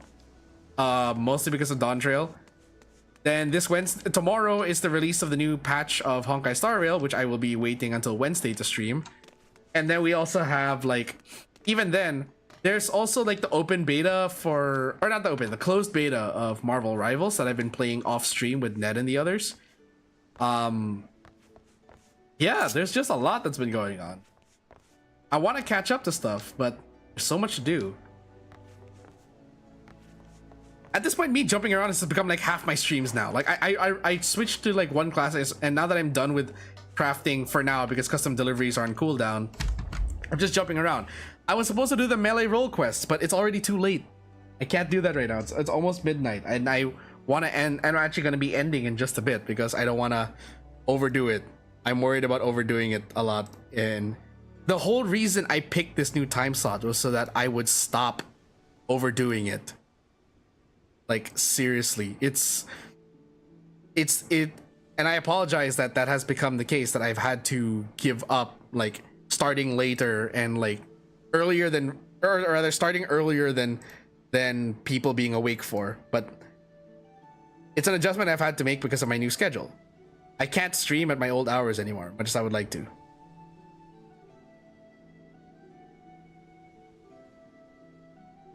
And speaking of, yeah, I think that's actually we're close to closing up, but like, I think we can just chat for a little bit longer. Let me actually put this on the I'm gonna close the game.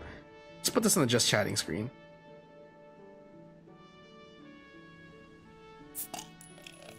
And go to my model, turn off the lighting, put away the control hands. I think it's a good chat to have, though. I'm glad you appreciate it, Cake. Like I guess, like, again, prior to this year, a lot of the stuff I'm doing now, these are realms of content creation that I felt were, you know, I felt that I was a bit too scared to approach this side of content creation, of streaming rather, because again, like, I always thought, why would anyone want to listen to me? But then again, it took me how many years to realize people watch me yap all the time during game. How is me yapping on a just chatting segment any different, right? Especially with new content creators and old favorites retiring. Oh yeah, like, you know, this year where there's a lot of people just retiring all of a sudden. I'm just, yeah, it's gonna break my heart if I find out like Jacksepticeye and Markiplier retire. The OGs of YouTube are retiring, and it's going to just break my heart if they just disappear. Like, it's gonna be, I will understand if they want to retire, but of course, you know, as someone who grew up in that age, it's like, damn, I will never have the chance to play games with them. I didn't start my content creation early like they did. Oh, that's another thing, man. I've always feared that I was too old to be doing certain content, to be streaming, to be a content creator. I've feared being too old to do this on so many occasions. Believe me, like I've always thought that, like, am I too old to be a VTuber? Am I too old to be a streamer? Like, I'm 30 something already, and like, and then I see like what everyone is like supposedly a lot of the Hollow girls are like it's like a lot of the Hollow girls are like what, in their 20s or something. People are new faces are figuring how them starting was different with, yeah, good talk. All right, take care, Koala, take care. Good you got to chat with us on that. There is many much older streamers. Yeah, like I'm at least happy that there are, you know, one of the things that has convinced me that I'm not too old to stream is that there are a lot of streamers that have been streaming for longer than I have and are definitely older than me, unless my perception of their age is actually, you know, wrong. Like, I don't want to name names because I'm worried I'm going to insult someone, but like, I know that I'm not the oldest streamer, whether in terms of both like my lifetime as a streamer, but also my actual age. I know that I am not the oldest one on the internet for sure. We have literal senior citizens doing streams better than certain younger ones. Oh yeah. Like, I remember there was that one senior streamer who likes to actually play sniper, and he had like the wisest words of wisdom of like, he may not have the reaction times to you know, snap to flick at people, but he plays sniper as a support. He will spot people for his team and tell them where the enemy is, and then he will let his allies engage the enemy, and then he can pick off from there with a much better advantage. But also he's providing intel to his team. It's just about finding around, finding what you both like together. Yeah, see, that's the thing. I've always yeah, you have a point there. I've always like been concerned as to what kind of audience I can appeal to. I've been stuck in limbo for that for like 3 years. And yes, and don't get me wrong, again, to the people who have followed me over the years, like who have been following me for the past 4 years of streaming or so, 4 or so years, I appreciate you all being here. Believe me, I do. But you know, there will always be a time where I've always wondered, like, what kind of audience do I appeal to? What kind of people do I appeal to? And for a while I thought like, oh, I guess I'm appealing to the comfy people, and I don't want to get rid of that. I really don't want to come off as like I'm too outspoken, that the people who are comfortable around me in my streams are now suddenly going to just like, nah, he's too loud, he's become too much for my vibe right now, he's changed. I don't want that.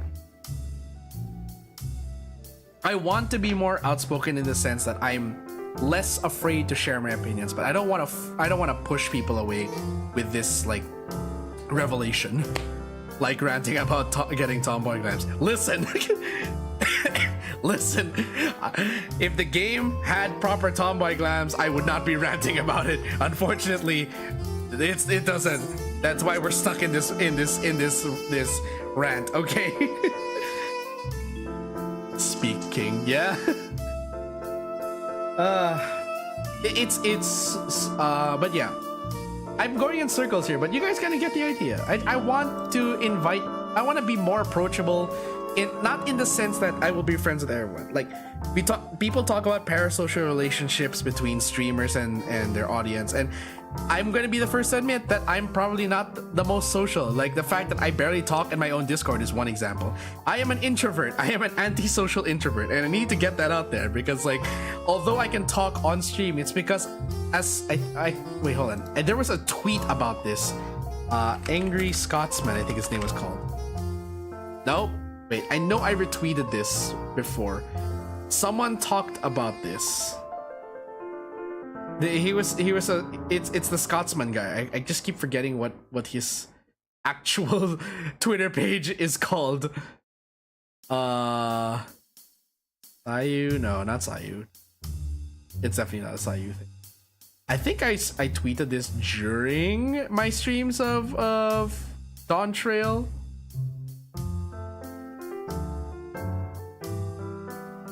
After watching all of this, blah blah blah recommended me your streams. Okay, get out. Firing the bunk at the abandoned bunk.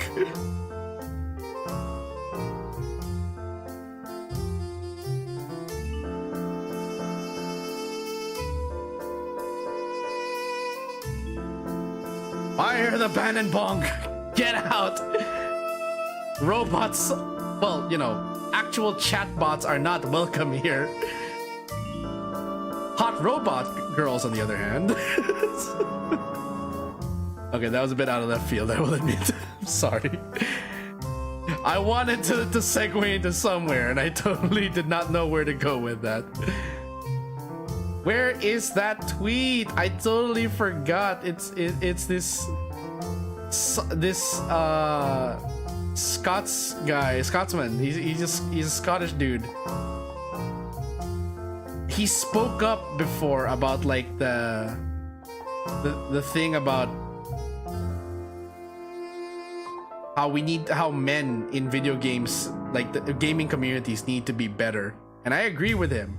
But then he also said something about like, you can't be an introvert, you're a streamer, or something like that. Where did that tweet go? God damn, that tweet was so long ago.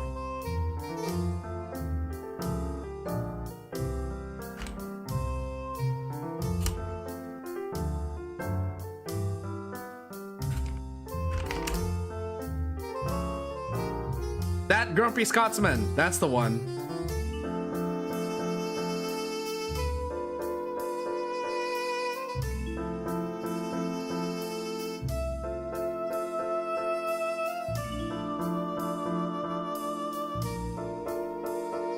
Where was that? Where was that? He made a tweet about this, and I want to read this on stream because this is a very important message. And this relates to how I am as a streamer. And it's not that I don't like my community. It's more of, this is just my general outlook online, and this is the this is just how I am in general, because I am a socially anxious and antisocial being. When did he tweet? So long. I feel like it's been so long since he tweeted it. Totally forgot.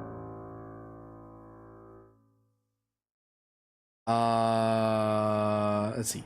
Let me just type that grumpy Scotsman introvert. We are of beat me to it. We are of noble upbringing, also known as social anxiety. Yes.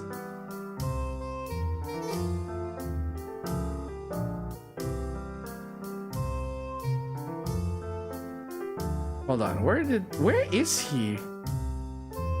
Where is that tweet?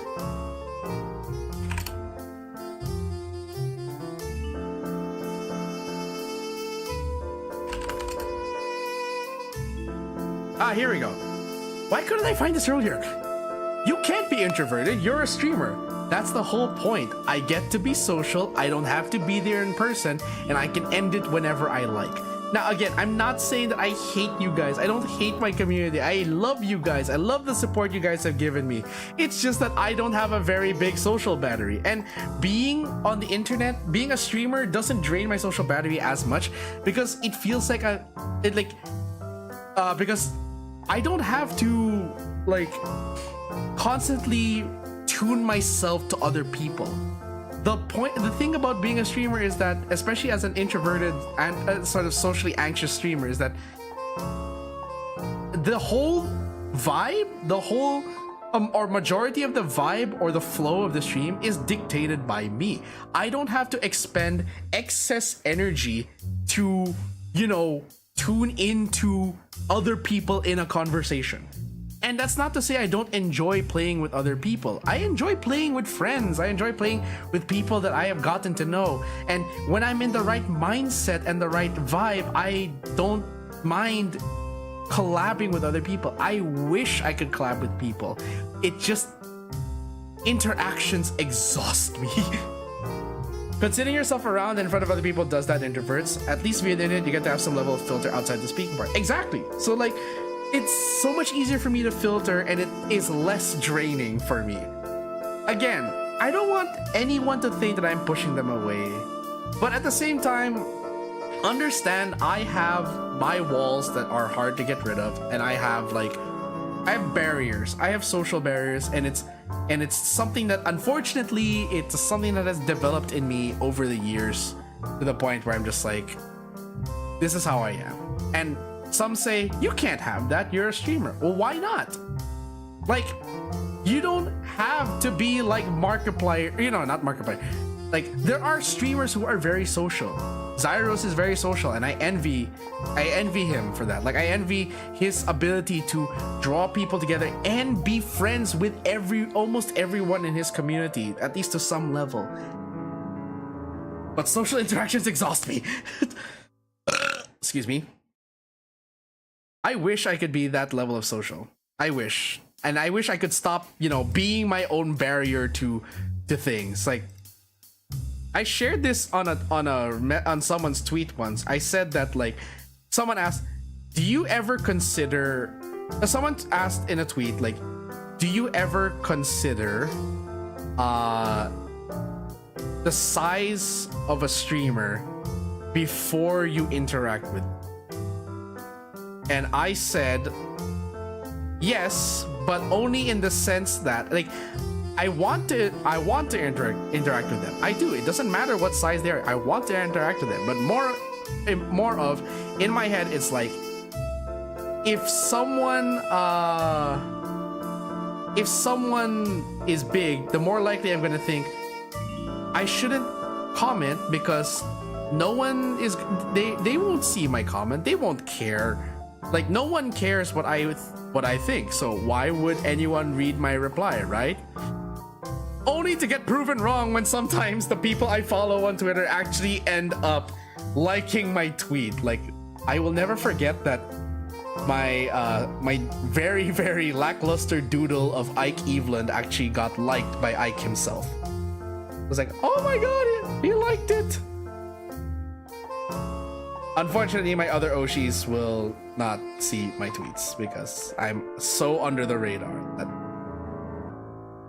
maybe I should, like, that, but then that also brings me to a cycle of, like, I want to do more art.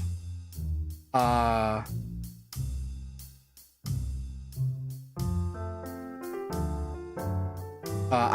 want to do more art so that maybe it will, like, aside from the fact that I want to show off my art, like because I like doing art, I also want to just, like, if I do more art, it will actually, there is the level of algorithm I have to consider. The more art I do, the more likely it will probably be seen in the algorithm.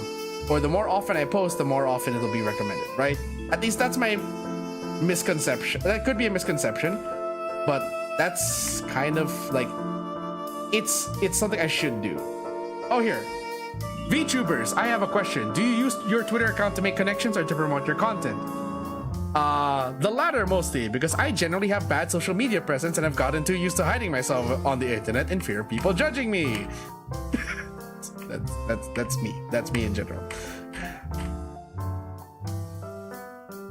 I do like it when, like, I like being proven wrong. Okay, I like being proven wrong when I can tweet something, think that no one's gonna read it, and then people actually, especially the people I reply to, actually read it.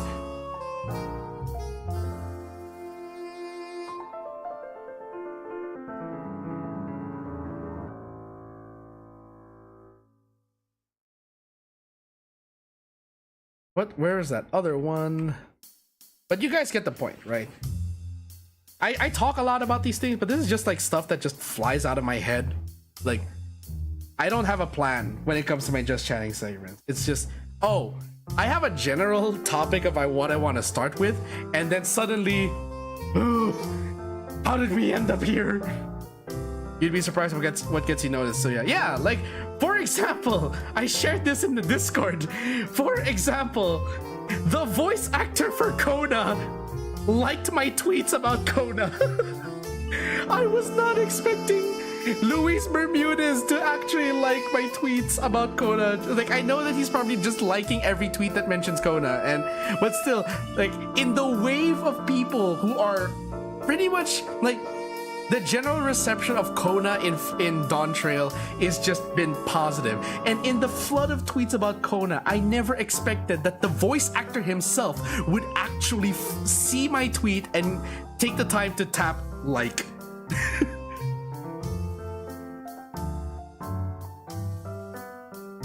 And I'm scared now because, like, if he's going to do that, if he's going to be the one to actually, if he actually takes time to look for tweets about Kona, and if he sees me tweet a ship art of my character Sapphire with Kona, how's that gonna work out?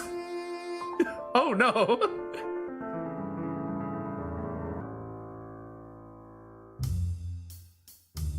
It also means you can find something to connect over people no matter what. So find something that makes it fun for you. I'm trying to. Like I said, I wanted 2024 to be the year that I am less afraid, to be more daring in the things I do.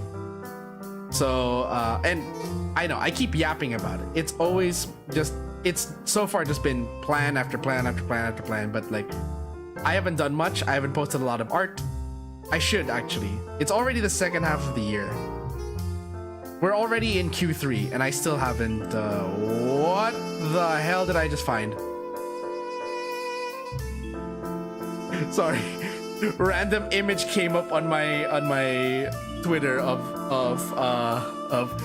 fan art of ZZZ, and I just see Grace hanging onto Billy on a motorcycle and giving him a kiss. I'm like, huh?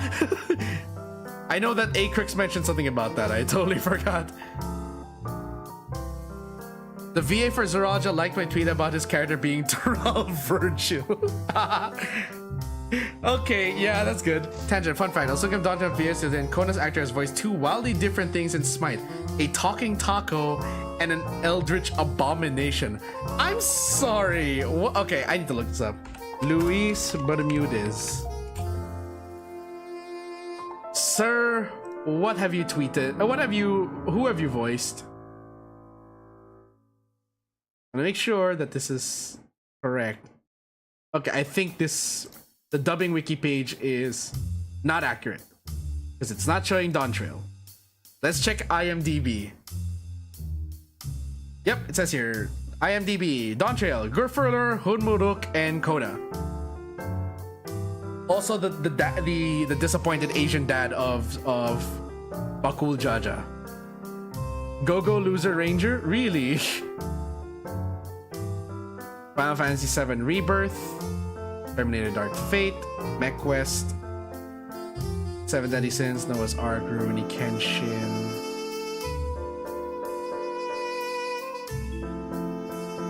Lake Season, Call of Duty, Captain Tsubasa, damn! Cyberpunk 2077, FLCL Grunge, Street Fighter 6. He's the English voice of Blanca, my goodness. Tonikawa. Oh yeah, I haven't watched that yet. I need to watch Tonikawa. That was like on my list for a long time. Jojo. Sunny Liquor. Okay.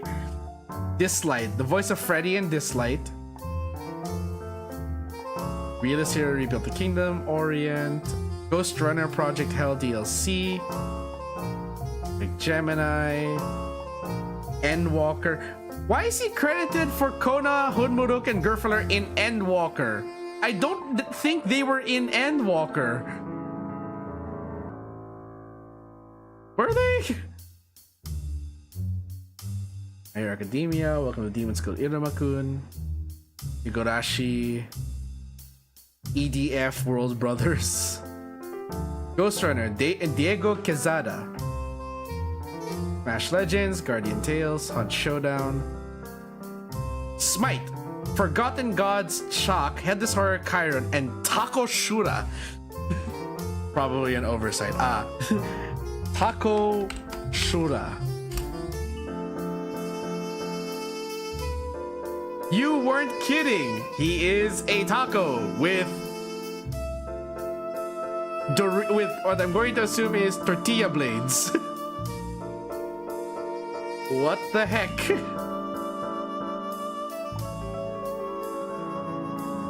Okay, who thought this was a good idea?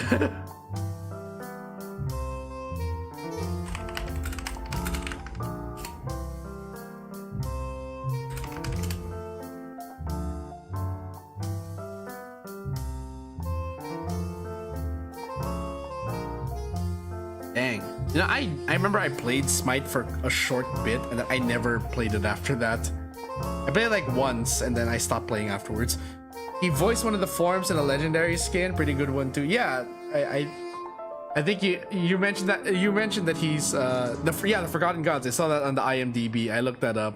The range of this man is insane. Again, just the fact that he was the voice of Hunmuruk, Kona, Gerfurler, and disappointed Bakul Jaja father, the Asian Bakul Jaja dad, is just it's insane.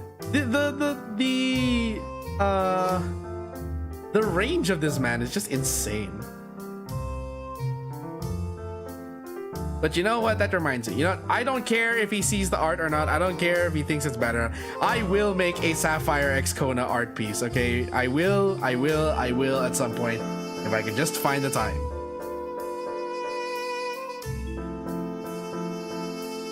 The VA for Bakul Jaja, I swear he's just winning in life. Who is Bakul Jaja's VA? Javier Pruski.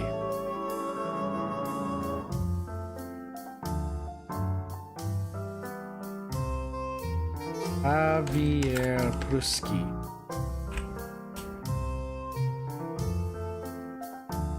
Let me see your roles. He's just winning in life, knows about all the simping. Oh boy, I don't think he ever expected people would simp over his character.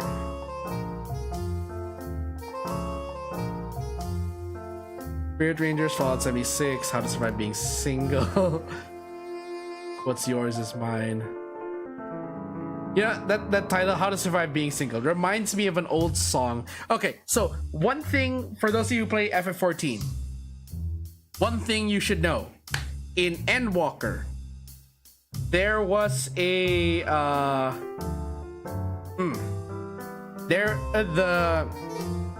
the boss Rubicant, his theme, at least for FF14, was composed by someone named Hyadain. For those of you who do not think the name Hyadain is familiar, who do not find it familiar, Hyadain is originally a Japanese singer and composer. If you've ever heard of an anime called Nichijou, he not only composed but sang both openings, and I mean sang because that also includes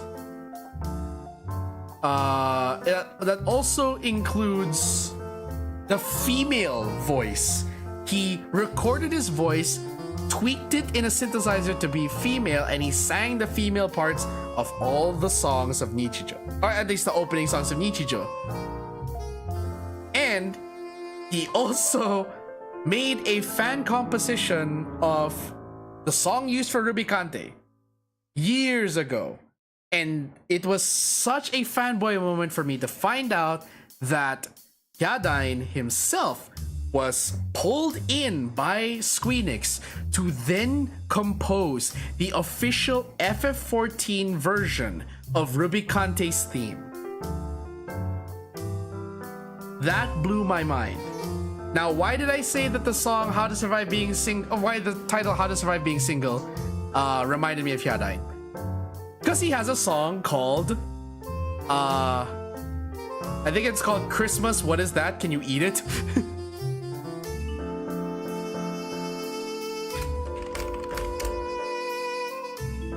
Oh no, it's called Christmas, I Don't Know Such a Thing. It is a song entirely about Um, it's a song entirely about being bitter on Christmas Eve and Christmas itself because everyone is in a relationship except him.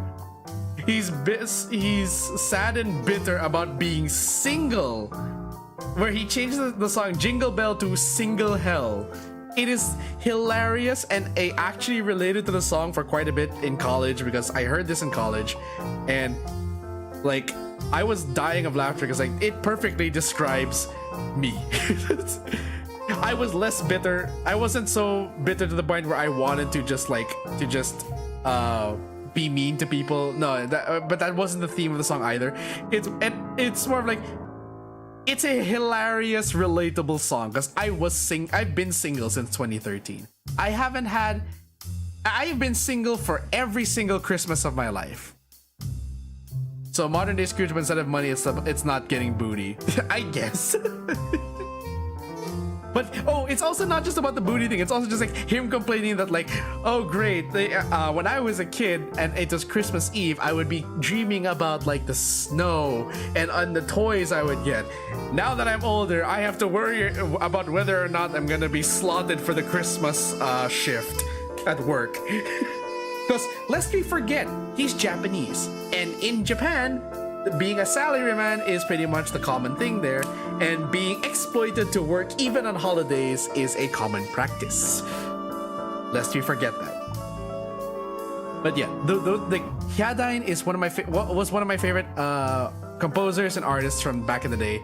I haven't seen a lot of his more recent stuff, other than him being a composer for 14. But like, if you can go back to some of his older tracks, a lot of them are either hilarious or inspiring. Like for example, one of the more inspiring ones that me and Azure bonded over was a song called Ano Hi no Boku e, which I cannot find an instrumental for, so unfortunately I cannot sing that for karaoke. But basically, Ano Hi no Boku e translates to the me from that day. It is a retrospective song about him singing, like he's singing it as a letter to his younger self, saying that like, I'll keep being me in this time. You keep being you in that time.